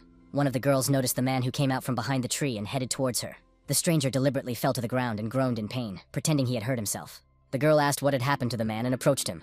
The man got up and said that he had fallen and seemed to have broken his leg. Could the girl help him? The girl replied that she would help the man get back on his feet. Hyun sensed something was wrong and shouted for Miyeon not to approach the man. Hyun took her friend by the arm and said that the man wasn't hurt at all, that he was faking it. The man stood up and said, "Is this girl saying that he is a liar? Is she accusing an innocent adult uncle?" The stranger raised his hands and said, "So this girl is bad." The girls were frightened and began to cry. Hyun shouted for the squeaker to help her. The rat hiding in Hyun's hood flashed its eyes and jumped out. Kakarangi decisively, without hesitation, rushed at the stranger. The man was frightened and jumped aside. He couldn't understand what it was, a bird or a mouse? The mothers heard their children's cries and rushed to their aid. What was going on there? Hyun said that this man was lying. He wanted to steal Miyeon. The villain lay on his back and tried to get rid of the rat. He thought he had been exposed and needed to run away. The stranger threw away the squeaky rat and shouted for everyone to get out of the way. He ran away. As he ran away, the villain thought that this rat had ruined everything for him. The villain also thought that the second girl who had approached had ruined everything too. Suddenly, someone ran out from around the corner and attacked the villain. This stranger shouted for the villain to stop immediately. The villain lost his footing and they both fell to the ground. Tape and rope fell out of the villain's backpack. The man who had jumped out from around the corner grabbed the villain by the leg and shouted that he couldn't run away anyway. The villain began to kick his opponent with his free leg. The guy shouted that he would not let him go anyway. The criminal said that now he would have to use his aorta on him and swung his fist. The criminal asked, "Can't this guy see that he's awake? Does he really want to go to the other world? It would be better if he let him go." The guy understood that he was in serious danger, but he still shouted that he couldn't let the criminal go. The villain punched the young man several times and asked what he had done to be called a criminal. The villain left the beaten young man in the doorway and walked away in the opposite direction. The beaten boy thought that he would not have time to call the police and that the villain might disappear. The next moment, the protagonist was standing in front of the villain. The criminal asked, "Who's this?" The villain said that this guy had better pretend he hadn't seen anything. He didn't have time to beat him up too. The villain didn't even have time to blink before he was punched in the neck. In another moment, the criminal was deactivated and lying face down on the ground. Our hero approached the injured young man. The guy was surprised. This man knocked out the awakened one with one blow.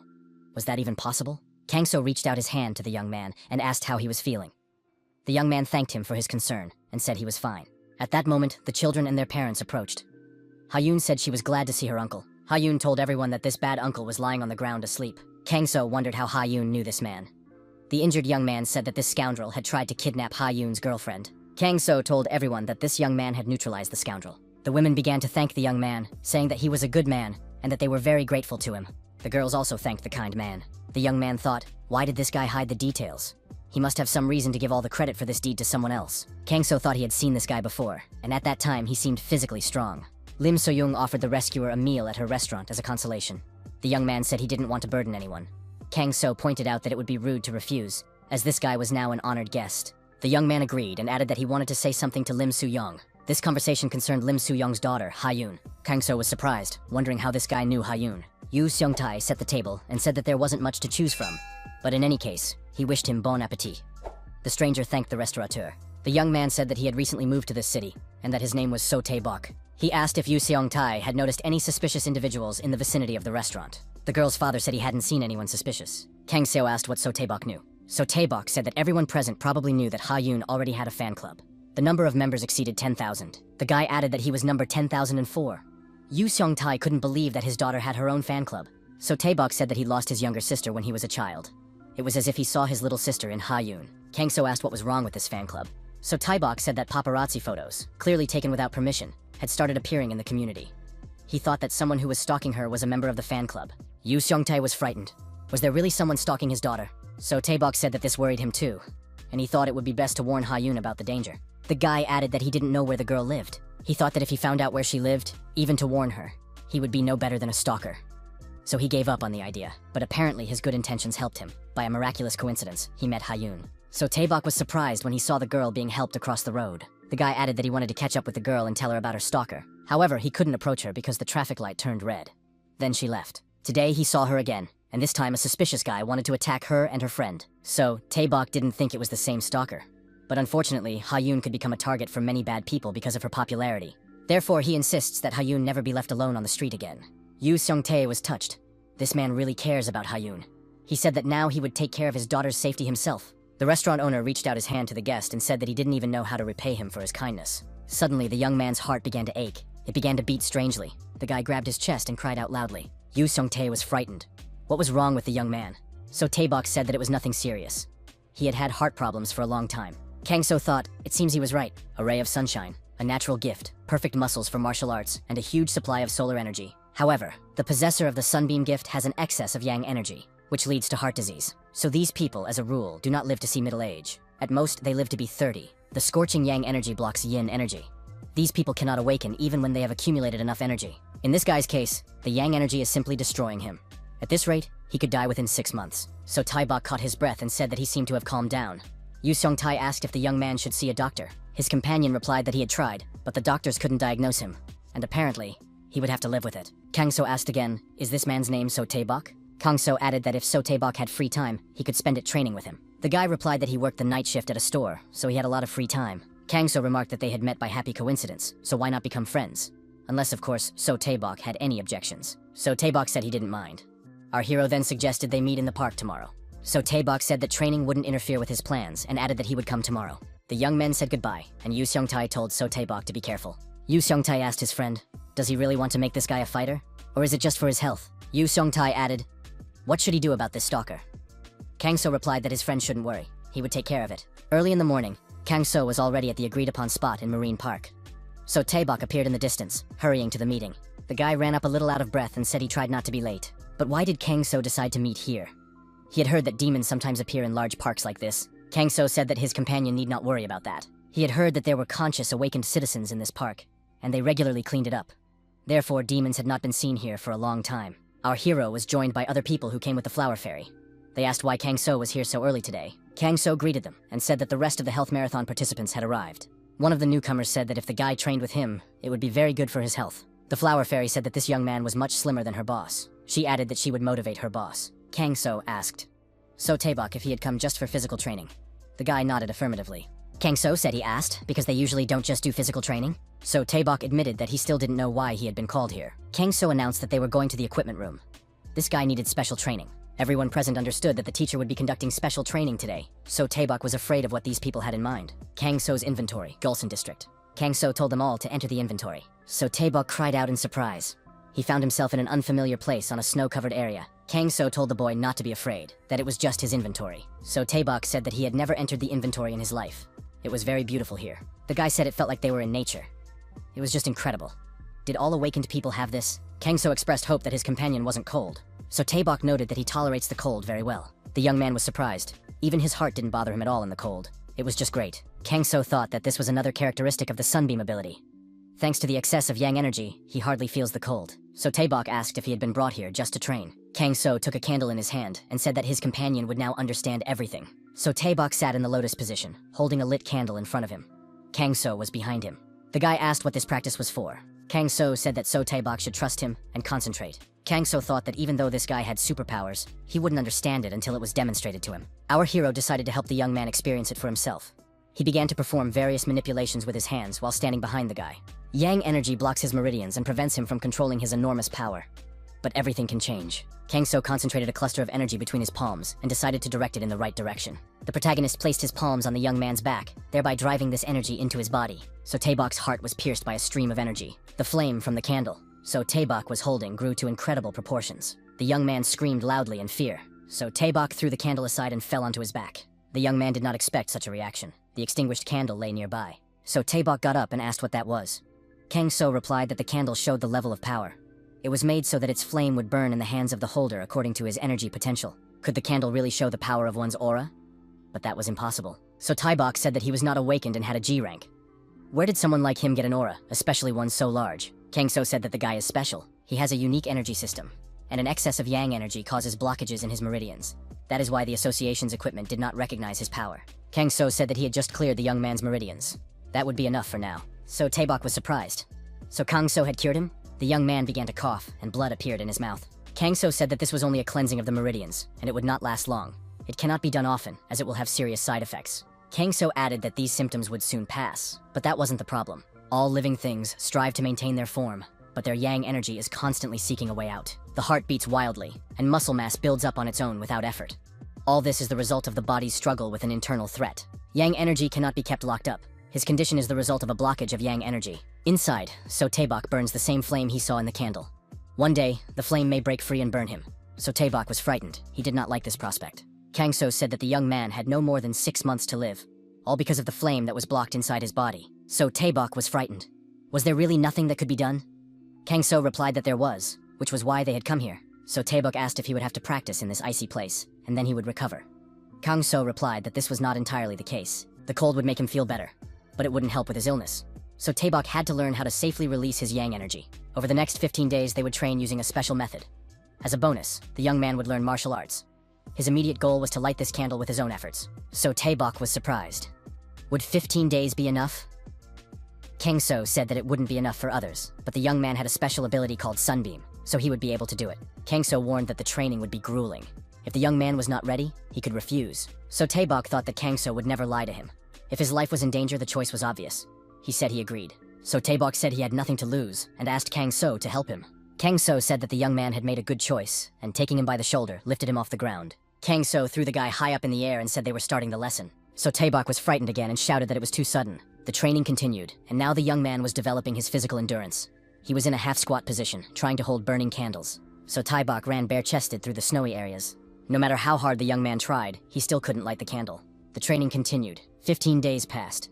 Our hero, standing on top of a cliff, watched the young man. Kang So said that now So Taebok could prepare to leave. The teacher added that the young man's time had come. So Taebok sat in the lotus position again and held an unlit candle in front of him. At some point, the wick on the candle ignited, and the flame began to grow in size. The teacher said that now the guy could even control the size of the fire. So Taebok agreed with Kang So. The student said that it was all thanks to his teacher. Kang So admitted that even he did not expect such results. So Taebok added that compared to his teacher's fire last time, he still had a long way to go. Kang So said that last time he just released the accumulated energy. Now that all the meridians are cleared, the condition has become more stable. The young man asked if that meant he was now completely healthy. Kang So replied that all his meridians were now open.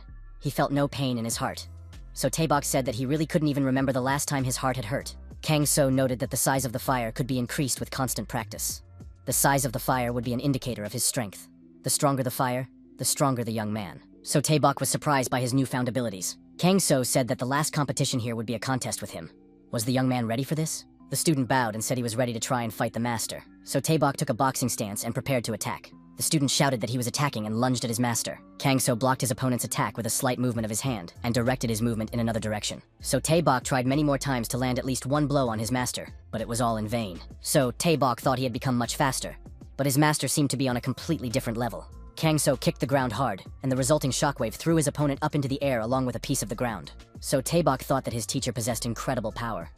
But what if he used it against him? The guy pushed off and, gaining speed, flew straight at his teacher from above, moving from side to side to confuse his opponent. So Tae-bok approached his teacher, who stood calmly in one place. At one point, the student found himself behind Kang So. He tried to punch him. The blow reached its target and was so powerful that Kang So was knocked aside. So Tae-bok was surprised. Had he really managed to deliver a fiery fist strike? Kang So said it was amazing. So Tae-bok had achieved the ability to use energy for his strikes. Our hero said that now his student could safely descend the mountain. So Tae-bok thanked his teacher and said that it was all thanks to his efforts. Kang So asked if the young man was ready to retake the test in the Silver Tower. So Tae-bok asked if his teacher meant the test for the rank of Awakened. Kang So nodded affirmatively. He thought the results would be quite positive. The next day arrived, the Awakened Association. The girl was surprised. Someone who wasn't awakened received a G rank, and now he wants to retake the test? So Tae-bok asked, would it really not work? The girl told the guy to put his hands on the balls and wait. The young man complied, and the girl thought, there will always be people like that. These dissatisfied people cannot accept their low level and constantly ask for a retest. After a while, So Tae-bok left the association building and ran up to the teacher. Kang So asked what the result was. So Tae-bok told his teacher not to be surprised. He had been told that he was an awakened A rank. Kang So thought he knew it all along. He congratulated his student and said it was a gift for the occasion. The gift was a healing root that contained a strong charge of yin energy. It would replenish the young man's missing energy. So Tae-bok burst into tears and said that the teacher had saved his life, taught him martial arts, and now he had given him a gift. The student said that he did not even know how to thank his benefactor for everything. He definitely wanted to do something for his teacher, if only it was within his power. Kang So said it wasn't necessary, but if the student wanted it so badly, then he had one request for the young man. A few days passed. Hyun was walking down the road with her mother. The girl was humming a song. A paparazzi with a camera appeared from around the corner and said that Hyun was very cute after all. He would take many good photos today. Suddenly, a man snatched the camera from the paparazzi. The man was indignant. What was going on? The stranger said that secretly photographing people without their consent was a crime. The paparazzi was indignant. Who was this man to interfere in other people's business? The stranger took off his sunglasses and introduced himself. He was Miss Ha-yoon's bodyguard. A storm was raging over the city. There was a lot of lightning and heavy rain. At the bottom of the sea, near the crevice, there were many monsters. Glowing lights appeared from the crevice, and a loud growl was heard. The lights began to approach and turned into the eyes of a monster, which said that the time had finally come. The monster told its people to go to the land. Its monsters could frolic and eat whatever they wanted. The monsters could destroy people and extract their aura of despair. The monster told its people to crawl onto land and do its bidding. The rain continued to fall without stopping. Our hero's restaurant was operating as usual. There was freshly cooked chicken soup on the table in bowls. Kang So tasted the dish and said it was delicious. Yoo Seong-tae was pleased with this assessment. Ha-yoon also told her father that it was very tasty. Lim So-young told her daughter not to rush because the dish had not cooled down yet. The television news anchor reported that the rainy season in the region was continuing. The Awakened Association issued a warning about the possible appearance of water monsters. Citizens should exercise caution and return home safely. Yoo Seong-tae explained to his friend that this happens during prolonged rainfall. During this season, many amphibious monsters are usually reported. They usually appear in large numbers, and water makes them stronger. Our hero realized that water monsters are a problem at this time of year. Suddenly, someone asked for help. It was the flower fairy, Dosun. Kang So let the flower fairy in and asked what had happened. Dosun said she needed help because her friends were in danger. Dosun explained that her friends, the water fairies, were being attacked by a large number of water monsters. Yoo Seong-tae responded, "How could anyone go to the water in such weather, let alone rescue them from water monsters? Maybe they should just wait for the people from the Awakened Association." The restaurateur added that it was too dangerous. As always in such cases, Kang So said he would go and sort things out. Kang So noted that he couldn't refuse his friend when she asked for help. The protagonist went outside, put Dosun on his shoulder, and picking up speed, rushed to the coast. Kang So asked the flower fairy to explain in more detail what had happened. Dosun said that at first there were as many monsters as there usually are during this season. But suddenly, there were many more, and her friends, the water fairies, were forced to seek refuge. Kang So remembered that there were many more monsters. This type of monster reproduces at a high rate. However, that's not the point. Could the reason be a portal that opens somewhere? We need to find this portal, enter it, and eliminate the cause. Upon arriving at the coast, the flower fairy said that it was located here. Dosun began to call her friends. The flower fairy's friends, the water fairies and the punks, swam to the surface. They were surprised. Why was Dosun here? They had agreed that she should run away. Dosun said she had brought someone who could help them. The pundits wondered how this person could help them. One of them said that it was impossible. There were too many seahorses and sea eyes. The person would surely destroy these monsters. Kang So was surprised. Were these seahorses and sea eyes really such powerful creatures? Pundiks said that they were powerful, and there were many of them, and it was impossible to deal with them alone. Another Pundik was surprised. How could a person understand what they were saying? Dosun said that this man was very strong and magical. The Pundiks asked why she was praising him. Dosun noted that this man was even stronger than their Queen of Flowers. Pundiks said that it was still impossible, because humans are not the best swimmers, and cannot breathe underwater. Kangso said that there was no need to worry about that. He pushed off from the shore and jumped into the water. Kangso, accompanied by the punks, began to sink to the bottom. The water fairy asked if this guy really didn't need air. Kangso thought that this was possible thanks to a breath-holding technique. To do this, you need to slow your heart rate to the limit. With this technique, the need for air is reduced so much that you can spend several hours underwater. The side effects are numbness in the limbs and hypothermia. Kangso knew that his body would not be affected by these effects because he could control his internal energy flow. Kangso sank to the bottom and saw a huge number of punks looking at him. They were compactly arranged at the bottom. The water fairies were surprised. Could there really be a water-dwelling human? Who was he? Pundik Khan said that Dosun had brought this man to them, saying that he would help them. This man is their friend. But how can he help alone? There are so many monsters. He won't be able to cope. Our hero sensed the approaching danger. He realized that there were many monsters below. Khan asked if the man wanted them to wait for him here. But he couldn't handle it alone. It was dangerous down there. Kangso pushed off and began to sink deeper into the crevice. Kangso saw one of the monsters, a monstrous eye. The opponents looked at each other intently. The protagonist looked down and saw a huge number of similar sparkling eyes. He thought there were hundreds of them here. The monster's tentacles began to reach upward to capture this man. At one point, Kangso's hands were tied with green tentacles.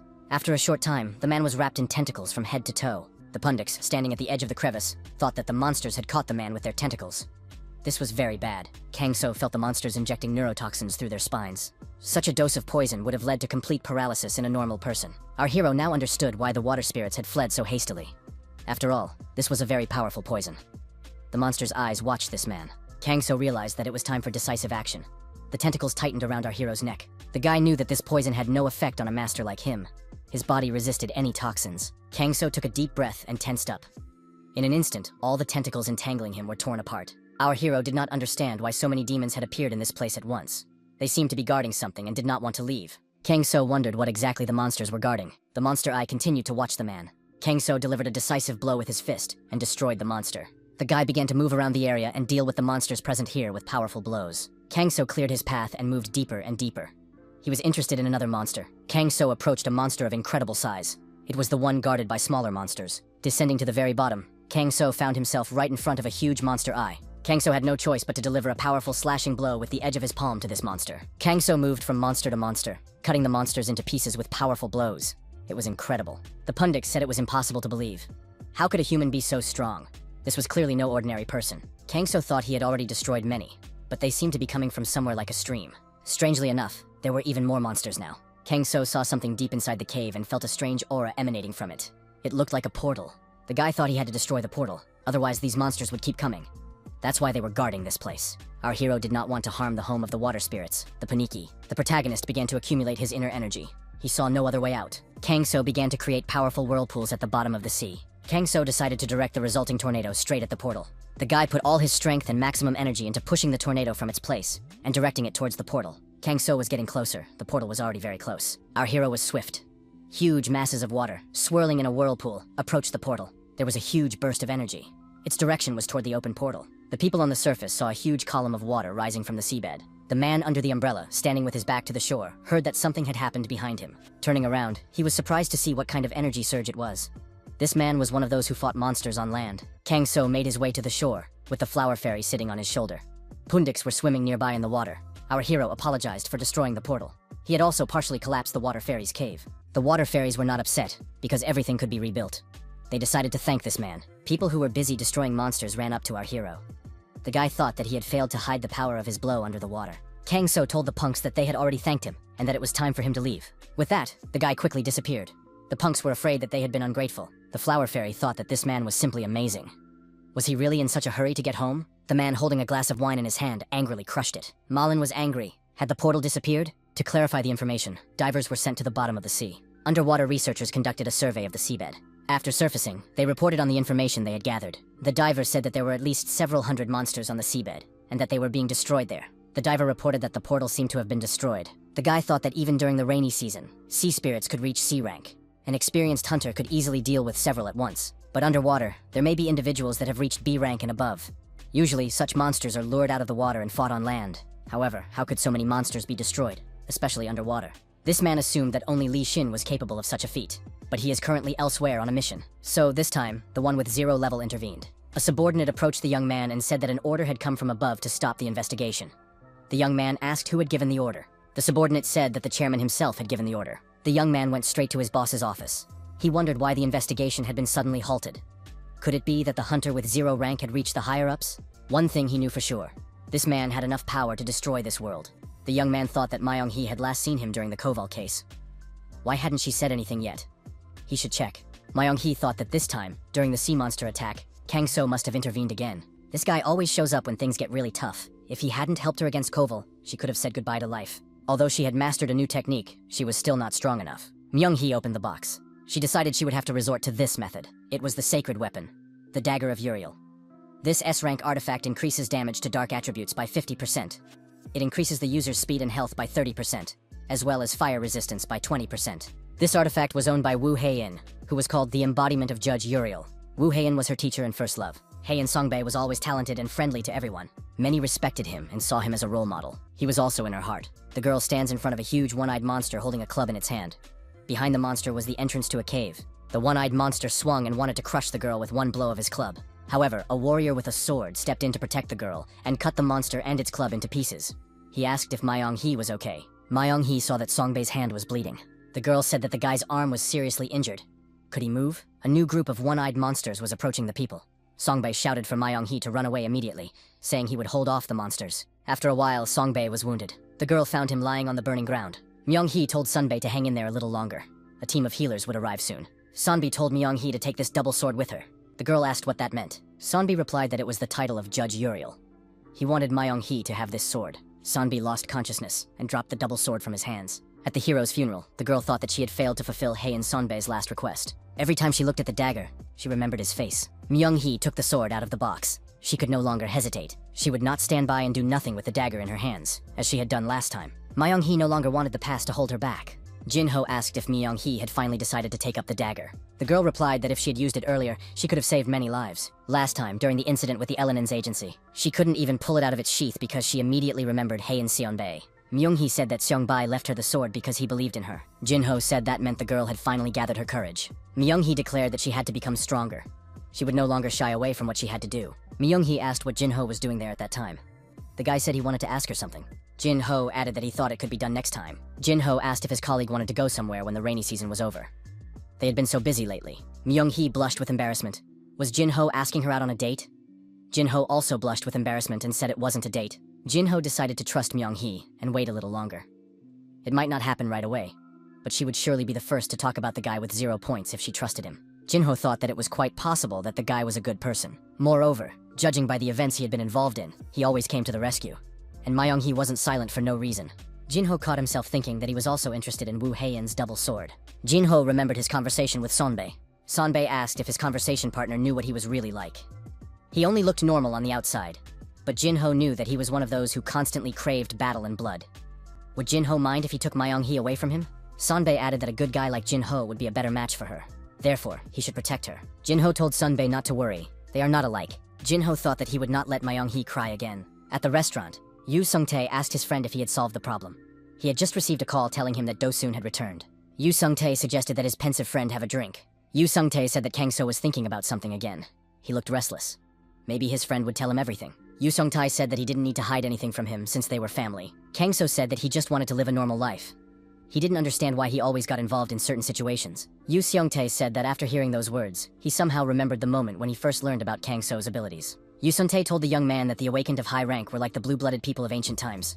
Kang-so replied that this made him even less inclined to become awakened. Kang-so told his interlocutor that he once possessed wealth and fame. Although it was too late, he realized how futile and fleeting it all was. And when all these unexpected events happened to him, he became convinced that it was all like a fleeting dream.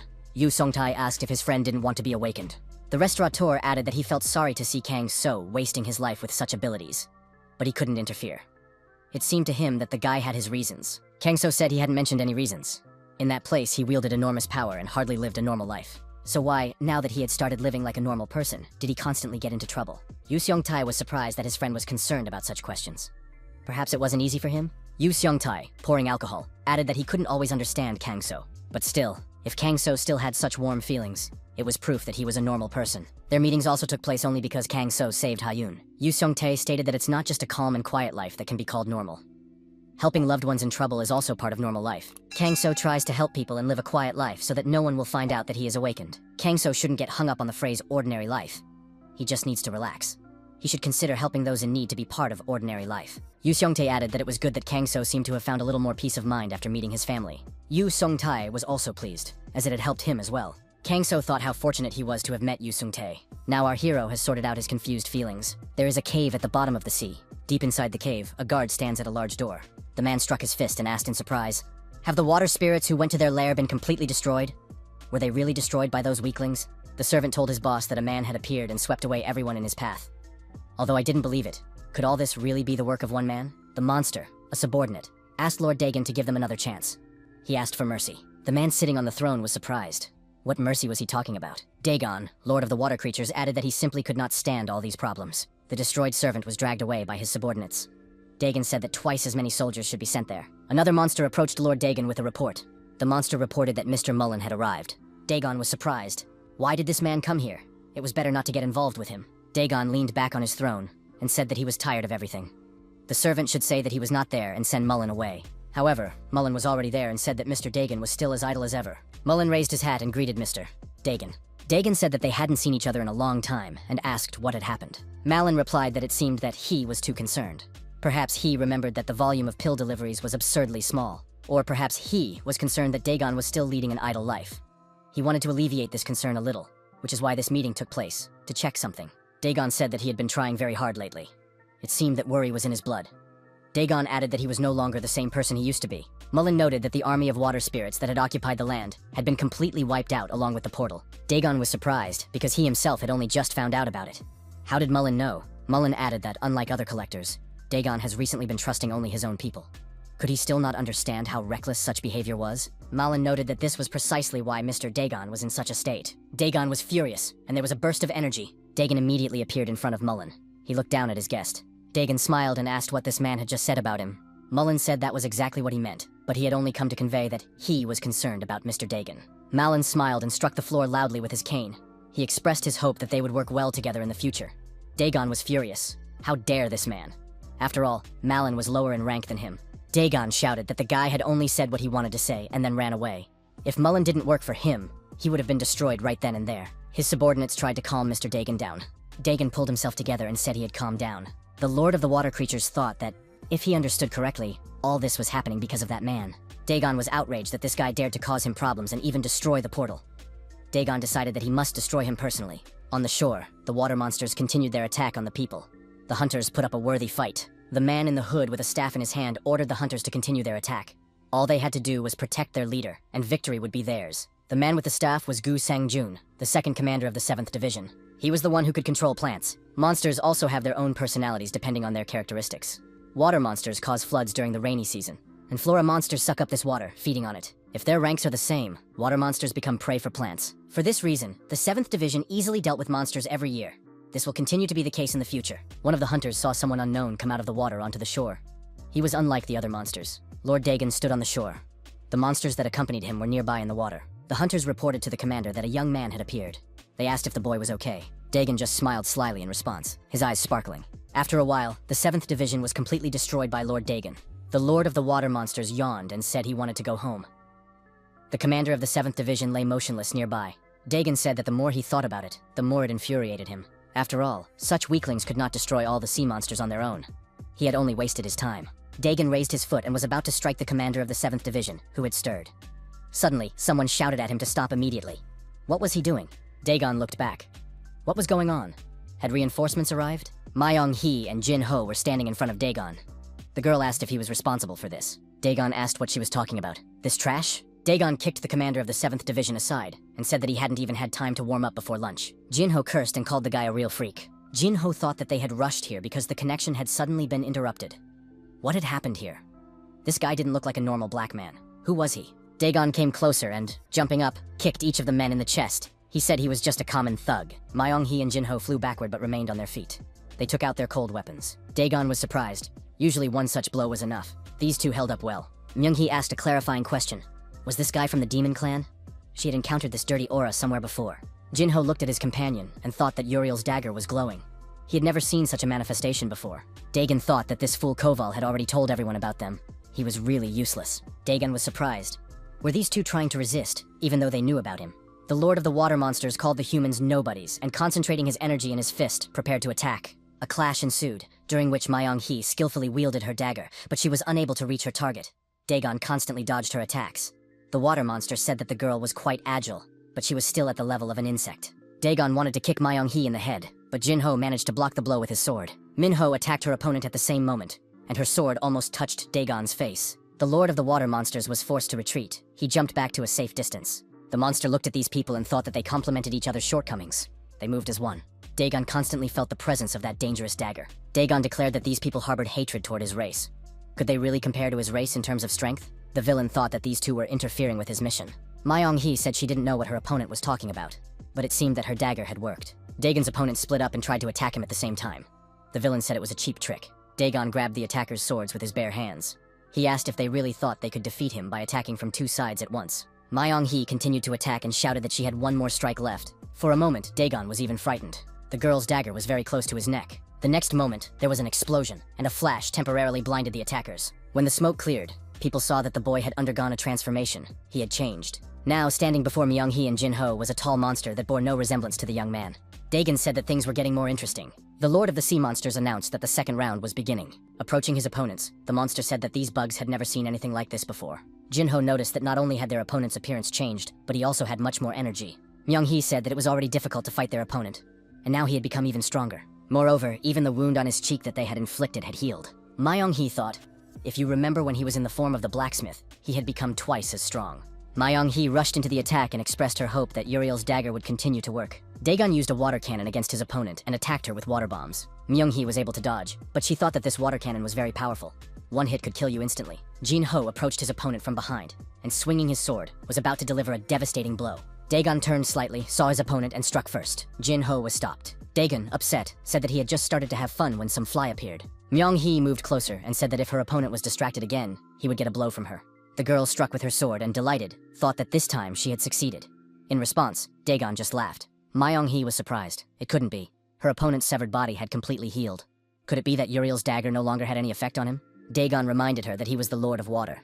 Did she really think she could destroy him with a weapon that wasn't even fully awakened? Myung-hee was surprised. What did that mean? What did he know about this dagger? Dagon approached his opponent and said that she was quite pretty, if you looked closely. With the words, "Don't talk nonsense," the girl tried to attack her opponent, but Dagon easily dodged the blow. Dagon did not calm down and asked if his opponent wanted to belong to him. Dagon stuck out his forked tongue and said he could let her live until he got tired of her. Myung-hee refused. Dagon said he was sorry and grabbed the girl by the arm. A sword appeared in his other hand. Dagon swung his sword and said that in that case, he would have to destroy her right now. Myung-hee thought that she had turned her back on her opponent and her hands were tied. The worst possible situation. The girl believed that she would not be able to avoid the enemy's blow. However, at the most crucial moment, Jin-ho reappeared and blocked the water monster's blow with his sword. Jin-ho freed the girl and asked who this villain dared to grab with his dirty hands. Myung-hee was surprised. How did Jin-ho manage to use his skill when it was raining? The guy said that he had mastered the skill of space blocking. Sun Jin-ho is an electronics expert. As in the plant world, electrical abilities have tremendous power against the properties of water. However, there is one problem with such skills. They cannot be controlled during the rainy season. Due to the current properties of water, there is a risk of unintentionally damaging random objects. Therefore, Jin-ho mastered the skill of blocking space. It is a simple technique that allows you to isolate a specific space from external influences. Due to the limitation of the electric discharge, not only the accuracy, but also the effectiveness of the strikes increases. Jin-ho noticed that, judging by the monster's slow recovery, the skill was effective. Perhaps if they used their most powerful strike, they would have a chance of winning. But this space-blocking skill was limited to a distance of 1 meter. To deliver such a blow, it was necessary to pierce the opponent with a sword. Jin-ho saw the problem in that it was impossible to get close to the enemy. Myung-hee said she would try to distract the enemy, and Jin-ho would act on command. Jin-ho said it was a very dangerous idea. Dagon was indignant. Why were these two whispering right in front of him? He was getting ready to activate his water cannon again. Myung-hee pointed out to her colleague that their opponent had fully recovered. Jin-ho agreed to try. Myung-hee and Jin-ho simultaneously attacked the water monster. Dagon attacked his opponents with water bombs again and said that these stupid bugs would now die. Myung-hee and Jin-ho began to maneuver to avoid colliding with the water bombs. While maneuvering, Dagon thought that the electric shock had hurt this man very much. It was necessary to restrain him from now on. The monster thought that this girl was much more of a problem. She was quite good at dodging his attacks. Dagon increased the intensity of his fire, believing that she would not be able to dodge every one of his projectiles. Myung-hee was surprised after another attack from her opponent. The direction of the water cannon shots changed trajectory. Myung-hee reached her target and found herself in close proximity to her opponent. She said that she might not be able to hit him, but she could prevent him from continuing to fire. Myung-hee delivered a devastating blow to the villain, and black blood gushed from his body. Dagon, realizing he was wounded, was not afraid at all. The wound began to heal before their eyes. Dagon swung at his opponent and reminded her that he had already told her that her attacks no longer had any effect on him. Myung-hee smiled and said that she knew that herself. Myung-hee's blow was a distraction.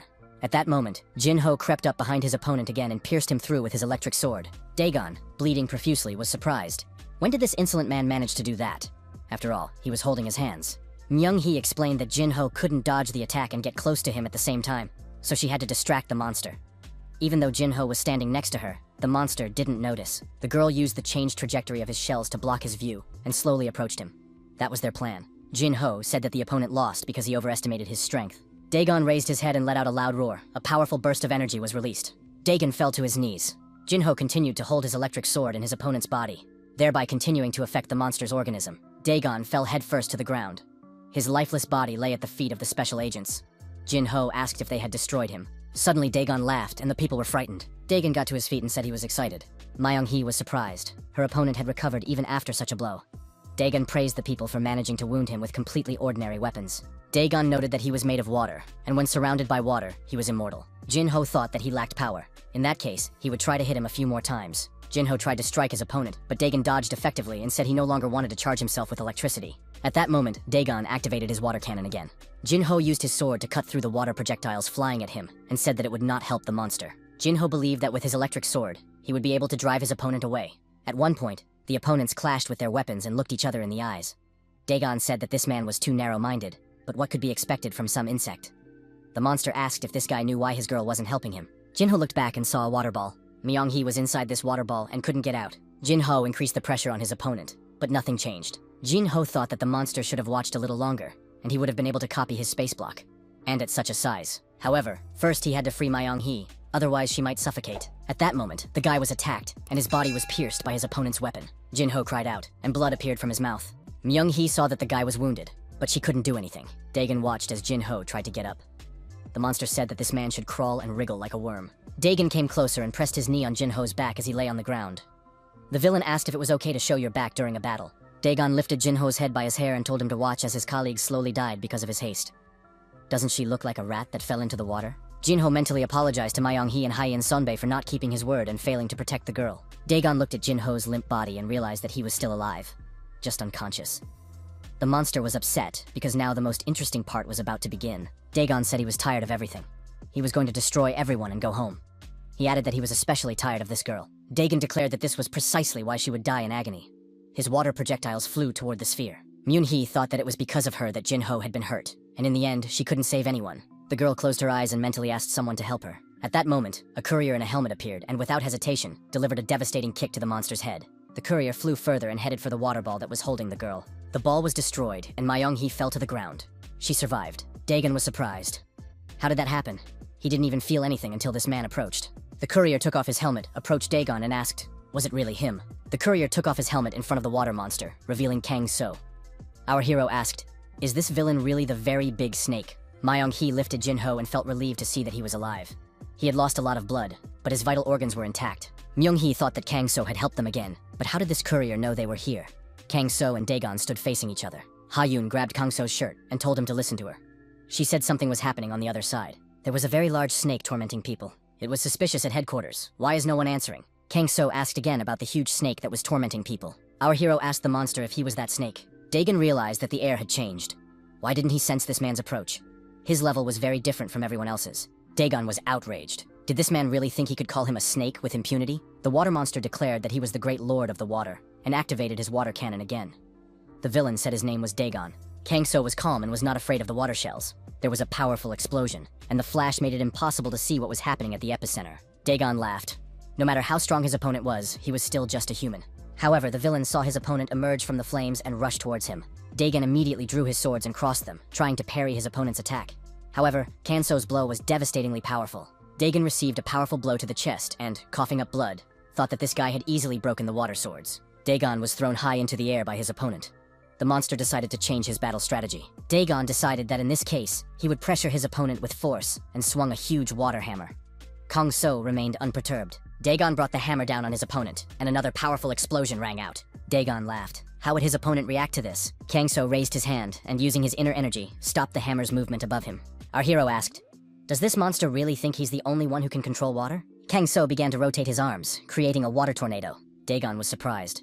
Could this man also control water? The monster was amazed at the incredible power of the water tornado that had formed. He decided it would be better to get out of there. Dagon reassured himself that he wasn't running away. He just needed to strategically reorganize. However, Kang So did not allow his opponent to disappear.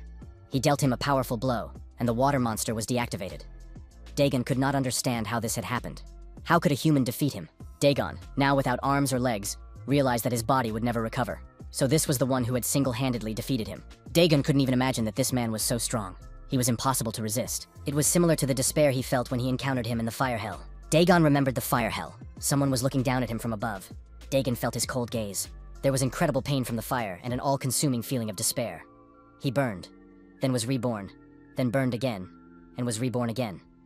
The pain seemed to last forever. Dagon thought with horror that he did not want to experience it again. The water monster decided that it would be better to die than to go through it all again. Dagon found himself trapped in a water sphere that was moving away from Kang So. Dagon turned into a huge water snake. He knew he had no chance of losing. Standing on the shore, Kang So thought that he knew it all along. Ha-Yun was right. Before him was a huge snake. Kang So said aloud that this was the big snake. Dagon shouted for the man to be quiet. Kang So pushed off and flew upward with the aim of attacking the snake's head. Our hero found himself above the snake's gaping mouth. He swung his leg and prepared to deliver a devastating blow. Kang So kicked the snake several times in the head and landed on the ground. He thought that his blows had no effect on the monster. Dagon laughed. Now this man had seen his final form. The snake opened its mouth and said that this man would never be able to pierce its scales with his pathetic fists. Kang So jumped into the snake's mouth and grabbed its fangs, preventing its jaws from closing. At that moment, Myung-hee hoisted her wounded comrade onto her shoulders and decided to drag him to a safe place away from this raging monster. Our hero asked if the snake really thought he could only control water. Dagon tried to close his jaws to crush his opponent, but nothing worked. The snake threw the man down. Kang So fell to the ground. Dagon admitted that his opponent was too strong and far beyond human capabilities. But if he risked his life to take this form, his opponent had no chance of winning. Dagon, preparing for a new attack, said that he and his opponent were on completely different levels. The man would regret going against the demon race. Kang So said he was tired of this meaningless conversation. Dagon said that he wanted to destroy his opponent in one fell swoop, but the man was able to withstand his attack. He wondered what this guy's name was. Our hero said he saw no need to tell some snake his name. Kang So added that his opponent had taken the form of Imuji, who turns into a dragon. He had seen many like him. Scoundrels who hurt others for their own desires. He is not a dragon. He is worse than a worm. Dagon was outraged. How dare this man compare him to a worm? This worthless man is unforgivable. The snake began to writhe and choose the right moment to attack his opponent. The monster said that he would now tear this man to pieces. Our hero was not afraid, and, taking a fighting stance, decided to use his inner energy to finally deal with his opponent. The snake opened its mouth and prepared to swallow its opponent. At that moment, our hero grinned and attacked the enemy. Kang So delivered a powerful blow using his energy abilities, and the snake snapped its jaws shut. The protagonist continued to strike the monster, repeating that creatures like it were evil, and evil must be destroyed. Kang So activated his spirit beast, a huge dragon.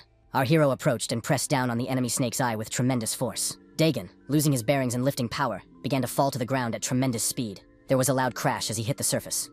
When the smoke cleared, Dagon lay deactivated in the dent in the road, having reverted to his original form. Our hero stood before the defeated enemy. A television announcer announced that the rainy season, which had lasted several weeks, had finally ended. According to materials published by the Association of the Awakened, there were far fewer victims compared to previous seasons. A man lay in the hospital with an oxygen mask on his face. His body was bandaged. The announcer added that the level of water monsters was much higher than in previous years. Such a case is very unusual. Myung-hee stood in front of Jin-ho's hospital bed. The girl couldn't help herself and rushed to hug her wounded colleague. Jin-ho was surprised, but he didn't mind Myung-hee's behavior. In the restaurant, our heroes listened with interest to the television news.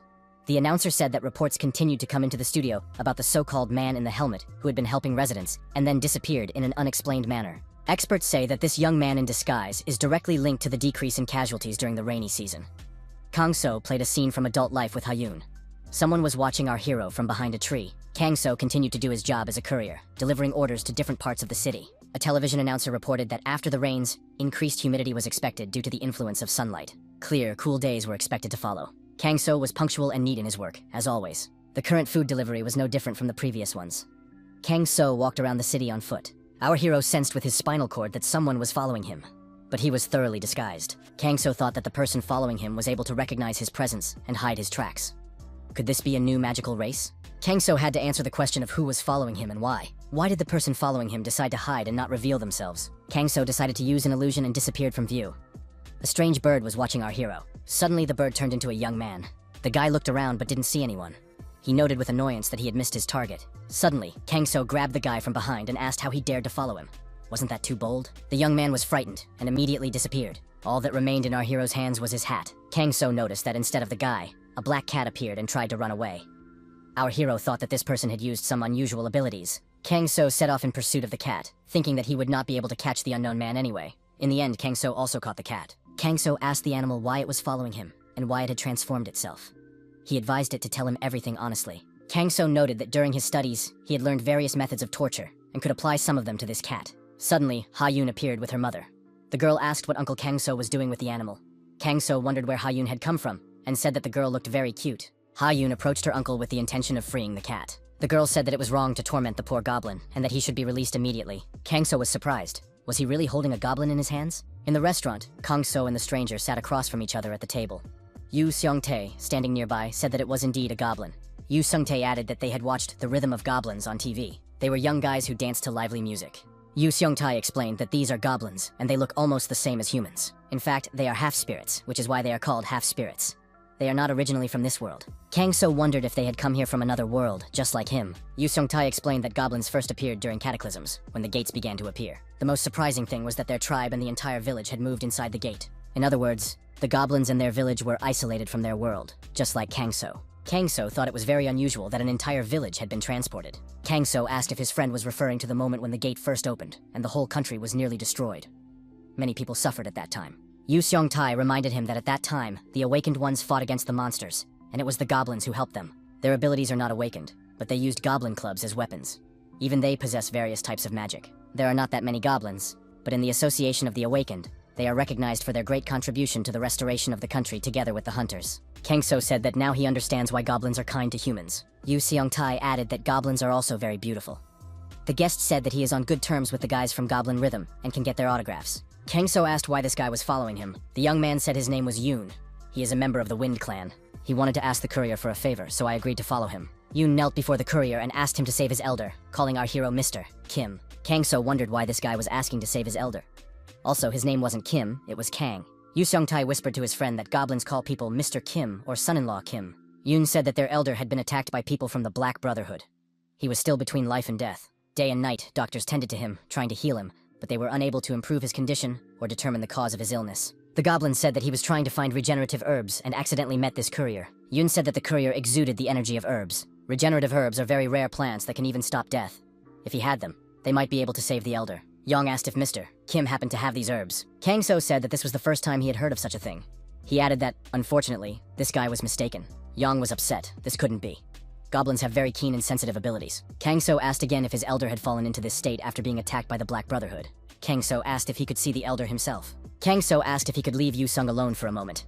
His friend replied that there was no need to worry. Kangso told the goblin that he would try to cure his elder. Yoon was surprised. Kangso added that he couldn't say for sure, but if it was the work of the Black Brotherhood, he might be able to help. Li Xin entered the restaurant and greeted those present. The guy smiled and said that Asian food for breakfast was the best thing ever. Li Xin saw the goblin and immediately drew his sword, holding it to the guy's throat. Li Xin asked who he was. What had he done? Was he really from the Black Brotherhood? Kangso told his younger brother not to torment the poor goblin. After hearing the story, Li Xin said that something similar had happened recently in another province. Li Xin added that an A-rank gate had appeared in that place. For some reason, the radar network monitoring the gate had stopped working. Therefore, measures were not taken in time, and as a result, the gate began to work in reverse. The Black Brotherhood appeared nearby, as if they had been lying in wait, and attacked the goblin village. Fortunately, the goblin garrison was able to fight off the Black Brotherhood and the monsters. But during the battle, the elder was injured and lost consciousness. This is a serious incident that could lead to political problems. The association is preparing to respond to them at any moment. Kangso thought that goblins were important creatures responsible for the security of the state. Their problems could easily lead to a state crisis, which would also threaten the restaurateur's family. Our hero said that in that case, they couldn't waste any more time. He asked how far it was from there to where the elder was. Yoon said that there was no need to worry about that. The guy raised his club and told the door to open. The club in the goblin's hands was not simple. Mysterious changes began to take place in the space. A huge gate appeared before those present. Kang So was surprised. Was this really goblin magic? Yoon said that this was traditional goblin magic, the Goblin Gate. Through this gate, one could immediately reach their village. Kang So thought that these gates could move through space. They were like real gates. Yoon opened the gate in front of our heroes, and they saw the goblin village. Yoon said, "Welcome." The gate was on a hill. The young man pointed and said that this was the village of the Wind Clan. Kang So saw a huge tree and traditional houses. Kang So noticed that the sky had been created with a barrier. It felt as if he had entered a parallel world, like an inventory or a gate. Yoon said that it was part of a neighboring province. The guy added that most goblins, except for him and a few of his friends, adhere to conservative values. There are several barriers above the village to prevent outsiders from entering. Li Xin asked if the Black Brotherhood had tried to break through these barriers. Yoon nodded affirmatively and added that they had failed. However, recently there have been more and more goblins who often go outside just like him. Li Xin noticed that one of the bosses and supervisors of the Silver Tower was also a goblin. Kang So remembered that Ha Yoon had told him that one of her friends was also a goblin. She had probably figured it out herself using her Priest's Eye skill. Yoon led his companions to the foot of a huge tree. Li Xin said that up close, the tree really did look enormous. Kang So agreed, adding that the aura emanating from it was also impressive. Yang said that this tree was sacred. Unlike humans, goblins appear from the fruits of the sacred tree, and the branch on which the fruit hung then becomes a club that they use for the rest of their lives. Goblins and clubs have the same beginning and the same end. When they die, they return to the sacred tree as new ones. By human standards, for goblins, it is something like a mother and a guardian spirit. The barrier above the village is also maintained by the power of the sacred tree. Li Xin inquired about the lifespan of goblins. Yoon replied that it was usually about 1,000 years. Yang said that he was already over 100 years old, but he was still very young. Some young people appeared nearby and were surprised. Had Yoon already arrived? He had gone to look for regenerative grass, but returned quite quickly. Young replied that, unfortunately, he had not found the grass. His colleague said that they should probably go outside together and search more thoroughly. However, he looked more closely at Yoon's companions and was surprised. Were these two really Mr. Yoon? Kim and Mr. Kim? Many young people came running. They began to look at the Kims with interest. For them, this was unusual. Yoon said that he didn't have any herbs, but he had come with Mr. Kim, who would cure the elder. The goblins were delighted. It meant that the elder could be cured. Now their elder would be healthy. Long live Mr. Kim. Kang So thought that these goblins were very positive, or even optimistic. Elder Kyung-woon, one of the goblin leaders, approached the young people. Kyung-woon asked our hero in surprise, "Can Mr. Kim really cure our elder?" Kang So thought that he was a true leader, exuding a very strong aura. Kyung-woon and Kang So looked intently into each other's eyes. Kang So thought that the goblin was looking at him as if he wanted to eat him, although he probably did look suspicious. Would it really be impossible to simply meet with the sick elder? Kyung-woon said that these people could follow him. He would take them to the elder. Kyung-woon apologized for not behaving in the best way. He had been serving as an elder for several hundred years. Kang So asked Kyung-woon why the elder decided to believe him. He could have been working with those who were trying to harm the elder. Kyung-woon said that goblins can immediately recognize lies. Even if goblins believe lies, it means they simply do not want to quarrel and give in. Kyung-woon said that there was not a shred of falsehood in Mr. Kim's words. Kang So thanked him for his trust. Kyung-woon said that the problem was not trust, but simply that he recognized his interlocutor. Our hero thought, maybe this goblin has something like Ha Yoon's ability. After all, goblins are a very unusual people. Kyung-woon led the people to the building and said that it was here. Kang So thought it looked like the place where he used to live. The elder said they could go in. Our hero wondered if the goblins had come from a world similar to his own. Another goblin greeted the visitors and said hello to Kyung-woon. Kyung-woon asked how the elder was feeling. The elders replied that they were doing everything in their power. Kyung-woon said that now they could rest. He would take care of the sick elder. Kyung-woon approached the sick man and said he had returned. Kyung-woon opened the door slightly and said that Mr. Kim could come in. Kang So saw a man lying unconscious in bed. Kang So thought that this must be the elder of the goblin tribe. Although he was in a serious condition, he could sense a power much stronger than that of the leader. His energy was at the S rank level, and it was this powerful energy that had brought the warrior to such a state. When Kang So touched the elder's body with his fingers, he remembered being told that no medicine worked on this man, and that it was impossible to even determine the cause of his illness. The protagonist thought that this was not an illness, but something else. Kang So told Li Xin to stay outside and guard the elder's room. Our hero decided to begin treatment. Placing his hands on the patient's chest, Kang So directed his energy into the man's body. The goblin's core, the goblin fire, is located in their chests, and the demon's energy can be faintly felt in the elder's chest. It is unclear how it entered the body, but it absorbs the goblin fire. This means that someone learned about the goblin's weak spot, and was even able to deceive their keen senses. Kang So thought that a spell had been used against the elder, and it had been done very skillfully. The demonic power was holding the goblin's fire. It would be too dangerous to just take it out. Kang So continued to manipulate the flow of energy from his body to the elder's body. The demonic energy spread through the patient's body like poison. First, it needed to be weakened. To do this, our hero decided to penetrate inside. Using his unique abilities, Kang So entered the elder's body and found himself face to face with the demonic energy. Now Kang So's task was to destroy this monster. Kang So took a fighting stance and said that this monster could attack him. The bloodthirsty monster growled and prepared to attack. Kang So, using his hand-to-hand combat skills, jumped up and delivered a devastating kick straight to the monster's head. Kang So tore the poisonous monster's body apart, but it began to regenerate and recover.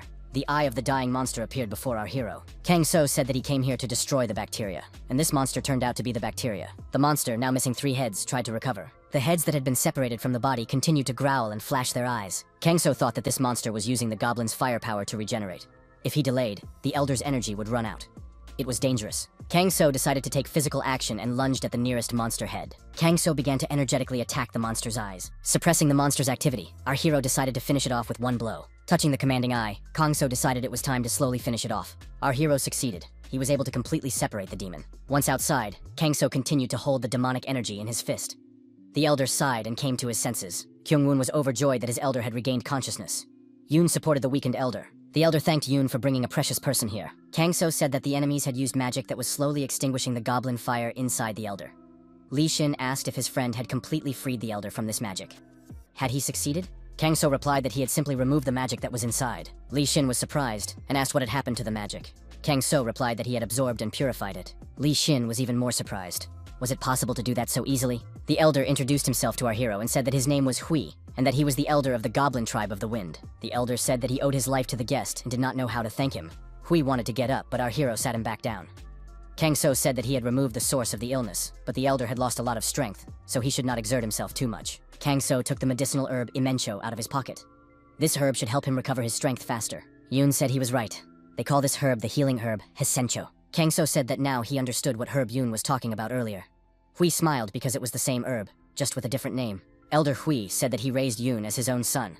Hui added that the boy volunteered himself, saying that he would find a special person and definitely save him. Kang So said that he himself was going to come here because he had a question. Kang So asked the elder to tell him more about what had happened. Hui stated that this was not the first time the Black Brotherhood had attacked the Goblin Village.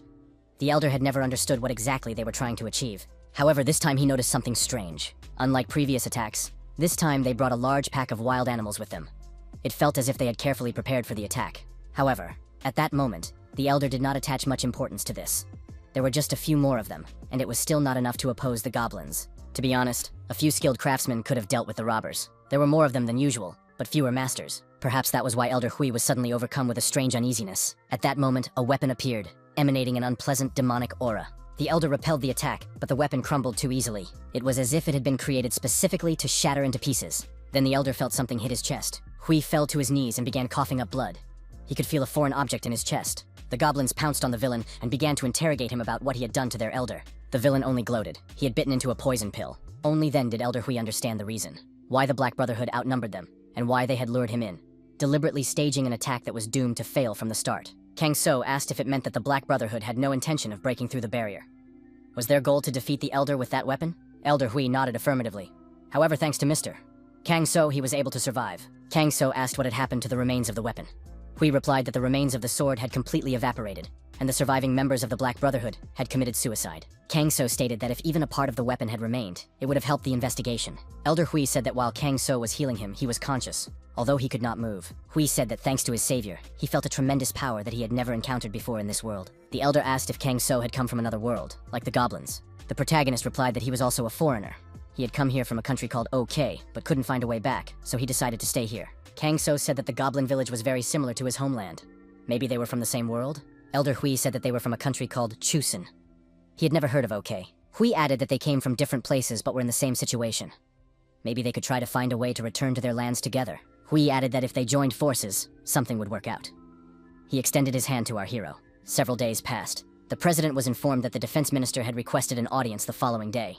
The Minister of Defense said he would like to apologize for the attack on the Goblin Elder. The president told his assistant to schedule the meeting for the day after tomorrow. The assistant added that the Minister of Defense had called them as soon as he found out that his secretary was the traitor. The president said that the Goblin Elder could have died, and if he felt guilty, he should wait another day. The president added that he needed to go somewhere on personal business. The guild leader added that it was a personal matter, so he did not need an assistant. The assistant said that he couldn't let the president go alone. It was too dangerous. The guild leader replied that he didn't see anything dangerous about it. The president said that he was just going to a regular Asian restaurant to have dinner there. The guild leader was surprised. They say this guy managed to heal the Goblin Elder, but there's a high chance that's a lie. It was unlikely that he had found the cause of Elder Hui's illness. Even their best healers had been unable to find a way to cure him. How could he have suddenly achieved a complete recovery in a single day?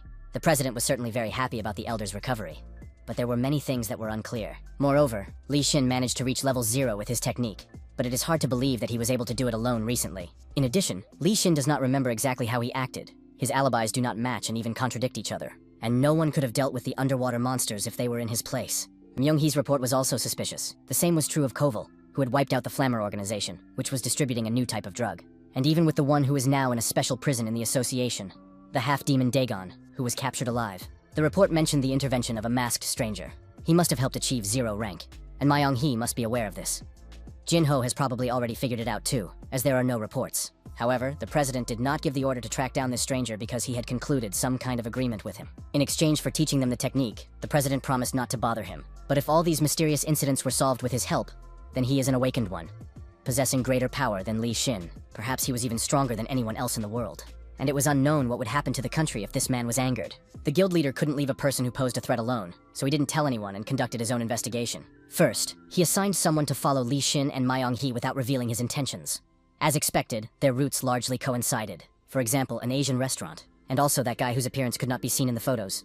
Either the delivery man from this restaurant is the awakened one, or he is somehow connected to him. And he decided that today he would meet him in person and find out who he was. The fate of an entire state depended on it. The president was pleased about one thing. It seemed that he was ready for dialogue. If necessary, he would have to risk his life. Otherwise, he would not have helped them. The guild leader decided to begin preparations and activated the hologram on his wristwatch. The hologram represented the person who had to be released. The holographic man grew to life size and headed toward the taxi. The guild president, who was inside this hologram, rubbed his face and thought that nothing was even noticeable. It was an artifact of appearance change invented by Master So Chul. Outwardly, he was an unremarkable old man. The old man looked up and wondered why it had started raining. Trying to hide from the rain, the old man ran to the taxi. Getting into the car, the old man gave the taxi driver the address where he wanted to go. The taxi set off for its destination. 2 unknown individuals watched the car.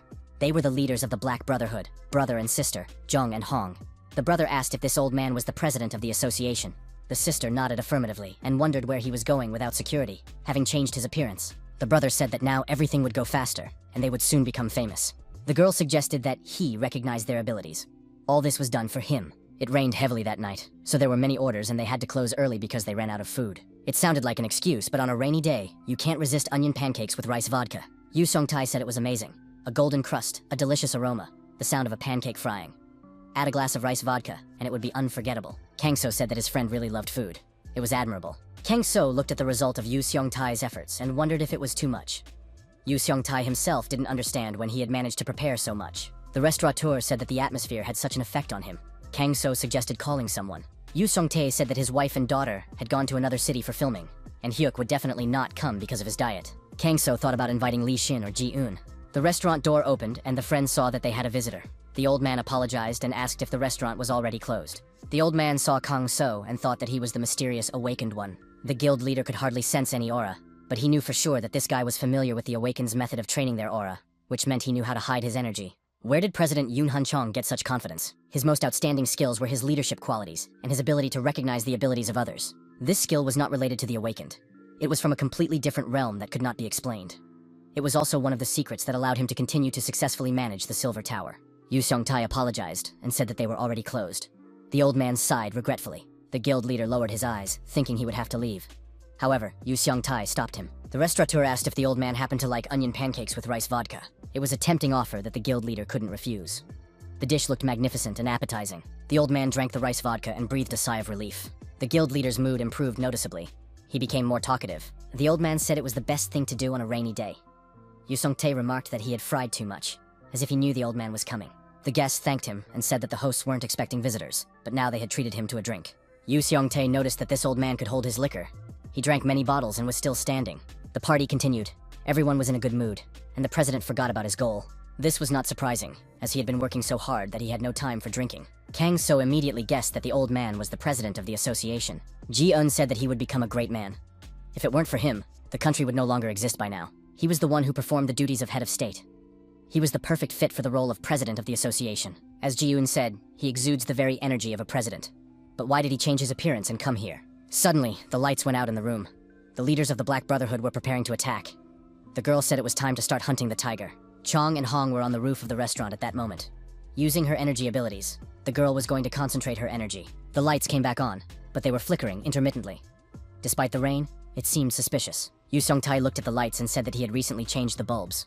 Those present began to listen. The lights went out completely again. Yu Song-tai said he would go check what had happened. Yu Song-tai lit some candles and placed them on the table.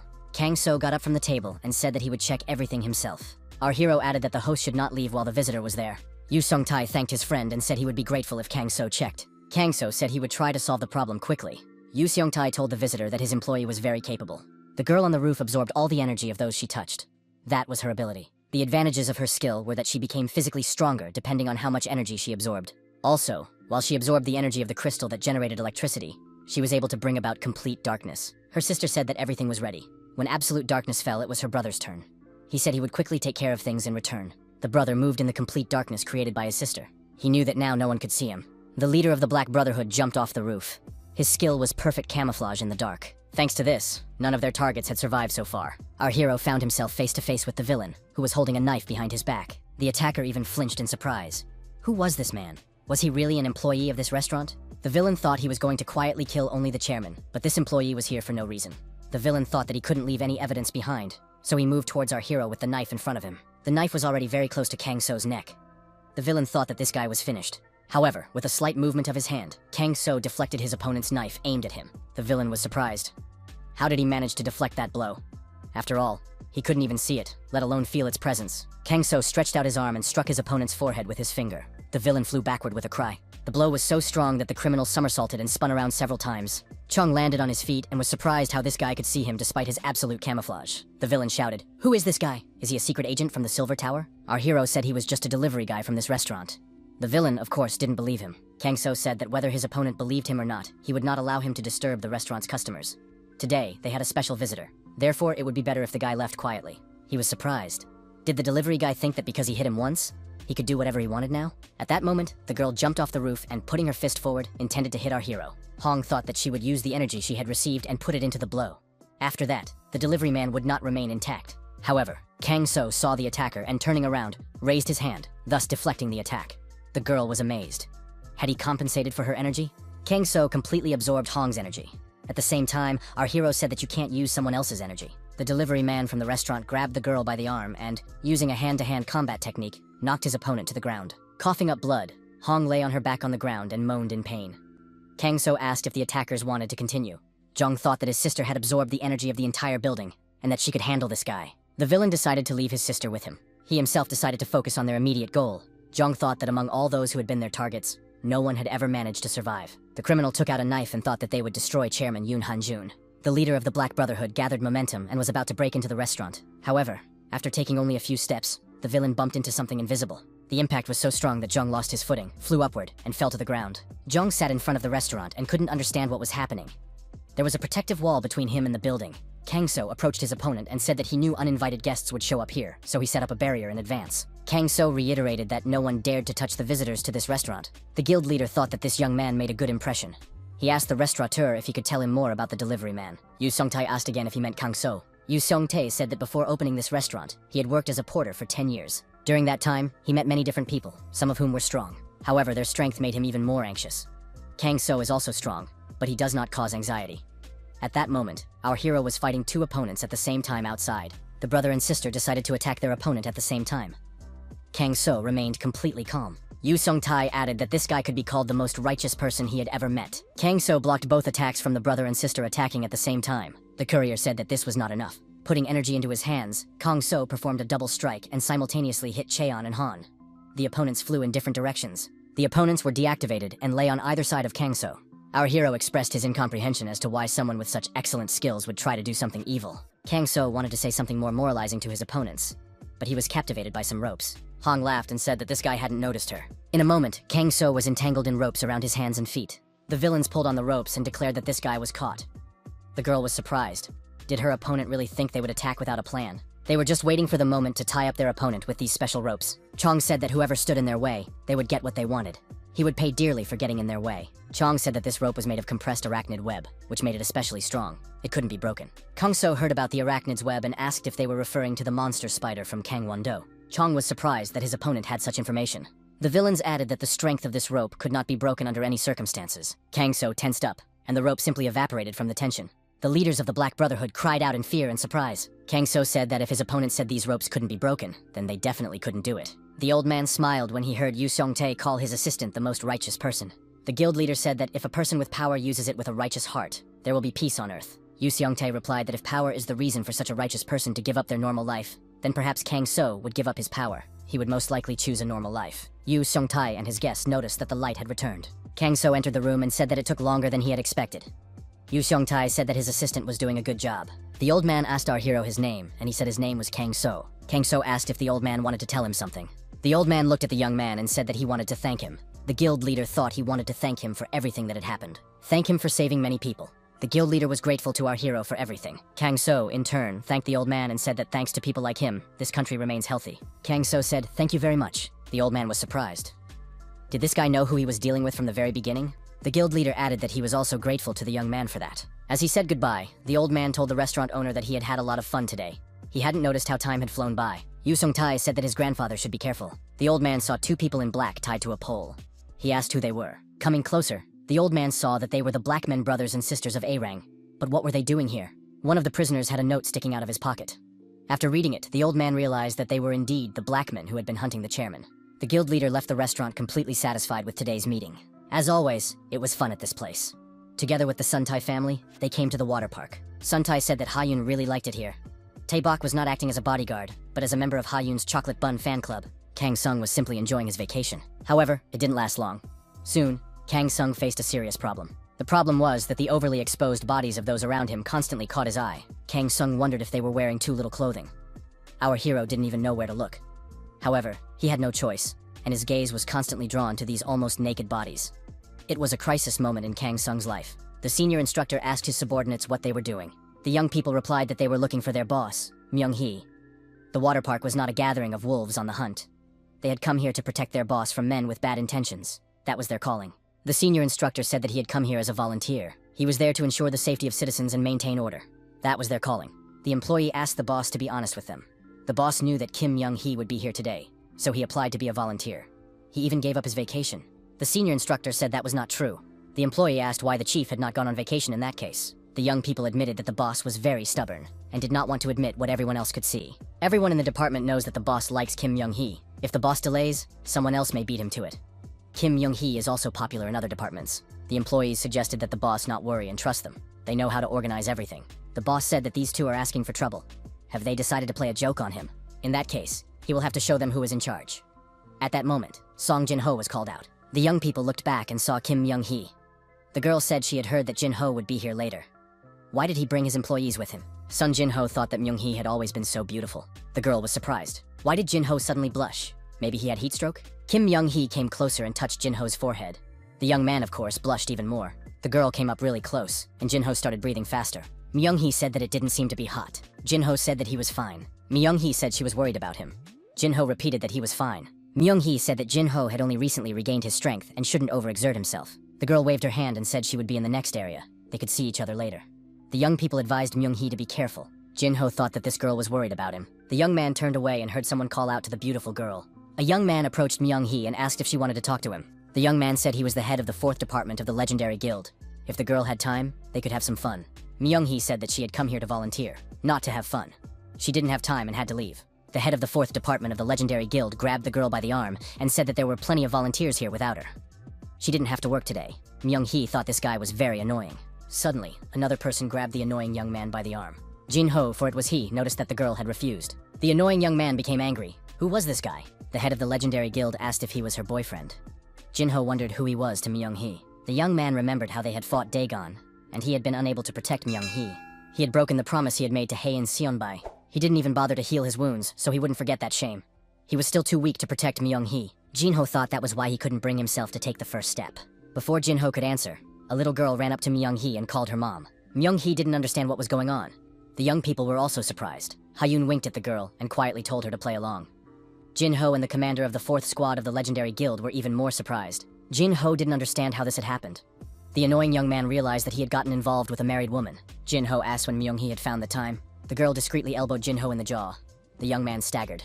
Myung-hee asked loudly if he was okay. She said her hand had accidentally slipped.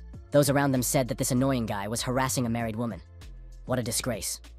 They also said that he was from a legendary guild. The young man apologized, bowed, and quickly ran away to disappear from view. Myung-hee thanked the little girl and asked why she had decided to help her. Ha-yoon replied that her uncle had taught her to help those in difficult situations. Ha-yoon then said goodbye and ran away. Ha-yoon returned to her uncle Kang-sun. Kang-sun picked up the girl, and together they greeted the volunteers. The volunteers recognized this man as the delivery man from the Yangchonggak restaurant. Myung-hee said that this man had helped her several times before. Jin-ho said that the delivery man from the Chinese restaurant was a rather inconspicuous figure whom no one would suspect. This meant that he was the ant.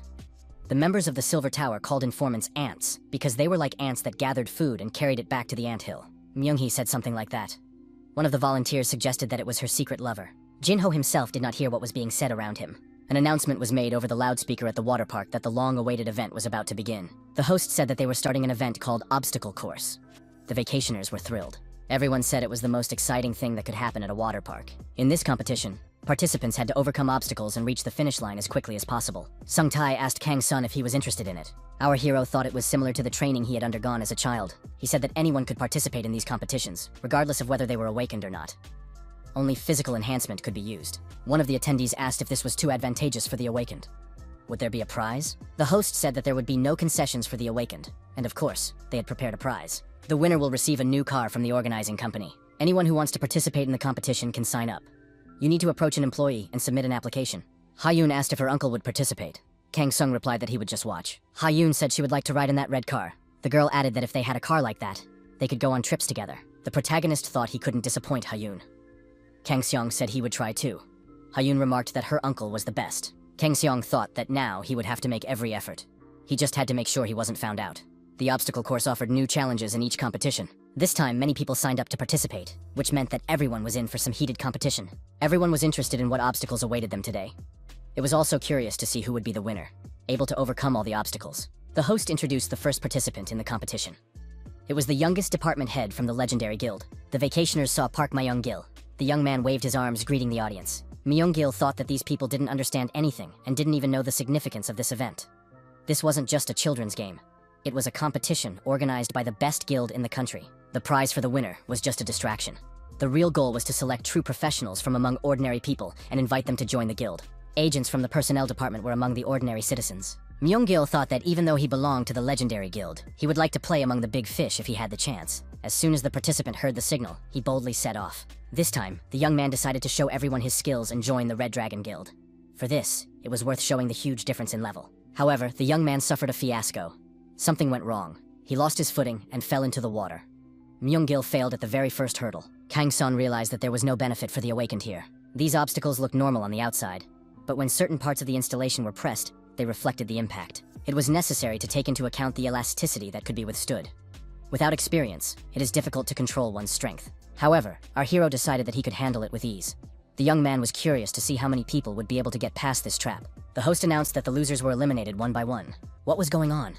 Maybe the obstacles in these competitions were too difficult? So far, none of the participants had reached the finish line. Kang-sun thought that the obstacles were much more difficult and confusing than they seemed. No wonder everyone was having such a hard time getting through them. Kang-sung understood that it was easier than easy for him, but there was hardly anyone among the participants who could overcome such traps. The host announced the next participant. A girl came out to the obstacle course. Kang-sung felt that she exuded a special aura. It was contestant number 78, Han So-hee. The host said that an extraordinary beauty had appeared before them. Would such a weak girl be able to make it to the end? Our hero had a feeling that she had already gone through many trials. She didn't have much aura, but it was interesting to see what she was capable of. Han So-hee looked at the photo in the locket.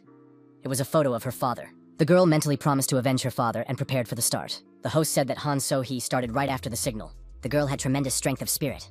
She overcame the first obstacle quite easily. The next challenge was a rope. Han So-hee excelled at dodging obstacles along the way. The host announced that the participant had reached the spinning rings. The athlete stopped to catch her breath. In front of her stood the pride of the water park. Combat robots with artificial intelligence. The monkeys stood in a fighting stance, fully prepared to attack the contestant. Kang-sun thought that the organizers were collecting data, and with each competition, these monkeys were only getting stronger. Would the participant be able to overcome this obstacle? The girl started running. The host did not think she would be able to avoid the attack of the brothers. However, the athlete turned out to be quite agile. She managed to dodge the blows, but there were two monkeys, and it was very dangerous. The host said that Han So-hee was now between a rock and a hard place. The vacationers watched the contestant's progress with bated breath. The girl jumped high and cleared the obstacle from above. At the same time, the monkeys attacked each other. Han So-hee landed, leaving the monkeys behind her. The host said it was amazing. The girl managed to overcome the monkey brothers by making an incredible jump. While the host was saying this, Han So-hee started the next challenge. What awaited her next? The moving board suddenly tilted to one side. Han So-hee couldn't hold on, was that it? The girl managed to grab the edge of the board with difficulty and tried to get to the surface. Kang Sung thought that this girl had incredible concentration. The host said she was almost at the finish line. Han So-hee jumped onto the swaying platform. She couldn't relax until the very end. The girl reached the finish line and pressed the red button. The host announced that contestant Han So-hee was the first to reach the finish line. Kang Sung thought that this girl had exceeded his expectations. Without impeccably developed senses, experience, and concentration, she would not have been able to do it. I wonder what kind of environment she grew up in. Chuntai said that it was finally his turn. Kang Sung was surprised. Had he signed up too? Sungtae announced that he had worked as a porter for 10 years. Kang Seon thought he would be able to do it. Sungtae said that he was not only the father of a 5-year-old daughter, but also a strong man who had survived as a porter at the gates. The host announced contestant number 92, Yoon Sungtae. Ha-yoon shouted that her dad would show everyone what he was capable of. Contestant Yoon Sungtae began the challenges. However, when he tried to pass through the spinning circles, he got stuck in one of them. Ha-yoon and the others covered their eyes with their hands so they wouldn't have to see it. A rescue team came to Yoon Sungtae's aid. Sungtae thought, if he had known in advance, he would have lost weight. Ha-yoon was very concerned about whether her father's stomach hurt. Ha-yoon declared that her dad was still the best. Kang Sung said that Sungtae did well because he did everything he could. Sungtae had to admit that this was all he was capable of. Sungtae was so ashamed that he fainted. However, his courage was quite commendable. The host announced that the atmosphere was heating up and it was time to introduce the next contestant. It was contestant number 107. He had not written anything about himself, a mysterious man. Contestant Kang Seong took the stage. The girls watching the competition noted that this guy was handsome, a real beauty. Ha-yoon shouted that they were all worried about her uncle. Contestant Han So-hee is the champion who set an incredible record of 4 minutes and 4 seconds. Will the current participant be able to break this record? After announcing the start, the host said that contestant Kang Sung was running at an incredible speed. The protagonist recalled the years when he trained to be a killer. Although, of course, this is not comparable to the current obstacles, which seemed like toys. Back then, they were not dummies, but real weapons. The host announced that the participant had passed the spinning circles in a matter of seconds. He demonstrated incredible achievements. However, this was not the end. Would he be able to get through the twin robots? Kang Sung rushed at the monkeys without hesitation. The monkeys swung their arms, preparing to strike. Kang Sung dodged and grabbed them by the head. The robots were damaged. He apologized and said he didn't mean to break them. The host noted that this was impossible to believe. The contestant had easily broken the twin monkeys. Myung-hee thought, even if he said he was trying to hold back his strength, no one would believe him. The host said that before they knew it, the contestant was facing the last obstacle. Kang Sung approached the swinging platform. A few seconds later, the host announced that the contestant had reached the finish line. His time was 2 minutes and 31 seconds. The young man thought he should have moved a little slower. The volunteers said that the Red Dragon Guild would immediately want to invite him to join. Myung-hee said that this guy was only F rank. Jin-ho admitted that he had amazing physical abilities. If he had a D rank, he could be invited to join the guild. Ha-yoon threw herself into his arms and said that her uncle was the coolest. Han So-hee wondered who he was. At the restaurant, the hero saw the breaking news. The topic of the day was the phantom thief, Black Cat, who had once again warned of an upcoming crime. The announcer said that at 10 p.m. today, he was going to steal a diamond from the hero's museum. The hostess noted that this thief steals only diamonds. He's already stolen many jewels, and only once has his attempt failed. Kang Sung said that no matter what abilities he possessed, he was just a thief. Why was there so much fuss about him? The woman replied that his abilities were not just outstanding. The Black Cat always warns of his plans in advance with notes. But no matter how much security is tightened, the thefts have never been prevented. The strangest thing is that he always returns the stolen diamonds. Kang Sung was surprised. Why does this ghostly thief need all this? In the end, no one suffers, and the Black Cat even has fans. Kang Sung thought, this thief sends warnings and returns what he steals. Maybe he just wants to show off his abilities? A young man entered the restaurant and asked the hero for help. The Museum of Heroes. Ha-yoon looked at the gem and told her uncle that it sparkled brightly. Kang Sung was surprised. Was this the stone that Black Cat was going to steal? Kang Sung wondered, why does anyone need this stone? The young man explained that he had been at the scene of the crime twice, but had been unable to arrest the thief. Kang Sung was surprised. Was the thief so clever that he couldn't be caught? Kang Sung was indignant. Why bring Ha-yoon to such a dangerous place? The young man replied that otherwise Kang Sung would just stay at home and watch TV series. Kang Sung asked who the people gathered outside were. The young man explained that they were fans of the Black Cat. They had come to see him. The hero became curious about what motivated them. The inspector told the hunter, Li Shin, that it would soon be 10 o'clock in the evening. Suddenly the lights went out in the room. Everyone present became alert. The inspector ordered the spotlights to be turned on immediately. In the light of the spotlights, everyone saw the Black Cat standing on the glass dome. The criminal was holding a diamond in his hands. He told the ladies and gentlemen that he had warned them about today's kidnapping. The Black Cat promised his fans that he would give them his love in return. One of the fans shouted for the Black Cat to take his heart. The detective ordered the security guards to seize the Black Cat. Everyone rushed to carry out the order. Suddenly, there was a blinding flash, and 4 black cats ran off in different directions. One of the officers reported to the commander that there were now several cats. The inspector ordered them all to be captured. The hunter approached the Black Cat and prepared to seize him. However, the thief disappeared, leaving a smoke grenade in his place. Tear gas spread throughout the room, and everyone began coughing and crying. Kang Sung activated his unique abilities, and together with Hyun, found himself under a protective dome. The gas posed no danger to them. Kang Sung thought that tear gas combined with a smokescreen was a very tricky thing. The security guards fled the room because they were not prepared for such an attack. Their boss was furious. Who ordered the retreat? The black cat was still inside. The door had to be blocked so that no one could leave. The black cat grinned. Everything was going according to plan. If tear gas was used in the room, people would instinctively rush to find a way out. At that moment, he could get lost in the crowd and escape. As a backup, the black cat came up with another maneuver. The man in the mask pointed to someone dressed as a black cat and declared that he was the criminal. The inspector pounced on this person and shouted for the black cat to stay where he was. Finally, he was caught. However, it turned out to be a complete stranger. He was a fan of the black cat. Hunter Lee Shin was upset. He brought Kang Sun here, but the theft was still committed. Kang Sun told Hyun to stay here for a while with Lee Shin and that he would be back soon. Outside, our hero ran into an old woman. He offered to walk her home. The lively woman replied that she could walk on her own. Kang Sun told the grandmother not to refuse help. The old woman thanked him and remarked that this man was so young and very kind. The old woman said that they had already arrived. Her house was just around the nearest alley. She thanked the young man again. Kang Sun replied that there was no need to thank him and called the old woman a black cat. The woman's eyes sparkled, and she looked at the young man suspiciously.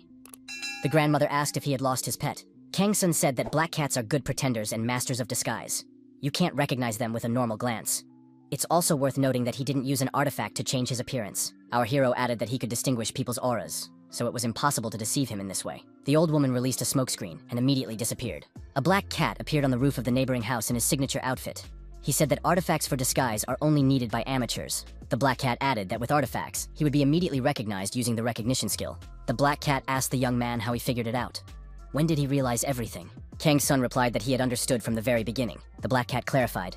Does that mean from the moment he was hiding among the people in the museum? Kang Sun said that he had guessed it at the water park. The young man tried to remember the girl's name.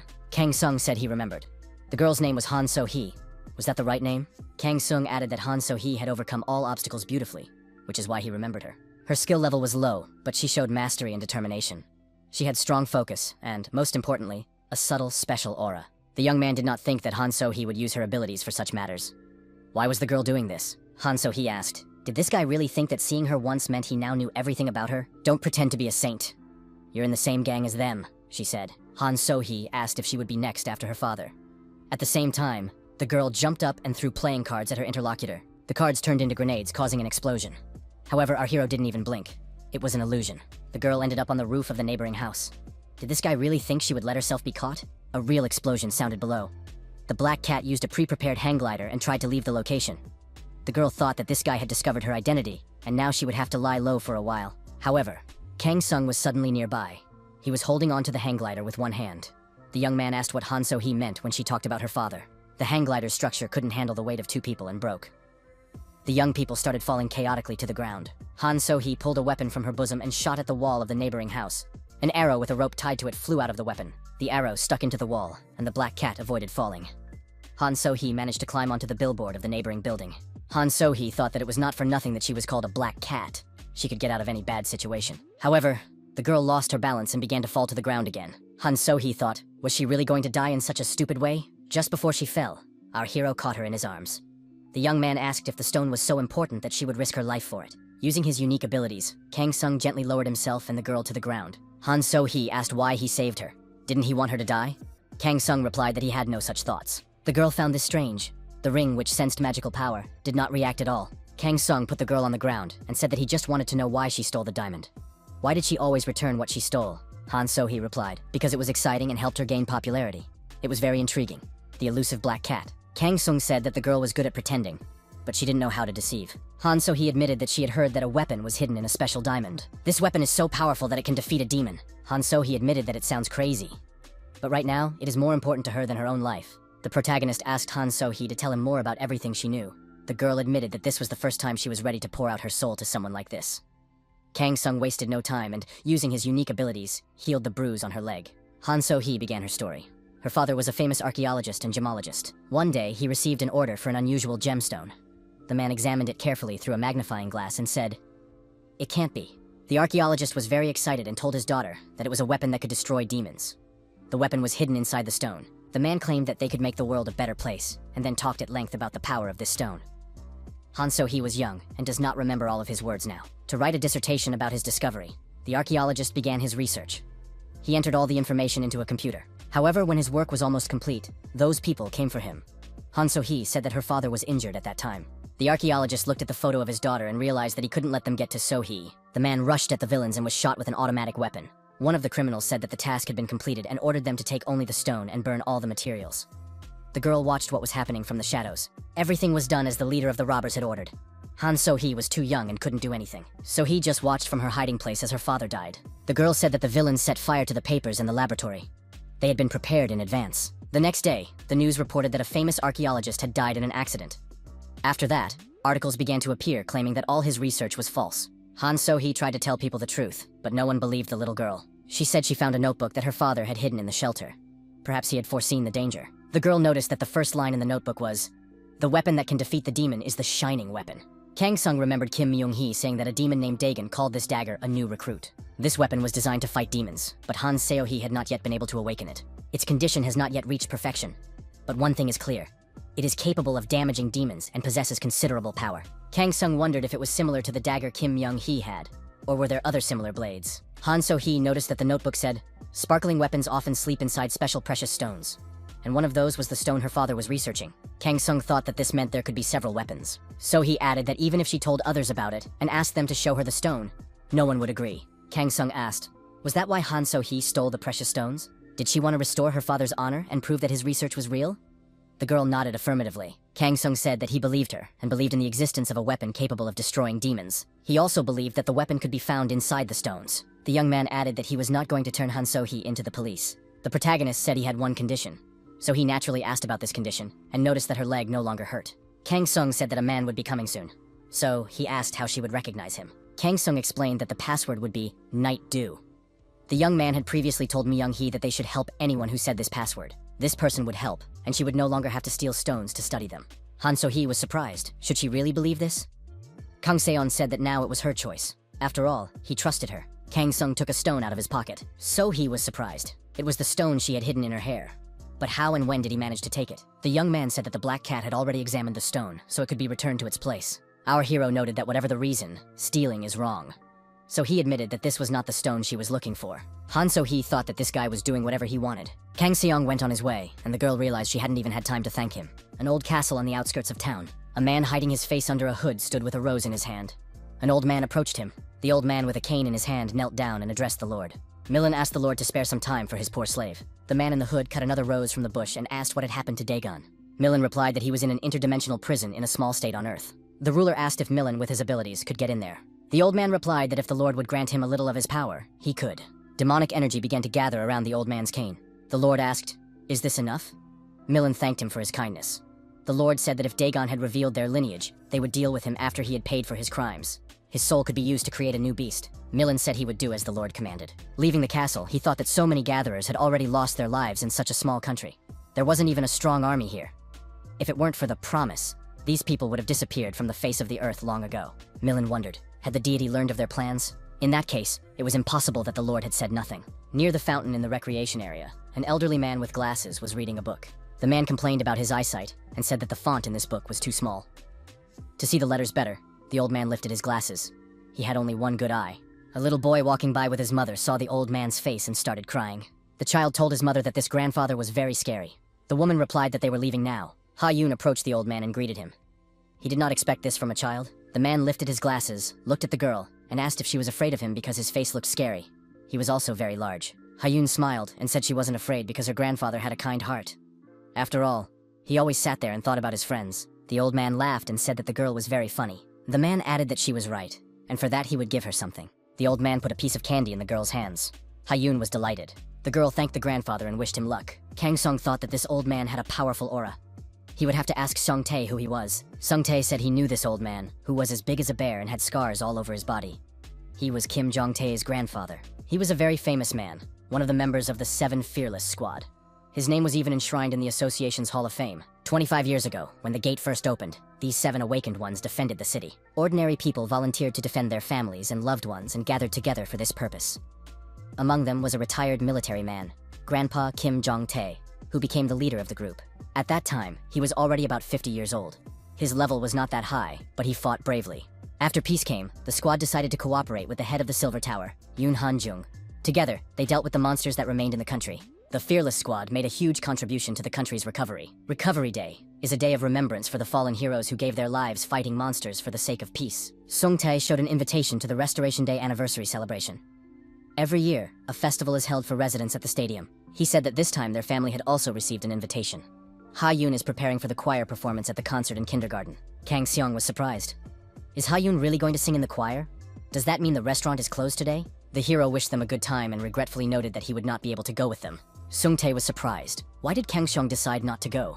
The young man replied that his family had been invited. Sung-tae said that an isolated person is recognized as a member of the guarantor's family until 5 years have passed since their settlement. Therefore, Kang Seong is a member of their family. Sung-tae added that even if such a law did not exist, Kang Seong would still be family to them. The young people arrived at the sports complex, the venue for the celebration.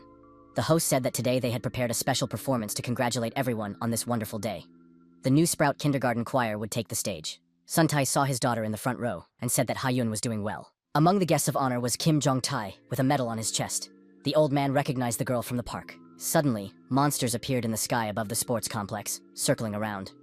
But the protective dome prevented them from getting inside. The monsters tried to break through the dome, but without success. The spectators were frightened, and the organizers announced that everyone should go down to the shelter. At that moment, terrorists were in the security room, forcing the employees to lie face down on the floor. The leader approached the computer and tried to deactivate the protective dome. The audience saw the dome disappear. Now the monsters posed a direct and obvious threat. Kang Seong was surprised. Why had the protective barrier disappeared? Kim Jong-tae was not afraid and prepared to meet the descending monsters to fight them off. Among the guests at the event were armed warriors who fearlessly entered into battle with the bloodthirsty creatures. The commander of the armed detachment ordered everyone to stay together and remain in formation.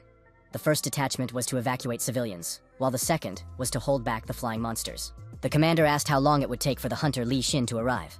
His assistant replied that the hunter was currently outside the city and would not arrive soon. The assistant reported to the chairman that black men were located in Zone 11. The chairman was frightened. Could this be another mass attack by monsters? But where did so many of them come from? Only the hunter Li Shin was capable of fighting such a large number of monsters. The assistant told the chairman that there was another person. Suddenly he shouted that there was danger behind him. The chairman turned around and saw a monster flying towards him. It seemed that a collision with the monster was inevitable. However, the monster was struck down and collapsed onto the rubble, bleeding profusely. Old man Kim Jong-tae told the chairman that they hadn't seen each other in a long time. He added that Han Jong now holds the high position of chairman and should be addressed formally. The chairman recognized Jong-tae, shook his hand, and said that greetings would have to wait. The old man lifted his glasses and asked where those nasty creatures were hiding. Sung-tae called his wife and asked if Ha-yoon was okay. The woman replied that she and her daughter were completely safe. She had taken the children off the stage, and all the kids were now with her. His wife said that the teacher was looking for a way to get to a safe place. Sung-tae breathed a sigh of relief and said he would come for them soon. Kang Seong stopped him and told him not to rush. If his assumptions were correct, then this attack was not organized by the black men. If Sung-tae went there, he would also be in danger. Kang Seong told Sun-tae to calm down and listen carefully. He added that Sun-tae should stay here and help evacuate people, and he would bring his wife and daughter himself. The women tried to move the children to a safer place. Ha-yoon told her mother that there was someone standing ahead. There was indeed a man ahead, hiding his face under a hat. He was holding a sharp knife in his hand. The stranger laughed and said that these children were unlucky. Those who saw them could not be left alive. Ha-yoon was not afraid and stepped forward decisively. Monsters continued to circle above the stadium, and people panicked, trying to hide so they wouldn't be caught. The next moment, there was a crash in the sky, and the monsters, struck down, fell to the ground one after another. What had happened? Kang Seong rushed to help. He thought that he had wasted too much time helping to evacuate people. The hero hoped that Ha-yoon and her mother were all right. The villain held out his knife and approached Ha-yoon. He asked why the girl was smiling. Kim Jong-tae suddenly appeared between Ha-yoon and the criminal. With a blow from his huge hammer, he knocked the villain out. The criminal, his face smashed and bleeding, fell to the ground and was neutralized. Jong-tae looked at the children and said how good it was that he had arrived in time. The children looked at the old man with fear. His body was covered with scars. Ha-yoon cried out that she knew this grandfather. Jong-tae turned around and also recognized the little girl. The old man asked if Ha-yoon was okay and if she was hurt. The girl's mother thanked the man for his help. The children were surprised. Did Ha-yoon really know this huge man? The girl replied that he was a very kind grandfather. She added that he only punished bad people and there was nothing to be afraid of. Suddenly, more people appeared behind the old man. Their leader laughed and was surprised to see Jong-tae there. The villain said that old people should stay at home. Why did he even show up here? Someone whispered something in the bandit leader's ear, and he laughed even louder. So, was he standing before the leader of the Fearless Seven? The very same Kim Jong-tae? The criminal said that they were lucky. If they sacrificed the old man and the children, he would be very pleased. Kim Jong-tae told Ha-yoon to step aside and wait a moment. He would deal with the villains himself and take the children to safety. The terrorist leader ordered his men to kill everyone. The villains raised their weapons and rushed to attack. The old man took a fighting stance and said he would see who would win. Kim Jong-tae lunged forward and kicked the main terrorist in the chest. The blow was so powerful that the villain flew far back, coughed up blood, but still remained on his feet. The criminal asked himself in horror who this old man was. Jong-tae, hammer in hand, advanced on him again. The criminal realized he was wrong. This old man was not just awakened, but a real monster. The armed bandits attacked Kim Jong-tae again. The old man swung his fist and struck the approaching enemies with force. With one blow, Jong-tae knocked down 3 of them at once. The leader of the villains watched the old man but did not dare to join the fight. Finally, the terrorist leader said that this would not work and ordered the use of a secret weapon. The fat man with a mask on his face threw a pill into his mouth and said he had been waiting for this moment. The villain swung his arm and rushed at the old man. A negative aura emanated from him. Even Kim Jong-tae's hammer couldn't help. After the first blow, the old man flew far back. Jong-tae slammed into the wall with all his might and shattered it. The thug approached Jong-tae, who was bleeding profusely. The old man remained standing. Jong-tae looked his opponent in the face and said that he had decided to settle the score. The old man thought that the big guy was quite unusual. He was not only huge, but also aggressive. The big guy threw a powerful punch, but Jong-tae dodged to the side. The blow left a dent in the ground. The old man figured this guy had totally lost his mind but gained some crazy strength. The blow was so powerful that the dust that rose up made it impossible to see anything around. After the blow, when the dust settled, the bully looked around. He couldn't understand where the old man had gone.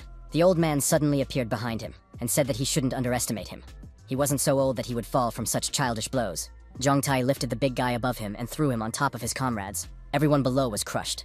The big guy with the broken neck also remained lying on the ground. Jong-tae grabbed his back and said that his health was not what it used to be. Suddenly, the old man fell to his knees and clutched his chest, coughing up blood. Ha-yoon ran up to her grandfather and asked how he was feeling.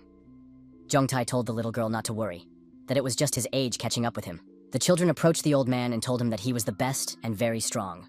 Now they were no longer afraid of him. Stake thanked the children and expressed his satisfaction that they were all right. Kang Seong thanked Kim Jong-tae for protecting the children, and added that he would never forget what he had done. Our hero said he still had unfinished business. Kang Seong was going to deal with the flying monsters that continued to circle in the sky. A helicopter appeared in the sky above the monsters. The passenger in the helicopter tried to contact our hero. Hunter Lee Shin reported that he had arrived at the scene. Kang Seong said there was no need to delay, and that the operation to destroy the monsters could begin immediately.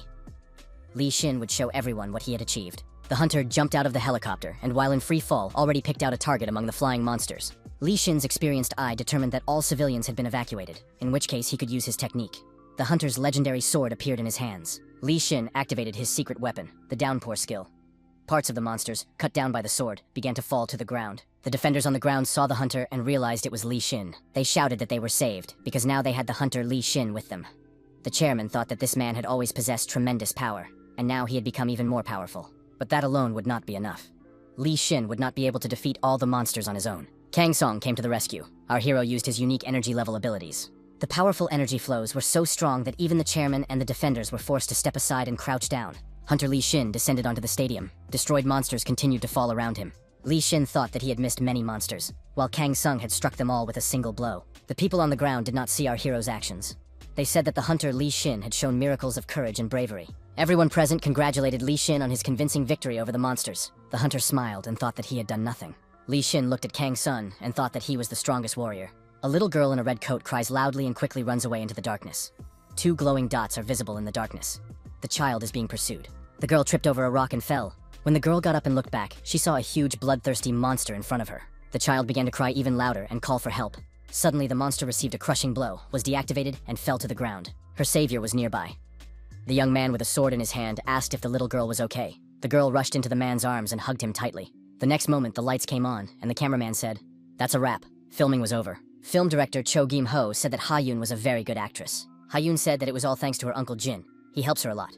Actor Yoon Jin added that the girl is also very modest. The director praised the actors and suggested they take a short break. After the success of the series The Revenge of the White Rose, Ha-yoon was invited to star in the film Uncle and the Girl. Cho Gyum-yeon, the sound director and younger brother of the director, said it was amazing. The series was a huge success. He found the right actress for the role of the girl. The sound director said that he turned down other offers and chose her. Cho Gum-ho warned his brother not to try to steal Ha-yoon from him. Cho Gum-yeon told his brother that the girl would definitely be interesting. He knows Milky Way's girls, right? The director replied that, of course, he knew this popular girl group, sponsored by the legendary guild. Cho Gum-yeon added that he had been entrusted with shooting a new music video for this group, and they needed a child for one of the roles. The sound director noted that this was a great opportunity for Ha-yoon and good publicity for the future film. Such talent needs to be developed and shown to everyone. Filming locations for the Milky Way's girls music video. Ha-yoon said that everything here was very bright and cool. The girl happily agreed to appear in the music video. Woo Kang-sun had the opportunity to work as a bodyguard, so he accompanied Ha-yoon to the shoot. Ha-yoon greeted the director. The director told the girls to come over and say hello to the child. The girls greeted him and said they were the group Milky Way's girls. The girls noticed that the girl was very small and asked how old she was. Ha-yoon introduced herself and said she was 5 years old. The director said it was time to get ready for filming. The girls took Ha-yoon with them to try on beautiful dresses. One of the group members told the manager that she was very hungry. The girl held her stomach and said she needed to eat something. The manager replied that she had to wait a little longer because she had to look good on camera. Ha-yoon's mother said she felt sorry for these girls. Behind the glamorous life of celebrities lies a lot of effort, tears, and suffering. The woman added that she knew all this very well. Kang Sung asked her how. The woman replied that she had once been a trainee herself. They rehearsed a lot. She was even selected for a group, but in the end, she gave up on her idol life. Kang Sung asked if she had gone through a lot but gave up right before her debut. The woman confirmed this. She added that she had met her future husband. She had a choice, to be loved by millions of fans or by just one person. She replied that she chose the latter, which she does not regret, because now they have Ha-yoon. Although she respects the choice of those who decided to become the darling of millions, she hopes that Ha-yoon will not regret her decision if she faces a similar choice. Kang Sung said that she would not regret it, because Ha-yoon is very wise. The girls told the director that they had already changed their clothes. Cho Gum-yeon said that this was exactly what he wanted, the very angel he had imagined. The director said he had a good feeling about it, and asked everyone to take their places in the shot. A woman approached the director and greeted him. Gyum-yeon asked who she was. She represented the fan club president, and her name was Yoo Ha-yoon. The chairperson had prepared some light refreshments for the participants.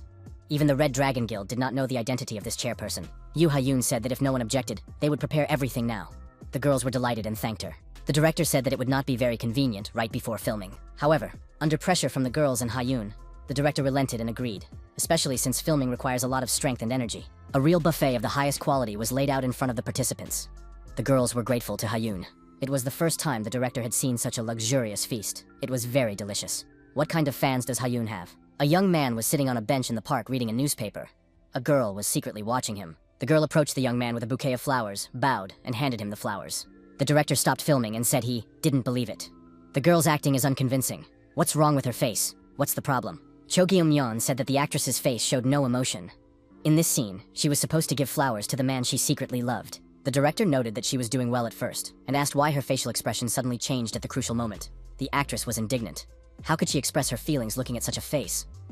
The director took the manager because he said he would film him from behind. Jim Yeon looked at the manager and said that no matter what, she had to act well. After all, the girl could imagine someone else in his place. Had she never dated a guy? The manager reminded the director that the girls were idols. If they dated someone, it would turn into a scandal. Cho Gum-yeon thought about it and agreed. The arguments were convincing. However, the allocated funds were small, so maybe he shouldn't have hired a professional actor. The girls perform excellently on stage, but they act like beginners on camera. At this rate, they won't finish filming even in 2 days. The director had an idea and turned to Miss Ha-yoon's uncle. Could the young man take off his glasses for a minute? It wouldn't take long. The girls looked at Kang Sun and were pleasantly surprised. This guy is just gorgeous. The director realized that he wasn't imagining things. Someone with looks like that is born once in 1,000 years. The girls suggested giving the male role to this person. Cho Gum-yeon asked our hero for a favor. He could help him get into the right emotional state. Kang Sun said that he wouldn't be able to do it, as he had no plans to appear on television. Ha-yoon's mother asked if Kang Sung didn't like the camera. The young man replied that he didn't want to appear in front of everyone so as not to harm the restaurant and those who worked there. The woman replied that there was no need to worry about that. The actor's face would not be visible in the shot anyway. The director confirmed this. The actor would not even have any lines. Kang Sung agreed. The sooner the shooting was over, the sooner Ha-yoon could go on vacation. The girls were delighted and said that was very good. A young man in a hat and with a briefcase in his hand stands pensively waiting. The girl and the angel watched this man from around the corner. The girl blew lightly and directed the airflow toward the young man. The resulting wind blew the hat off the man's head. The hat flew through the air a little and landed at the girl's feet. The girl, blushing with embarrassment, picked up the hat. The director shouted, "Cut!" That was just what was needed. The manager was surprised. Just replacing one person with another made a noticeable difference. The girls told the manager that there was nothing they could do about it. The actress asked the manager if anything came to mind when he saw such an attractive person. The manager admitted that this young man was handsome. With a face like that, you can achieve a lot. A silver tower, inside which there is a special prison. The prisoner said that it was very boring here. How much longer would he have to stay here? If he got out of here, what would happen to him? Suddenly, someone appeared in the cell and said that Dagon was making noise here too. The prisoner looked back. Dagon saw that Mr. Millen had somehow ended up in the cell. Dagon was surprised. No one could get in here. Millen admitted that he had to work hard to find a way. Dagon suggested that this man had been sent here to summon him, and said that he should be untied immediately. Millen said that Dagon had misunderstood everything.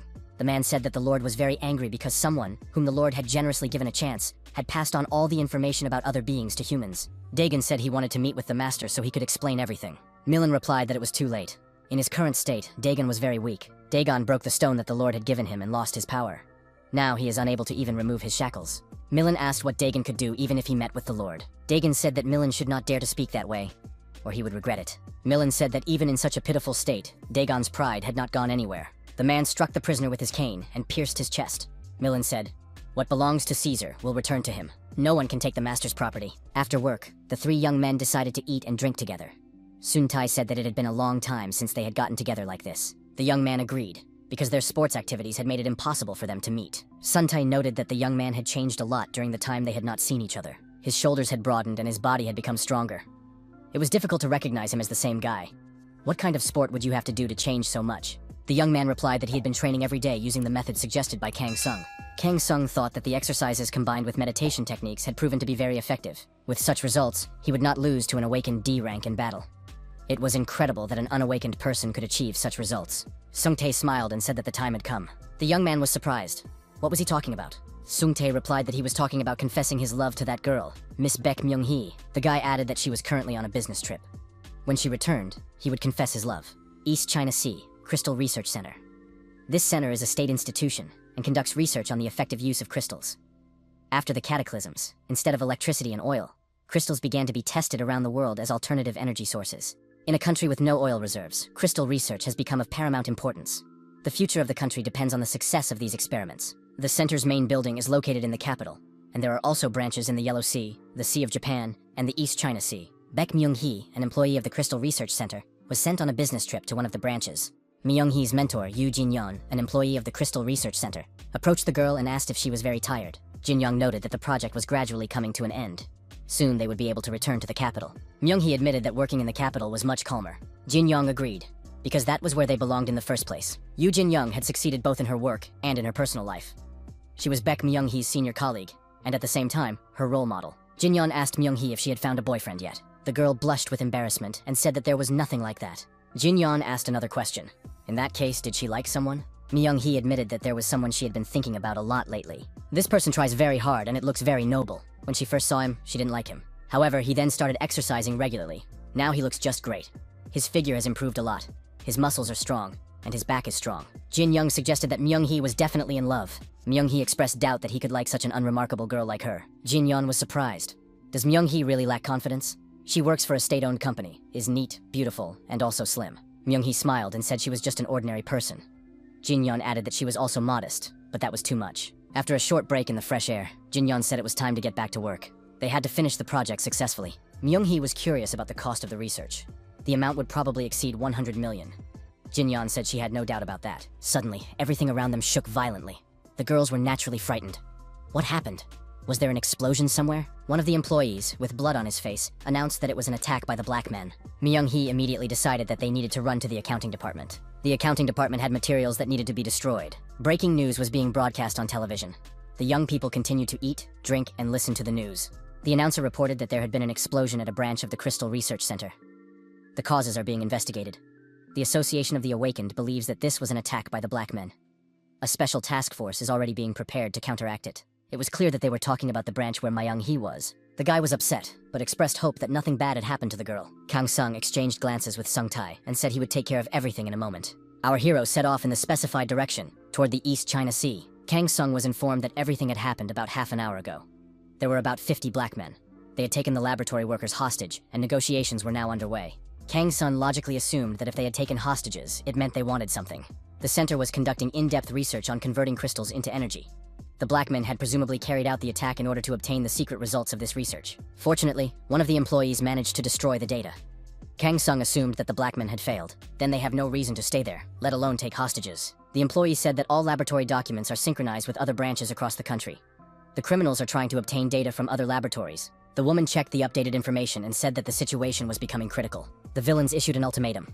Now their demands are known. The black men are giving 2 hours to hand over the research materials. Otherwise, they promised to start killing all the employees. Kang Sung said he understood everything. Our hero's speed only increased. The hostages were in one room. They were kneeling with their hands behind their heads. The terrorists were positioned around the perimeter. The terrorists brought another prisoner to the hostages. They dragged him along the ground by his hands. The hostage was thrown to the floor, bleeding profusely. It was the director. One of the employees said that this was too much.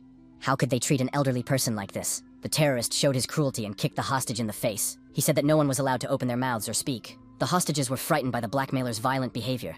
The villain beat the disobedient employee and asked who else wanted it. The terrorist shouted, "Who else has questions?" The hostages lowered their heads and remained silent. The terrorist told everyone to listen to him carefully. There is only one reason why they are here. Someone present had destroyed the secret materials they were looking for. Until the government met their demands, everyone would remain there. The terrorist leader said they would torture the hostages one by one, starting with the management. Myung-hee thought it was all her fault. After all, she was the one who destroyed the documents, and now the other employees were suffering. Jin-yeon told Myung-hee to pull herself together. If she hadn't destroyed those documents, the black men would have easily gotten hold of them, and they wouldn't have had to keep the hostages alive. Her mentor pointed out that Myung-hee had saved all their lives, so she should only think about how to get out of there unharmed. Myung-hee realized that she really shouldn't give in to weakness. She needed to focus on why she had to get out of there. However, only one person came to the girl's mind. Why was she thinking about him now? Kang Seong looked down at the south branch of the Crystal Research Center and asked the hunter Lee Shin, "Is it there?" The hunter confirmed it. Our hero asked, "How much time do we have left?" Lee Shin replied, "About half an hour," adding that a special squad would soon arrive. This squad was created to fight the black men under the leadership of the Silver Tower. The hunter added, "If they were sent here, it means the association is not going to comply with the terrorists' demands." Most likely, they have already been given this answer. Kang Seong asked, "Why aren't they doing anything then?" Lee Shin replied that the black men were well aware of what the special unit was capable of, and that they didn't stand a chance. Maybe they just decided to give up halfway or are trying to cut off all loose ends. Kang Seong noted that you never know what a rat cornered will do.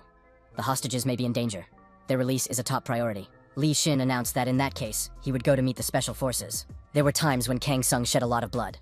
However, that did not mean that he was now trying to atone for his past. The protagonist simply acted as his heart dictated. Otherwise, everything could have turned into grief for Lee Hyuk, Sung Tae, and his family. The special task force arrived at the designated location. Our hero knew that he absolutely had to save Myung-hee. The leader of the terrorist squad tried to contact his superiors, but there was no response. The terrorist thought that his squad might have been betrayed. The villain cursed and threw the radio on the floor. The assistant asked the commander, "What happened? Are there communication problems?" The commander replied that there were no communication problems. They're just like a tail that a lizard has shed, while it itself has run away. The leader of the terrorist group was Park Jun. The bandits were frightened. "What will happen to us now?" Park Jun announced that from that moment on, they would proceed with Plan B. Either they would succeed, or they would die. Park Jun said that a special unit from the Silver Tower would soon arrive. Fighting them was pointless. Park Jun ordered his fighters to get out of there, using any means necessary. This was his last order. The commander added that he would try to buy them some time. The fighters volunteered to help the commander. Park Jun said that they would not succeed. Among the representatives of the special unit was that man. The terrorists continued to hold the hostages, guarding them around the perimeter. One of the villains told his colleague that the order had been given to move on to Plan B. That meant they would retreat. The villain laughed and said that they were not going to die here alone. A canister of poison gas appeared in his hand. The terrorists put on protective masks and sprayed the gas. The hostages began to choke and scatter in different directions. However, the black men with weapons in their hands did not allow the laboratory staff to escape. Myung-hee thought, "Are they all going to die now?" However, the terrorists noticed that the gas was dissipating. The poison gas cylinders were sealed in protective spheres. What was going on? Why was the poison gas hanging in the air? The terrorists still did not understand what was happening. However, the spheres with gas hung over their heads. Suddenly, the poisonous gas struck the terrorists at tremendous speed, and they dropped their weapons and flew far back. The surviving criminals did not understand what to expect in the future. Suddenly, smoke appeared, and the terrorists began to lose sight of each other. Shots rang out, and the armed criminals were destroyed. Representatives of the special forces emerged from the smoke. The shots continued, and all the terrorists were destroyed. The hostages breathed a sigh of relief. Are they really saved? The rescued people saw Hunter Lee Shin together with the special forces. The commander of the third squad, Park Cholgon, told everyone to take their positions. Cholgon added that everyone should calm down and follow instructions to get out of there safely. The hostages realized that they would be able to return home today. Lee Shin had to admit that the special forces were working smoothly and professionally. Park Cholgon said that this was their job. The special forces commander noticed a glowing ball on the chest of one of the terrorists. Cholgon picked up the object and thought that someone had attacked the black men before they arrived. Hunter Lee Shin was the only one present who knew who was responsible. Of course, it was Kang Seong. Park Cholgon told Hunter Lee Shin to take care of the hostages' safety. Lee Shin asked where Commander Cholgon was going. The officer replied that his task was to capture all members of the hostile group. There was someone he absolutely had to catch. Outside the building, the terrorists, retreating, engaged in fierce combat. They did not want to suffer defeat silently. Suddenly, a man appeared out of the smoke.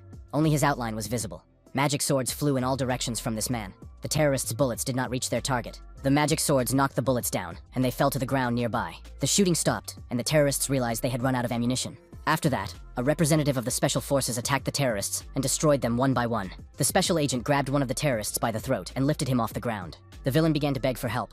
The special agent asked, "Where is their leader?" At that moment, there was an explosion. The special agent was instantly protected by a protective sphere and was unharmed. The chief terrorist held fire in his palm and said that he would not allow his people to be destroyed, even if his old comrade stood before him. The villain asked how Park Cholgon was doing. The Special Forces commander recognized Park Jun. Finally, he met the traitor. The old friends engaged in hand-to-hand combat. Park Jun said that his old friend had become stronger. Was he now the leader of the Special Forces unit? Cholgon said that if Park Jun hadn't left them, this place would be his. Park Jun said he wasn't interested in any positions. The commander of the Special Forces asked, "Why did Park Jun leave the association? Why did he betray them?" Cholgon said he didn't hear the answer, so he would have to find out during the interrogation. He attacked the terrorist again. Park Jun swung his sword and dealt a crushing blow to his opponent. Cholgon staggered, but remained on his feet. Park Jun attacked again and kicked his opponent in the chest. Cholgon flew far back. Gas cylinders flew after the Special Forces commander. Park Jun snapped his fingers, and another explosion rang out. The terrorist said that the Park Cholgon he knew would go all the way if he wasn't stopped. Park Jun saw the Special Forces soldiers shooting the terrorists. Why hadn't his men left yet? Cholgon emerged from the blazing fire and asked his old friend, "When are you going to watch?" "You can't get distracted during a fight," Park Jun said. "I didn't expect anything else," Cholgon replied. Cholgon delivered a crushing blow, and his opponent, coughing up blood, lost his balance and fell. The Special Forces commander said that this guy had never been able to finish the job before. Cholgon added that if Park Jun had used a little more force, he could have finished him off. Why did he stop? Because they were friends? Cholgon asked, "Is Park Jun really going to remain silent?" In that case, they would indeed talk during the interrogation at the association. Cholgon added that the chairman was waiting for Park Jun. The terrorist remarked that he had nothing to say. Park Jun said he didn't want to make excuses and couldn't look the chairman in the eye. Park Jun took a sword in his hands, but Cholgon deactivated his opponent with a blow to the neck. The Special Forces commander hoisted his former comrade onto his back and said they would talk in the interrogation room. Many buses arrived at the Hunters Association building in the capital. They were met by representatives of the press and officials. The attack on the Crystal Research Center ended with the hostages being freed. The survivors met their loved ones with tears of joy in their eyes. Myung-hee thought that everyone had families waiting for them. The girl tried to pull herself together. Myung-hee realized that she had survived a nightmare. She needed to go home, take a shower, and go to bed. The bakery owner ran up to Myung-hee and said he couldn't stay home. The young man said he was very worried about her. Myung-hee, as always, blushed with embarrassment and asked, "Why?" The guy also became embarrassed and couldn't answer honestly right away. Plucking up his courage, the young man said that he liked Myung-hee and wanted to get to know her better. The bakery owner said he wanted to be the man who was right for her. Of course, he still had a lot to learn. Feeling very embarrassed, the guy asked the girl out on a date. Myung-hee burst into tears. The young man was surprised. "Am I really that repulsive to her?" The girl said that wasn't the case. Wiping away her tears, Myung-hee said she was very happy. Myung-hee hugged the bakery owner and said she agreed because she liked him too. The young man skillfully parried his opponent's attacks with his sword. The girl held a whip in her hand and attacked the young man intensely with it. From time to time, the guy would get hit and ask, "Isn't that too hard? Is this training, or has she decided to destroy me?" The young man said that his sister was as strong as a gorilla, but what was the point? The girl asked, "Does my brother really think monsters will take all his circumstances into account? Less talk, he should take up a fighting stance now." The young man said that his sister had been working part-time lately. Why was she traveling so far? The guy wanted to ask a lot of questions to confuse his sister. It wasn't fair, but at least that way he could try to land a blow. The brother asked, "Maybe there's a guy she likes living nearby?" The young man was surprised. "What happened to my sister's face?" The girl was embarrassed. This was followed by a powerful slap to the jaw. The young man dropped his sword and flew far back. The guy sat alone on a bench. A friend approached him and asked, "What's on Kim Ho-won's head? Did Ji-eun shake him up again?" Ho-won replied that it wasn't something to laugh about. This time, he almost achieved his goal. Yeon So-min, a new recruit to the Red Dragon Guild's B rank, said that this wasn't the first time. Still, Ho-won was doing well among the new recruits, so there was no need to despair. Kim Ho-yoon said that his sister had become somewhat strange. Lately, she talks to herself, smiles, looks at her tablet, and chuckles. During training, she suddenly blushed and started beating him up. She almost knocked the life out of him. So-min asked if Ho-won had been acting strangely during training. The young man replied that he wanted to hit her at least once by any means necessary. So he said all sorts of nonsense and asked if she had a boyfriend. So-min asked, "After that, did your sister blush and start beating him?" Ho-eun confirmed this. So-min suggested that she had indeed fallen in love with someone. The young people put on their hats and sat down in front of the restaurant, hiding behind a small shelter. They assumed they had come to the right address. The brother pointed to his sister, who was talking to Kang Sung in the restaurant at that moment, and said, "But he said..." So-min looked and noticed that he didn't know Ji-eun could smile like that. The young people assumed that Ji-eun liked this guy. It seems to be a delivery man. Ho-eun suggested that his sister might have fallen for his looks. So-min suggested, "Judging by her face, it doesn't seem like she just fell in love. There's something else going on here." The young man tried to remember where he had seen such an expression before. So-min said that you can see that kind of face on fans who are crazy about their idol. Kang Sung saw these guys and was surprised. Why are they watching? One of them exudes energy similar to Ji-eun's. It's a little weaker than hers, but still quite strong. Our hero recently learned that the head of the Red Dragon Guild has 2 children. Perhaps this guy is his eldest son, Kim Ho-eun. In any case, it's unclear why he's watching this little restaurant. Ho-eun said he was hungry. So-ming admitted that he was also hungry, having not eaten anything since morning. The young men smelled noodles and decided to check out the restaurant. Suddenly, Kang Sung appeared behind them with food in his hand. The young men were startled. Ho-eun was surprised. When did he get here? I didn't even notice him. Kang Sung asked, why are these two watching the restaurant? The young people said they weren't watching, and it turned out to be a misunderstanding. Ho-eun added that they hadn't eaten anything yet today. The protagonist offered the young men a plate of food. After a while, the plate was empty. Ho-eun and So-min were full and satisfied. The dumplings were very tasty. After hearing the detailed story, our hero asked Ho-eun. So, he was worried about the sudden changes in his sister, so he decided to follow her? What a caring brother. Ho-eun said that for the first time in a long time, he saw his sister smile carefree. How did this young man manage to make her shine like that? Kang Sung said that he hadn't done anything special for Ji-eun. Maybe she just liked working at this restaurant? Ho-eun suggested that there was another reason. The young man didn't realize that he had become her crush. Kang Seon didn't understand and asked what a crush was. Ho-eun took Kang Sung by the hand and asked him to take care of his sister. He thought that this young man didn't even know what a crush was, and was just sincere towards his sister. Kang Sung googled the meaning of the word crush. After getting the information, Kang Sung realized that Ji-eun had a crush. It was true, because she really was a fan of Ha-eun. Ha-eun was running around the room with a toy while her mother was cleaning with a vacuum cleaner in her hand. The woman looked at the wall calendar and thought that it was already September. Ha-eun's birthday was coming up soon. Her mother asked her daughter what she wanted for her birthday present. Ha-eun said she wanted a train. The girl explained that she wanted to ride on a real train. A big, beautiful high-speed train arrived at the station. Passengers were asked to stand behind the barrier line. Ha-eun, dressed in a railway uniform, waited eagerly for the train to arrive. Ha-eun saw the train and said it was very beautiful. It would be the girl's first time riding a train. Kang Sung also thought that it would be his first time riding a train. The whole family went on a train trip to celebrate Ha-eun's birthday. The girl was very happy. An announcement was made, asking all passengers to check their seats on their boarding passes. Our hero's attention was drawn to the passengers near another car. Where did they get such a clear aura? The protagonist assumed that they were people from the Silver Tower. They were the head of the 4th group of the 1st department of the Association of the Awakened, Go Eun-sol, and a newcomer. Han Yu, the head of the 1st department of the Awakened Association, was accompanying these young people. The girl said that if they did a good job, Chief Han would treat them to beef. The newcomer was delighted. Han Yu was dissatisfied. Could these people be relied upon at all? Han Yu said in his report at the office that the information came from a reliable source. There would be a terrorist attack on the train. The head of the 1st department said that they had an approximate date, but no information about which train would be targeted. Go Eun-sol decided that she had a rational proposal to stop the trains.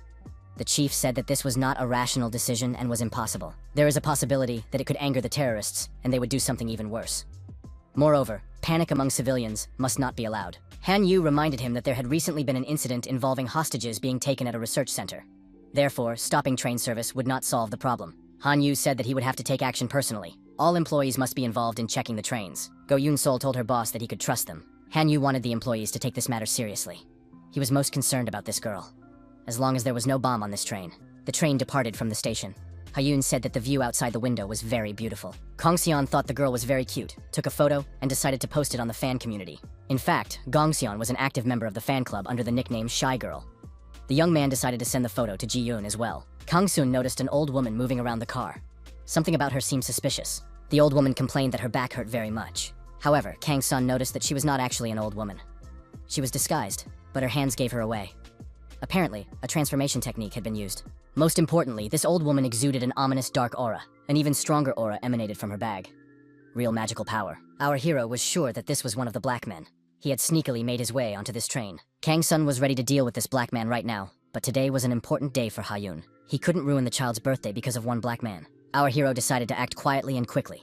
He said he would be back soon. Kang Sung said he wanted to see what was going on in the other cars. The young man approached the blackmailer's boss with a report. Dr. Lim contacted him. The boss asked, "Is this the same researcher who informed them?" The young man suggested that the Silver Tower was on his trail. After the incident at the research center, the circle of suspects was narrowing, and he felt the pressure. So he said he would like to make one last deal with them for a big job. This man had been very useful when he worked at the center. Now he wanted to participate in a big deal and wash his hands of it. The boss told his assistant to agree to the deal, but after getting the information, to deal with this person. After all, Dr. Lim surely knows a lot about their organization. The assistant said that Dr. Lim chose the train as the meeting place. It will be a little difficult to deal with him right away. The boss said that the doctor was smart, and asked Chil-gu what to do in such a situation. Chil-gu suggested blowing up the entire train and destroying everyone at once. After all, the main thing is that there are no clues left. He likes that. That's why Chil-gu is their trump card. He has to go and figure it out himself. The villains told the boss to trust them. A luxury train car. A passenger is nervous and glances at his watch. Why aren't they here yet? The passengers were a broker, a trader from the Crystal Research Center, Dr. Limit. An old woman sat down next to the doctor and apologized for keeping him waiting. The man did not expect anyone to come to the meeting looking like that. The old woman suggested that the doctor might be under surveillance. The woman said that they had to be careful not to be exposed. The old woman took out a box and said that her nephew hadn't eaten anything since morning. The man was surprised. The woman said she had brought food and added that the doctor should open the box. Inside the box, among other things, was a crystal of the highest quality. The old woman asked if the doctor would like the food. Dr. Lim said it was amazing, a very large crystal. The broker thought he could sell the crystal and go abroad. He told the woman he would eat it later. The doctor said he had something for the woman too. There was a flash drive in the doctor's bag. The doctor said it wasn't fake or cheap. The doctor whispered in her ear that she would like the contents of the flash drive even more. The woman expressed her confidence in this. The old woman said she had to leave soon. Dr. Lim warned her to be careful. The old woman thought that this doctor did not understand stones. She had given him a difficult crystal. It was a time bomb that would explode with a force equal to the purity of the crystal. When the train approached the next station, there would be an explosion. Kang-sun passed by the old woman.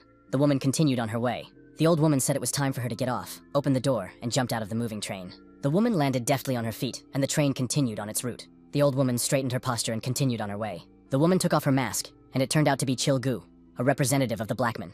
He said that it was very hot in this mask. Chil-gu opened the bag and wanted to take out the flash drive. The criminal was frightened when he looked inside the bag. How was this possible? Where had it gone? After meeting the old woman in the train car, our hero found himself holding a flash drive. He thought he was seeing it for the first time. Kang Sung approached Dr. Limit. The young man thought he didn't want to ruin Ha-Yoon's birthday over such trifles. After all, he was going to deal with it quietly. Our hero defused the crystal bomb by absorbing its magical power. He decided to pass on the data from the flash drive to someone who could use it. Go Yoon-sol dozed off while sitting on the train. She felt a little seasick. The girl woke up unexpectedly and thought that trains were a good place to sleep. She found a bundle in her hand. Yoon-sol unwrapped the paper and saw a flash drive inside. The paper had a note saying that this flash drive had been taken from Black Man. Details could be obtained from the doctor in the luxury car. Kang Sung returned to his friends. Ha-Yoon continued to look out the window. Kang Soon said that he had been everywhere, even in the luxury car. There was nothing unusual there. Ha-Yoon told her uncle that she had something and reached into her bag. The girl took out some cookies and handed them to our hero. After all, he had kept the train safe. Kang Seong assumed that Ha-Yoon knew everything.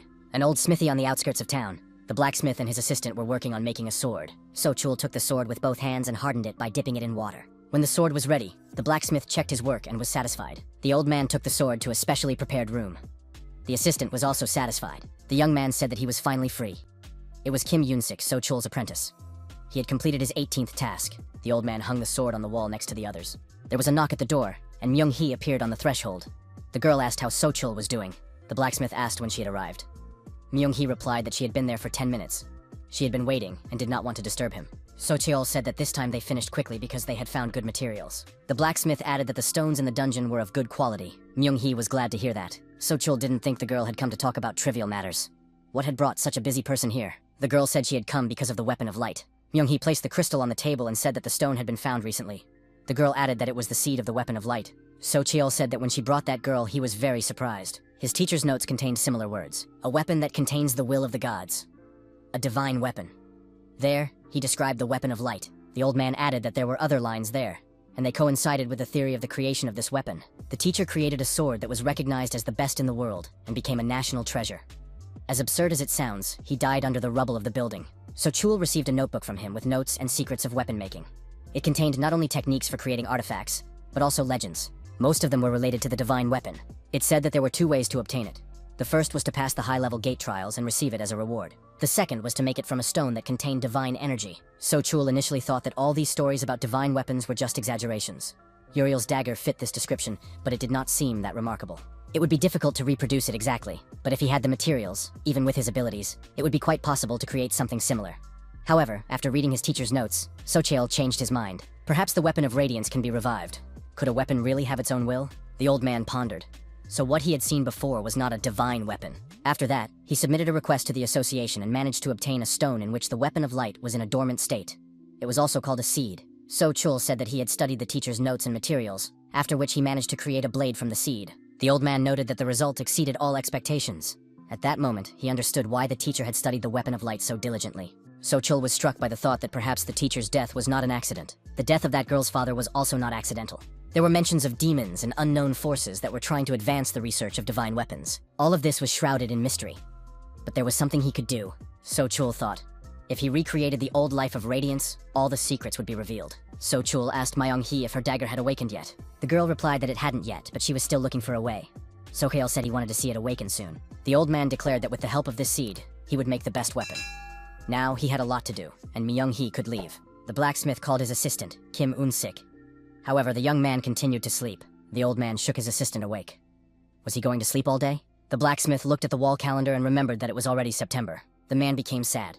Had that day already come? So Chul sat alone on a bench in the park. Jong-tae approached the blacksmith and asked why he was sad in the middle of the day. After all, he was called the Unquenchable Flame. Jong-tae said that it was unusual to see So-chul like this. It was unnatural for him. So-chul said that tomorrow was September 10th and sighed heavily. September 10th was the day the black man had dealt with his granddaughter. Bright light attracts gnats.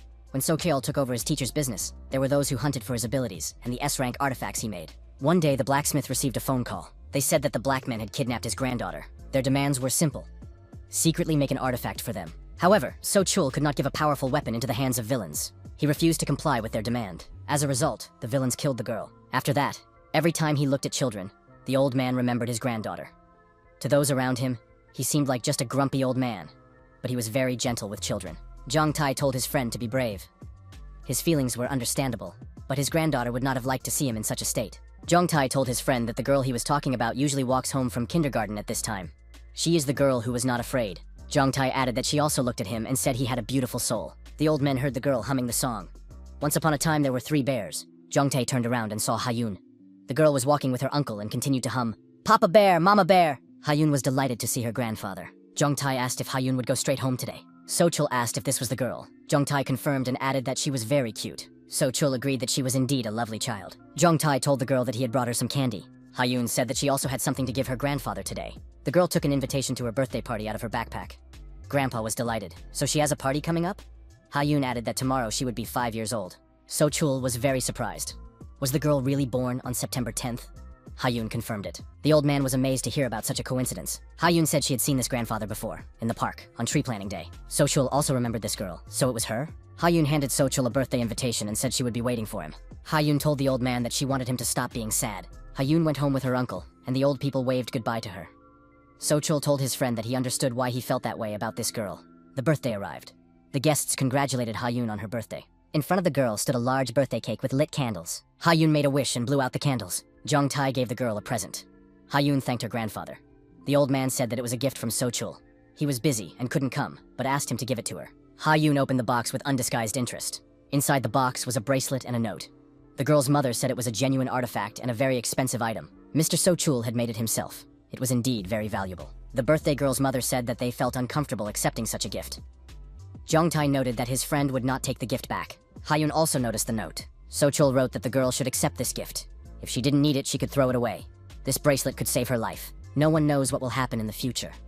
It is not worth repeating his mistakes. The bracelet should be put on the girl's wrist. Kang-shong said that she would have to accept the gift if the old man insisted. It seemed that he really liked Ha-yoon. She couldn't refuse the old man's gift. Kang-sung saw Ha-yoon waving her arms and humming something about potatoes. The young man asked the girl what she was doing. Ha-yoon replied that tomorrow she was going to dig sweet potatoes with her kindergarten, so she was practicing. Kang-seong was glad that the girl had so much energy. Our hero said that if Ha-yoon waved her arms so vigorously, she might hurt the tubers or her friends who were nearby. It is important not to be the strongest, but to use even a little strength wisely. Ha-yoon said she understood her uncle. She should handle the hoe more gently. The girl promised to do as her uncle recommended and bring back a lot of sweet potatoes tomorrow. The next day arrived. The children arrived at the designated place to harvest. The teacher said that today they would be digging sweet potatoes in this field. But first, they needed to learn the basics and have some snacks. Many children said they wanted to start digging as soon as possible. The teacher announced that today's snack would be chocolate buns. Would anyone really refuse? 2 dots lit up in Ha-yoon's bag. Q had been there all along. The day before, Q explained to our hero that Ha-yoon might be in danger, so he wanted to go with her. Kang-sung suggested that Q was going there because of the sweet potatoes. Kang-sung thought he had hit a nerve with Q, and added that you shouldn't ruin someone else's harvest. Kang-sung took pity on him and said he would allow him to eat only 1 sweet potato. However, in return, he would have to spend the whole day catching rodents and insect pests in the field. Ha-yoon's safety was the top priority. Q had his own plan. Kang-sun said that he could only eat 1 sweet potato, which meant he would have to find the largest tuber, equal in size to several small ones. Q had no doubt that there would be 1 large potato in this huge field. The legendary adventure of the Great Seeker begins. Q activated his enhanced concentration mode. He strained all 5 senses to determine the location of his target. It was a special search and recognition technique. The farm owner greeted the children. He said he would now explain how to dig sweet potatoes correctly. Ha-yoon was surprised. Why did this man have a tail? The farm owner seemed suspicious to the girl, and she became frightened. Ha-yoon told her teacher that she wanted to go to the bathroom. The girl thought it was better not to tell others about the unusual things she saw. That's what her uncle Kang Seong had taught her. Ha-yoon didn't know what to do because Uncle Kang Seong wasn't around. She remembered that Q was in her bag, but now it was empty. Where had he gone? The girl searched everywhere for Q but couldn't find him. Her search led her to a shed. Ha-yoon went into the dark room and continued to call for Q. However, he was nowhere to be found. The girl approached a large box. Ha-yoon heard a rustling sound and was frightened. Was there someone in the box? The girl gathered her courage and opened the box. What was this person doing there? Earlier, before leaving home, the girl said goodbye to her family. Kang Seong called out to her and told her to stop. Her uncle handed her a token and told her to take it with her. It was a self-defense badge. Kang Sun explained that this badge warns of danger in advance. Ha-yoon sees things that are hidden from others. Therefore, many things can confuse her. She should not tell everyone what she sees. However, if the badge splits into 2 pieces, it means that the girl is really in danger. Then, it is worth asking the teacher for help. While in the shed, Ha-yoon looked at the badge. It was split in 2. Ha-yoon immediately ran out of the barn. She wanted to tell the teacher everything. The girl met the teacher and told her the whole truth. The woman thought that Ha-yoon was not the type to deceive anyone. She would have to check everything herself. The teacher, holding the girl in her arms, headed toward the barn. They ran past the farm owner. The man, his eyes sparkling from under his cap, smiled maliciously. At that moment, work was in full swing in the vegetable garden. Q underground was looking for the largest sweet potato. Finally, the little boy found what he was looking for. It was a root of incredible size, a mega sweet potato. Q prepared to sink his teeth into the root, but felt something strange. Perhaps other rats in the underground would not have recognized the trick, but Q had seen a lot. It was impossible to fool him. The little one realized that this was not a sweet potato. Before him was a real monster in the form of a sweet potato. A dark, negative aura spread in all directions. Q couldn't eat something like that. Such a monster would only give him a stomachache. Q became very angry and grabbed a nearby stone. He put all his anger into the stone and threw it at the monster. Ha-yoon led the teacher to the shed and showed her the box. The teacher realized that there really was a person in there and tried to free him. The girl asked Ha-yoon to close her eyes for a moment. After that, the teacher used her unique abilities.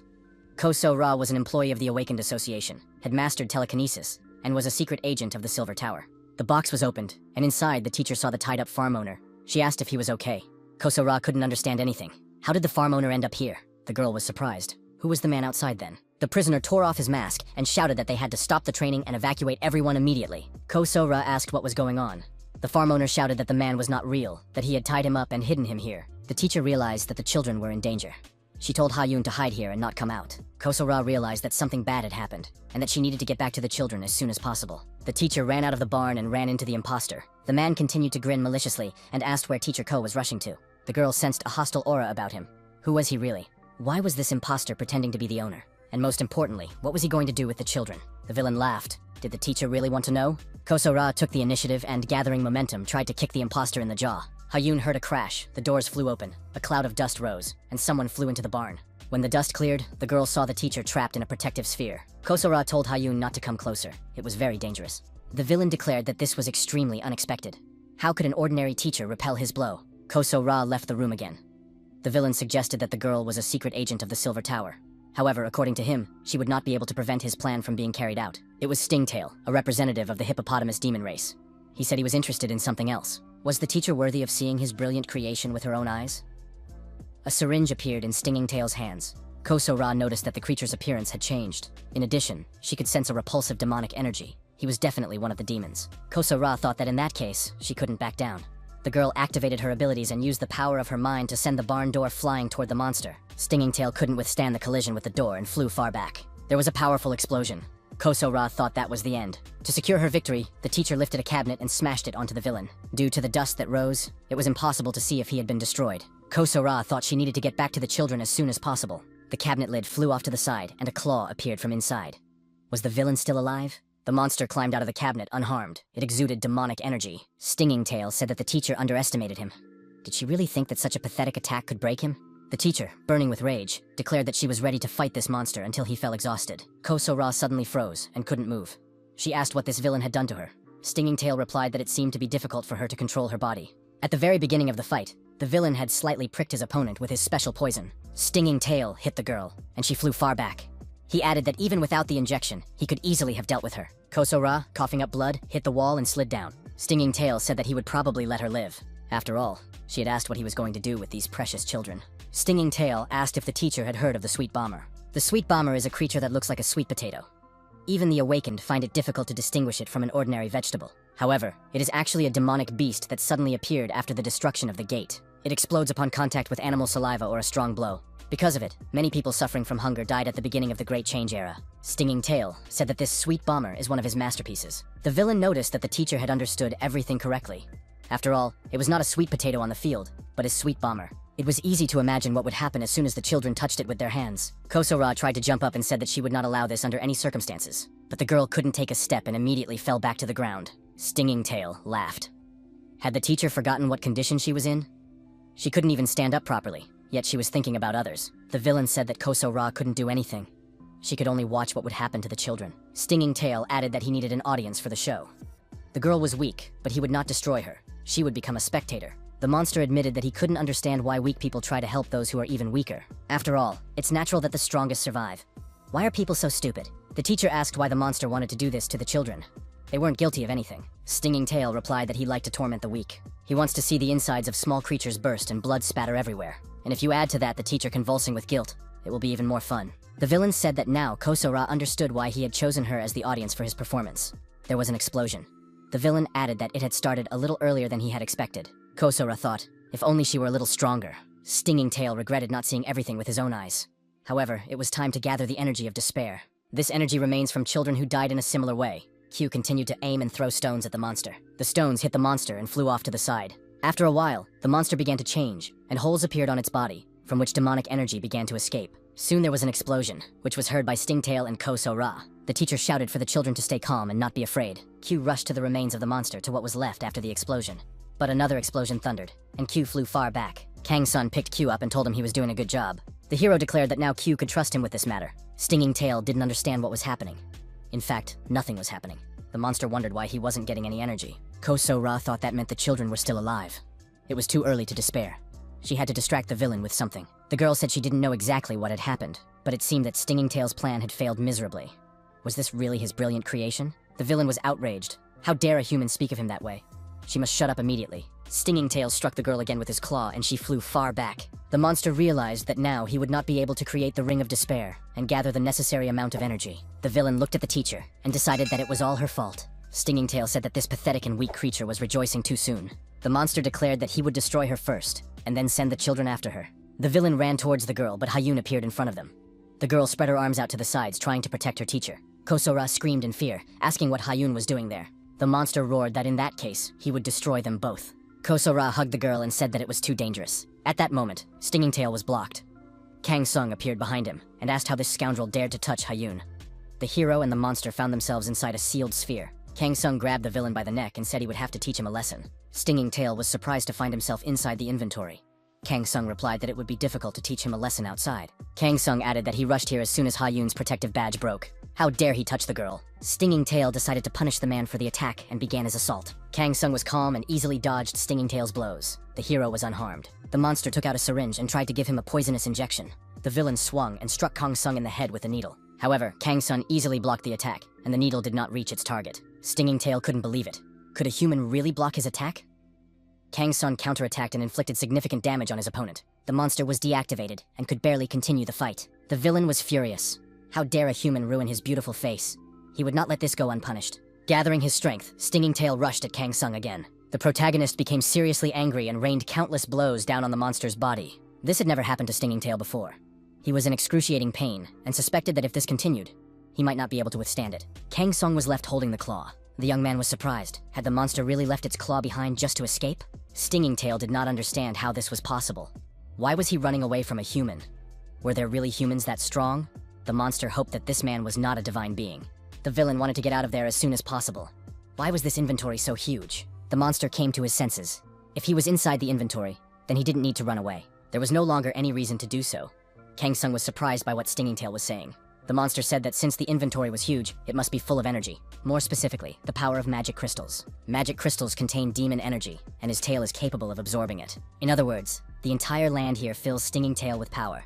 Absorbing the power of the magic crystals, the monster began to grow in size. He said that this was his highest form. Now, according to the law of survival of the fittest, the human must die.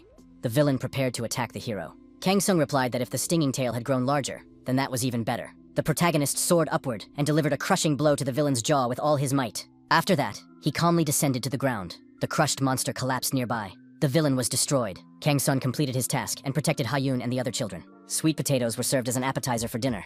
Ha-yoon said that there was nothing tastier in the world. The restaurant manager did not expect Kang-sun to bring so many sweet potatoes. The hero explained that the farm owner had given him the sweet potatoes as a token of gratitude. He couldn't refuse. At first, he wanted to give away part of his farm, but the teacher Ko So-ra stopped him. Then the farmer promised to send sweet potatoes every year. Mom told Ha-yoon not to rush and to wash down the potatoes with lemonade. The girl said that lemonade goes well with sweet potatoes. Kang-sung thought it was good that Ha-yoon wasn't in too much shock, but the demon's words kept bothering him. He didn't expect there to be a strong person in the second world as well. Kang-sung wondered, did Stinging Tail mean that he was from another dimension? How did he manage to get here? The monster replied that only those who possessed his power could overcome the distance between dimensions. No matter how strong a person was, they were nothing before him. Kang-sung thought about the power that could be used to travel between worlds. If he used it, maybe he could return to his own world. The hero arrived at the restaurant on time. But why was it closed? The country was celebrating a harvest festival, a non-working day. Kang-sung told Sung-tae that there were too many holidays this month. Could today's closure also be related to the holiday? Sung-tae was surprised. Did Kang-sung really know nothing about this holiday? It was one of the most important days of the year. In the past, it was celebrated when the harvest was gathered, and ancestors were thanked. Nowadays, people simply gather with their relatives and eat various delicious dishes on this day. Sung-tae said that this year he was going to take a day off and visit his parents, who live in another city. Kang-sung wished his friend a good trip, and promised to look after the house and the restaurant. Sung-tae objected. Kang-sung would, of course, go with him. He had already notified his relatives, and they were waiting for his arrival. Meanwhile, in director Cho Gyum-ho's office, they were discussing a children's song contest. The director said that the contest was called The Little Worm. The program would be broadcast during the holiday. The young man greeted Ha-yoon's mother and introduced himself.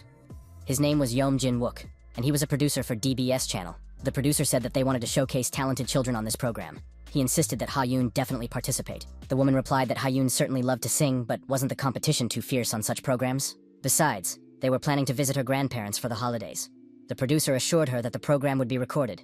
Filming would be completed before the holidays, and there was no need to worry about that. He added that when he saw Ha-yoon's performance, he immediately realized that her participation in the show would ensure its success. The director noted that Ha-yoon's participation would delight viewers, as she had become incredibly popular after the series and film. The woman noted that Ha-yoon had never studied singing. The director replied that it didn't matter. Viewers would be happy just to see her appear. Ha-yoon agreed and said she really wanted to try. A few days later, the participants gathered in the DBS channel's conference room. Ha-yoon was there too. Before filming began, the girl had to be interviewed and meet with the authors of children's songs. There was another girl there. She introduced herself. Her name was No Minna, and she was 6 years old. Ha-yoon was delighted to meet her and introduced herself as well. She said that No Minna was older than her, very beautiful, and that her outfit and yellow bow suited her perfectly. No Minna replied that Ha-yoon also had a very cute outfit and looked like a model from a children's fashion magazine. Then No Minna said that Ha-yoon was worthy of being her friend and handed her a piece of candy. Ha-yoon was delighted. No Minna clarified that she had given the candy only to her. The manager invited the girls to the interview room. In the studio, the host asked one of the participants, "Is this her first time in such a place? How does she feel now, and what is she ready to share with the audience?" The girl replied that she wasn't interested in being there, but her mother had told her to come. Another participant admitted that he had been promised a robot hunter if he took first place. Another girl said nothing and sat there looking unhappy. The host thought that interviewing children was really not easy. Next was Ha-yoon. The host said that this girl was 5 years old and asked what she thought about participating in the singing competition. Ha-yoon replied that she was very happy. This was her first time on television. She hoped that her grandparents would be happy, and that was why she agreed to appear on the show. The host was surprised. Was this girl really only 5 years old? He suggested that Ha-yoon wave to the camera and say hello to her grandparents, as if she were writing them a letter. Ha-yoon said that she was on television now and would try her best to sing well, hoping that they would like it. Those present noted that this girl spoke in front of the camera just like an adult. Where did such a smart girl come from? Sung-tae said that it was his daughter giving the interview.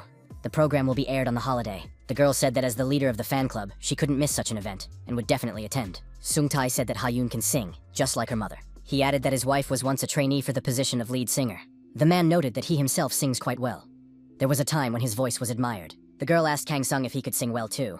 The hero replied that he didn't know why, but whenever he started singing, the people around him became sad. The girl suggested that Kang-sung sings too well. His singing touches people, which is why they become sad. Sung-tae admitted that he had never heard Kang-sung sing and would like to remedy that. Kang-sung said that in that case, he would sing only one song. The protagonist began to sing, and the listeners were extremely surprised. Sung-tae asked, "What is this?" Kang-sung isn't old enough to sing such ballads. The hero replied that ballads have their own beauty, just like modern songs, and admitted that this song was too old. There is such a thing as trends. Kang-sung believed that the old should not be underestimated. Sung-tae said that this would not work. They needed to show modern songs.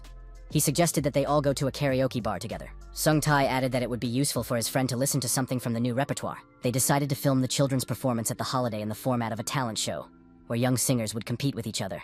There was a knock at the composer's door. and Ha-yoon appeared on the threshold with the cameraman and the show's host. The girl introduced herself. Personal contact with the children was important to the composer. The composer said that he was also pleased to meet her and introduced himself as Hwang Tae-jun. He was an outstanding composer, a living legend who had created many hits. Tae-jun asked Ha-yoon if she knew what they would be doing today. The girl nodded. They were going to learn songs. The director had a good feeling about this. He decided to first let the girl listen to the draft of his new song. Ha-yoon listened to the composition with bated breath. The host thought it was a bright and joyful song that gave hope. No wonder this composer is so highly praised. The host of the program was surprised. Why did Ha-yoon suddenly start crying? The composer was frightened. What happened? Maybe he did something wrong? Could the song have seemed too sad to the girl? People hope for a bright future because reality is difficult for them. 20 years have passed since the destruction of the gate, and the hard times are behind them. The composer thought that he wanted a stable future for his children. So he wrote this song, trying to convey his wishes for their well-being through it. Did Ha-yoon really feel the sadness hidden in these words? Tae-jun asked the girl what the song was about. Ha-yoon replied that she felt comforted. She added that the future would be happy, and that this song was for those who were having a hard time right now. The composer heard this answer and laughed happily. Tae-jun thanked the girl for her kind words. She understood the song and was moved by its meaning. The composer was glad that Ha-yoon agreed to sing it. At that time, the restaurant staff were singing songs in the karaoke bar. The bar patrons enjoyed it and cheered on the performers. Sung-tae enjoyed performing various songs. Kang-sung was in such a place for the first time. The hero thought that this place was much more interesting and unusual than he had previously imagined. Sung-tae handed the remote to his friend and told him to try singing something. What song would he like to perform? Kang-sung decided to show what modern songs were like. Ji-yoon helped him choose a new song. Sung-tae said there was no need to be afraid. The protagonist began to sing. The audience recognized the song. It was a song by Lee Gon-ho. But why did he choose such a difficult song? The audience was amazed. This guy sings so well. The visitors to the karaoke bar thought that this guy looked like an idol. Sung-tae said that Kang-sung was doing well. No one doubted that he would succeed. Ji-yoon thought it was amazing. This guy could make his debut on stage. A man came into the bar and apologized. He asked who had just sung the song. The man looked at our hero and asked, "Is that the student with the microphone in his hand?" Kang-sung admitted that it was him. The man asked if the young man wanted to become an idol. He clarified that he was not a fraud, but the executive director of RD Enter. His name was Ko Yeon-min. Ji-yoon thought, "This is Red Dragon Entertainment, the largest entertainment company in the country, producing famous idols, singers, and actors with the help of the Red Dragon Guild Fund." Yeon-min was surprised. He managed to find such a talented young man in an ordinary karaoke bar, because others were not given such a chance. The executive director saw potential and excellent looks in the young man. A real find. Yeon-min said that he would like to discuss the contract first, and that there was no need to worry about the terms. Kang-seong replied that he couldn't, because he needed to continue working as a delivery man. Yeon-min was surprised. This was the best agency in the country. Sung-tae confirmed that this guy really works as a delivery driver for a Chinese restaurant. The executive director said that he needed to think about the future. If he needed money urgently, they were willing to pay him in advance. Ji-yoon pointed out that the young man was well over 30 and not a student. Sung-tae added that they were relatives. The executive director was surprised. With a face like that, and over 30? Yeon-min handed our hero a business card. Kang-seong said that he was not in the delivery business for the money. Executive director Yeon-min asked if the young man would agree to simply become a singer. Kang-seon replied that he didn't need that. The day of the show's filming arrived. Viewers eagerly awaited Ha-yoon's performance. The host asked the chocolate bun fans to keep order. Ha-yoon's fan club administrator, Kim Ji-yoon, said that they couldn't let Ha-yoon be embarrassed by them. Sung-tae asked why the fan club was called Chocolate Buns.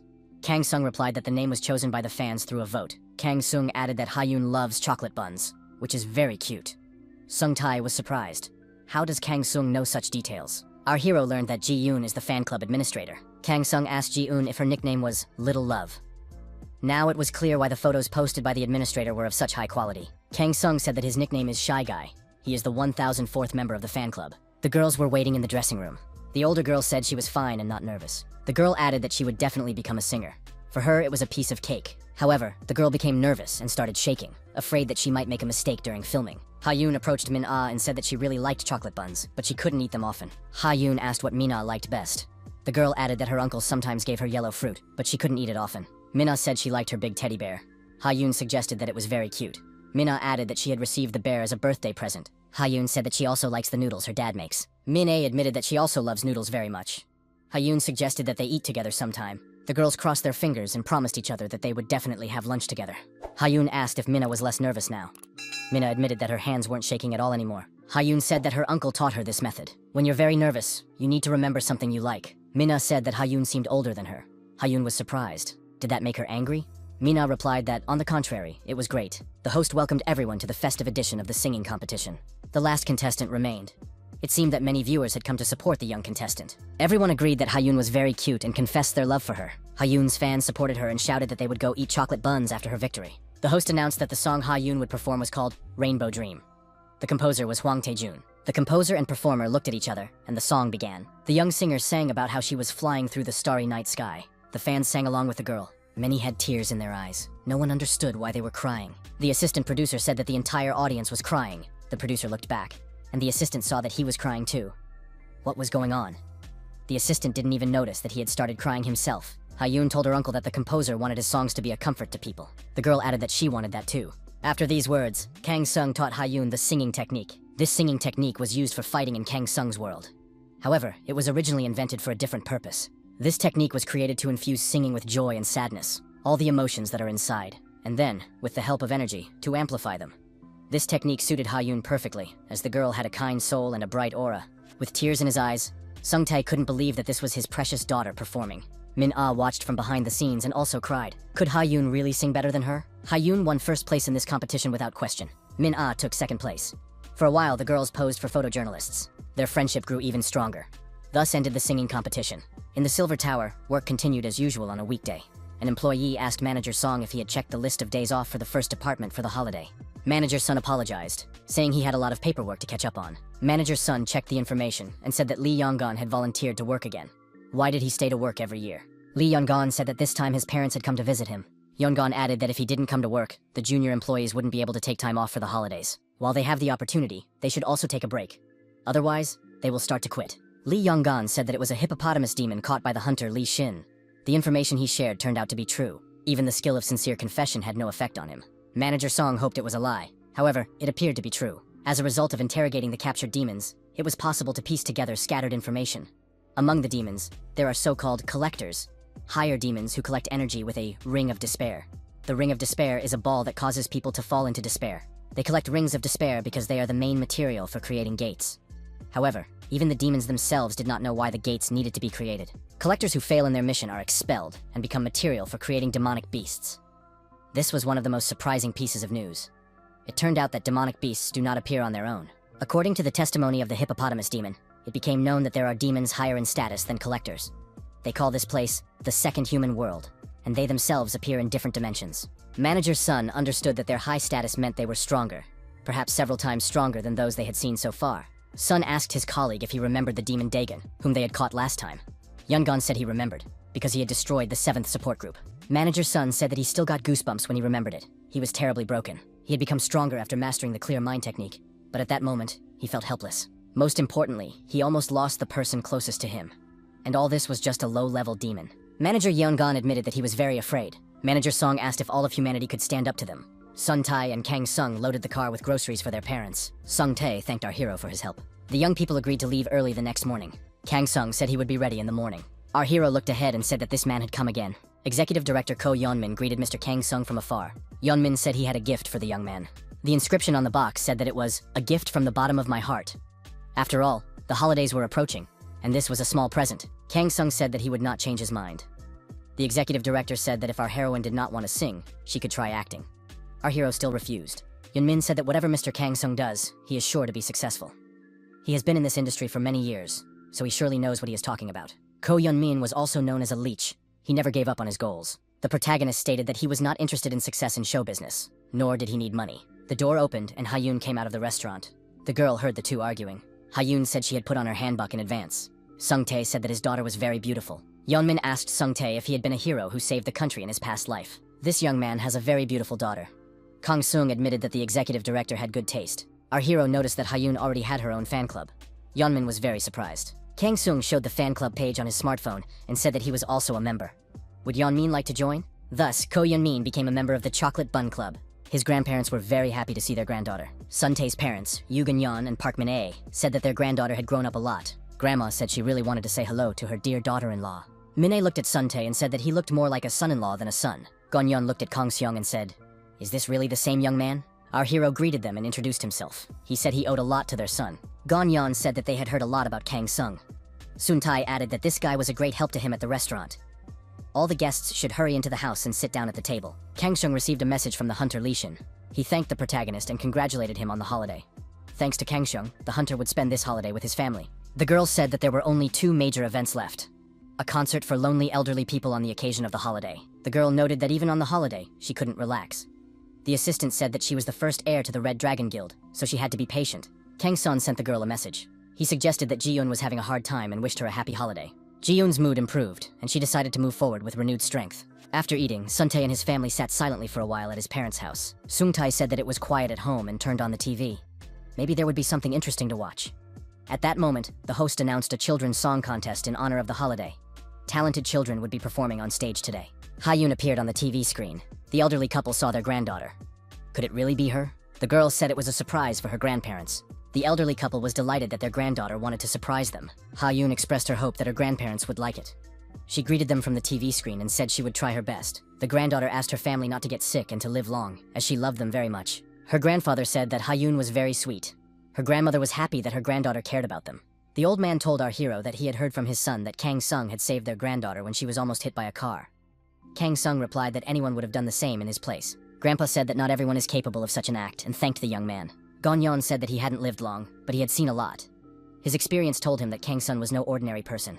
The old man asked Kang Sung to take care of Sung-tae and his family, especially Ha-yoon. Ha-yoon performed her already popular song on stage. The whole family listened to the performance silently and with interest. At that time, tragic events were unfolding in a mansion in the southern United States. There was a lot of blood in the room, and torn and destroyed human bodies lay everywhere. A little boy saw this bloody scene and was very frightened. The child turned around and ran to his father's office. The boy ran into the study and saw his father sitting in a chair at his desk. The child came closer and became even more frightened. The man's body was pierced with swords and daggers. A man stood on the porch of the house with a sword in his hand. In his other hand, a demonic flame flickered. Millen, who was nearby, said that this man's powers were still impressive. He didn't hesitate for a second. Millen added that no one could match his cruelty. The villain said he was in no mood to listen to this filthy talk, and that it was time to get down to business. Millen had not come to this country for flattery. Millen told his interlocutor that that man was looking for him, Golden Melcom. A deserted mountainous area with no signs of vegetation. Monster warriors rush in the direction given by their commander. A group of armed men awaits the monsters ahead. A clash is inevitable. The knight said that the monsters were approaching, and that everyone should prepare for battle. The monsters in the vanguard were destroyed by the knights. The battle was bloody, but the monsters were defeated, even though they outnumbered the humans. The people held a circular defense, but the number of monsters did not decrease. The commander said that they needed to change tactics. There were more and more monsters. The archer said that there was no end to them. However, she had run out of arrows in her quiver. It would be impossible to stall for time. At that moment, a bloodthirsty monster approached the girl. Suddenly, a warrior appeared between the girl and the monster and repelled the attack. He said he had warned her to take more arrows. The archer said she knew help would come. The hero replied that they would talk after they returned. The warrior ordered everyone present to throw their water flasks up in the air. In an instant, all the flasks were in the air. The warrior used his unique abilities and they burst. The water burst out, and the water jet struck the monsters. The monsters were struck by the water arrows and spears and destroyed. The people looked around the battlefield. Victory was theirs. The monsters were finally destroyed. The warrior said that it was necessary to quickly collect the crystals before the gates closed. The players called this warrior an amazing hero. The archer thought that this hero had appeared and instantly changed the course of the battle. This hero was the leader and legend of the Sapphire Guild, Ko Yeon-sok. The legendary guild is one of the top 3, along with the Red Dragon Guild and the Two Stars Guild. It appeared later than the other guilds. However, it developed rapidly and soon grew into a large guild. Ko Yeon-sok, leader of the Living Legend team, made a special contribution to the development of the guild. The archer saw it and was surprised. Did the leader hang this keychain on his sword again? Does it have some meaning? Or did the leader receive it from someone dear to him? Ko Yeon-sok remembered his friends. Each of the young people had their own keychain, which was associated with many memories. These friends were very close. It was impossible to separate them. Ko Yeon-sok looked at his keychain and said that it was very dear to him. Kwanak Mountains, the site of the excavation of the remains. A courier approached the researchers and announced that the noodles had arrived. The courier thought that the rumors were true. The employee called his colleagues and said it was time for lunch. The employee had heard that deliveries could be made anywhere, but he didn't think it would be to such a remote location. The courier asked what they were digging for here. Kang Sun asked if they were planning to build something here. The employee replied that they were looking for remains. Their team does this kind of work. Many people died because of the breach in the gate. When it was not possible to bury the bodies of the victims, they were temporarily buried in one place. This happened in these mountains. The young man said that they were searching for remains to return them to their relatives. Kang Sung said that this team was doing a good job. The tracker reported that this was the last of the marked locations, so they would soon be finished. Then the ghosts would be able to rest in peace. Kang Sun wished for the work to be completed as soon as possible.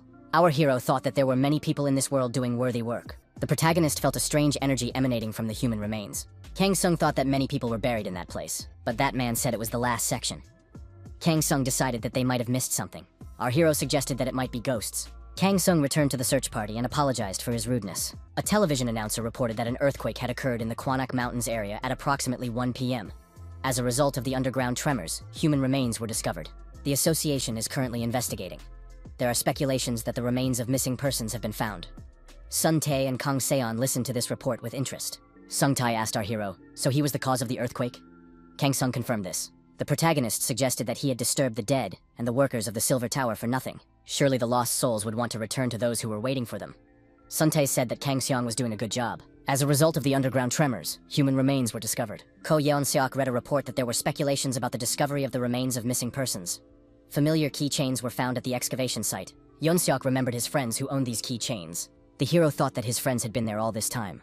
A little girl approached a man sitting alone in the park. The girl came closer and called out to the man. Ha-yoon handed Yeon-seok some autumn leaves and told him to take them. The man asked what they were. The girl replied that she had been collecting beautiful leaves today and was giving the best ones to the man. Yeon-seok was surprised. Was the girl willing to give him 3 whole leaves? He said that one would be enough for him. Ha-yoon smiled and said that 1 leaf was for her uncle and the rest were for his friends. Yeon-seok took the leaves from the girl and thanked her. The next day arrived. Instead of the excavation of the remains, Yeon-seok participates in these excavations. The staff realized that this is the very hero, the living legend of the guild. No one thought that Yeon-seok would come here. The guild leader applied to participate in the excavation. After the remains of his friends were found, Yeon-seok felt that he had to participate in this matter personally. Ko Yeon-seok's ability to control water proved useful at the excavation site. This ability allowed him to clean the remains without damaging them. An employee told the guild leader that they could finish for the day. Ko Yeon-seok had worked very hard today. The man said he wanted to work a little longer and finish this section. The employee said goodbye and informed him that they would meet tomorrow. Ko Yeon-seok continued the excavation alone. Suddenly, the guild leader saw a cluster of energy appear. The man realized that it was a gate. Ko Yeon-seok was surprised. Where could the gate have come from? The guild leader realized that something was wrong and grabbed a bottle of water. Yeon-seok immediately splashed water everywhere. Ko Yeon-seok used his unique abilities to direct the water at the gate that had formed. The guild leader understood that this threatened to destroy the soil and, therefore, the excavation site. Until the Silver Tower could deal with the situation, it was necessary to block the opening of the gate. The remains of people whose relatives were searching for them rested here. Yeon-seok was able to block the gate from opening, but his strength was already at its limit. A man appeared behind the leader and said that Yeon-seok had done well, but now he could leave it to him. Yeon-seok was immobilized by a blow to the neck and lost consciousness. Ko Yeon-seok regained consciousness in a hospital bed. They explained to him that he was in the hospital and asked how he was feeling. When asked what had happened to the gate, the nurse replied that there was no need to worry about it. Hunter Lee Shin, who was passing by, took care of the gate. Thanks to him, the excavation site also remained intact. The man was surprised. Is that really true? He felt relieved. 3 autumn leaves lay on the table near the bed. Kang Song watched what was happening in the hospital room from outside. The mercenary approached the Lord, who was sitting on the throne. The young man knelt down and greeted the Lord. The Lord asked why he looked so sad and what had happened. Golden Melcom. The mercenary thanked the great Lord for his concern and said that it was nothing special. Golden Melcom asked why he had been summoned here. The Lord said that the young man was in the second human world and had surely heard the news from the eastern country. The young man had heard that someone had attacked the gatherers. He knew very well what had happened to them when they failed to complete their task. Officially, it was reported that they were stuck in a fiery hell or in ice blocks. However, in reality, they were destroyed by Milan. They became material for creating new monsters. The Lord said that the tribe of light had begun to stir.